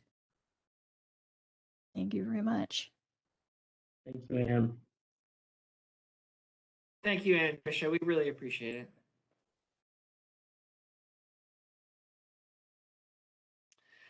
All right, so we will, any final comments just from the committee on item 7 in general? Just to make sure I'm minding my P's and Q's, Ann, do you mind just seeing if there's any additional public comment on item number 7? Absolutely. We'll go ahead and open up the Q&A feature of WebEx for public comment. And so you can go ahead and type the word comment into the text box at the bottom of your Q&A screen. If you're having trouble finding it, click the logo with a question mark inside a box at the bottom right of your WebEx screen.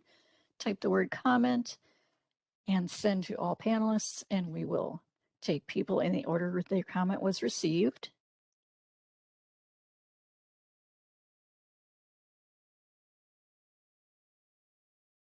And we do not have any other call-in members now. So it looks like there are no requests for public comment. I can close that feature up for you. Thank you so much, Ann. You're welcome.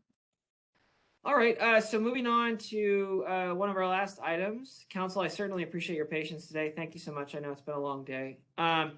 We're essentially going to be looking at the rest of our 2022 meeting dates. And then I also just want to get some feedback from you on meeting dates just moving forward. Talking with staff, it seems like a February, a June, and an October are probably an ideal time within the year to meet. Talking with a few council members, there's quite a few events that are typically going on in industry once summer really gets rolling, especially in July. So I do want to avoid those months. February, I think, is useful just because we can sort of give you our end of the year statistics and sort of tell you what we're looking at for 2022, as well as any sort of implementation challenges we've had. June is a great time of year because we have a really good sense of what's in the budget and what we're expecting for the coming fiscal year, which always starts July 1. And then October is great just because the legislature is wrapped up. The governor has acted on all legislation before him. And typically you're starting to wrap up your regulatory calendar for the year as well. And so that's just a good time to sort of do a year in review, so to speak, from a policy perspective. Does anyone have any concerns with sort of just making that the pattern, that February, June, October?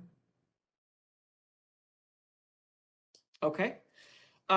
So with that, let's look at June, if you wouldn't mind all looking at your calendars.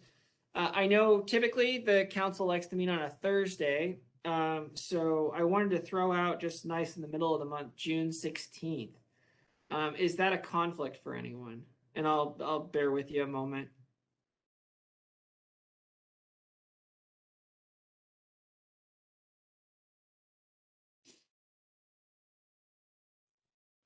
So we're skipping to February.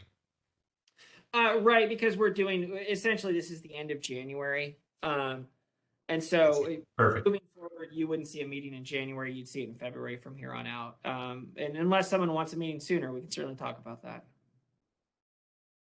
Justin, this is Toby. That is a conflict for me on that Okay. particular Thursday.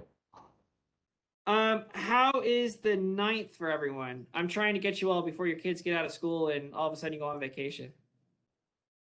I can't do the 9th. I can do the 16th, 23rd, or 30th, but I can't do the 9th if we stay on a Thursday. How is the 23rd for everyone? I can do the 23rd or the 16th as well. Justin, this is Michael, legal counsel. I have a conflict on the 23rd Okay, and 24th. The rest of the month I'm open. let's try the 30th for everyone. I'm pulling up my calendar real fast. If not, Justin, if I could interject here, the very last few days and first few days of any month are near impossible for movers because of leases, Makes sense. etc. So if you want to engage moving industry, you can't be the last 5 days or the first 5 days. that makes perfect sense to me. Okay, let's try some Wednesdays. I forgot who had the conflict on the 16th. How's the 15th look for everyone? 15th for me. Any objections to the 15th?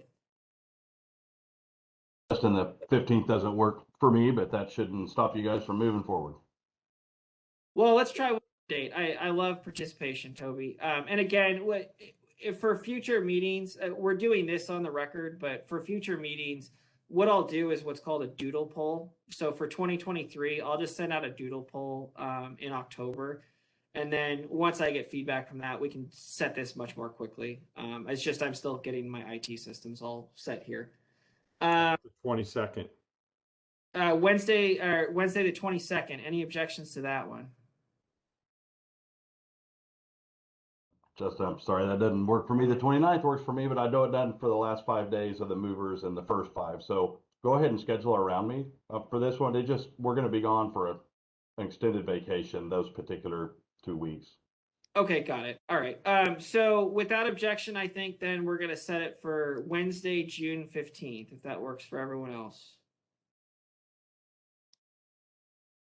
Works for me. No objection. All right. All right. So Wednesday, June 15th. And then if everyone can direct their attention to October, we'll just start with the Thursday, the 13th. Any objections to Thursday, the 13th? It's good for me. That works.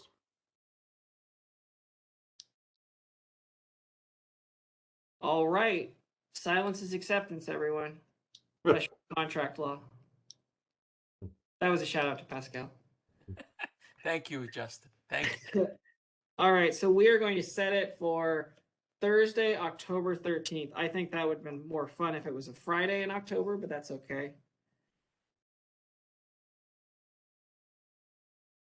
And are you doing 10 a.m. or are you moving it back to 9 a.m.? That was actually my next question for everyone. I know many of you are business owners, and the first few hours of a day, it's usually good to put whatever went on fire in the night to bed. Is 10 a.m. better for you, or would you prefer us just to start at 9 a.m.? I prefer 10 a.m. Pascal, do you have a preference? I don't. I could do 10. I was just wondering because I was going to calendar it, so I'm okay with 10 as well. Got it. Steve? 10 a.m. is great. All right. So we will do 10 a.m. on June 15th and also 10 a.m. on Thursday, October 13th. And is the intention to have these live and in person at DCA headquarters? That would be the hope. Again,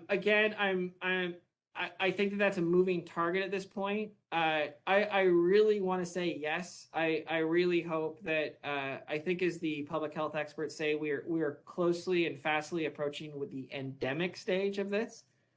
I just don't know for sure. But I hope to see you all in person. And I know it's faux pas to say, but shake your hand as well. Yeah, you guys are saving a fortune on the no donuts and coffee stuff. So. All right. Any other comments on the meeting just from the council? I just want to make sure the public has an opportunity to comment as well. And any public comments on this item? Again, just a reminder, it's going to be Wednesday, June 15th at 10 a.m. and Thursday, October 13th at 10 a.m. Right, and I have opened up the Q&A feature of WebEx for public comment. If you would like to comment on the future meeting dates, you can hit the question mark inside a square icon at the lower right corner of your screen, put the word comment in the text box and hit send. So this is Don. While you're waiting for public comments, I just wanted to thank everyone at your end for running the meeting. I thought it went really well, pretty flawless in terms of the technology and participation. So thank you.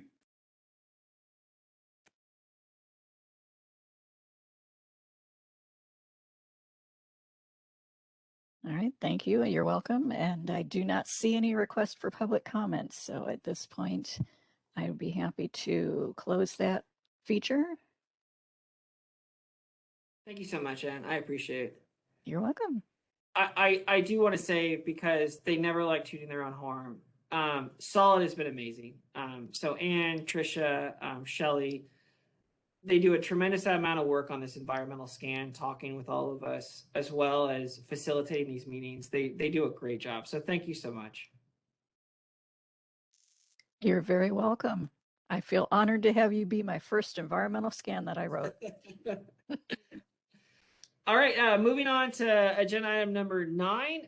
This is just a question for the council as well as the public on any sort of future agenda items you'd like to see. It's sort of open forum now. So I'll open it up to the council first.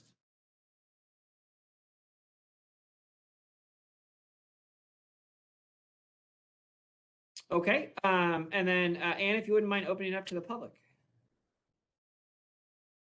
Absolutely. We've got the Q&A open to the public. If you've got any final thoughts or any future agenda items to suggest, you can hit the question mark in the side box in the lower right corner of your screen, or if you're on the WebEx app, behind the 3-dot other options, type the word comment in the comment box and hit send.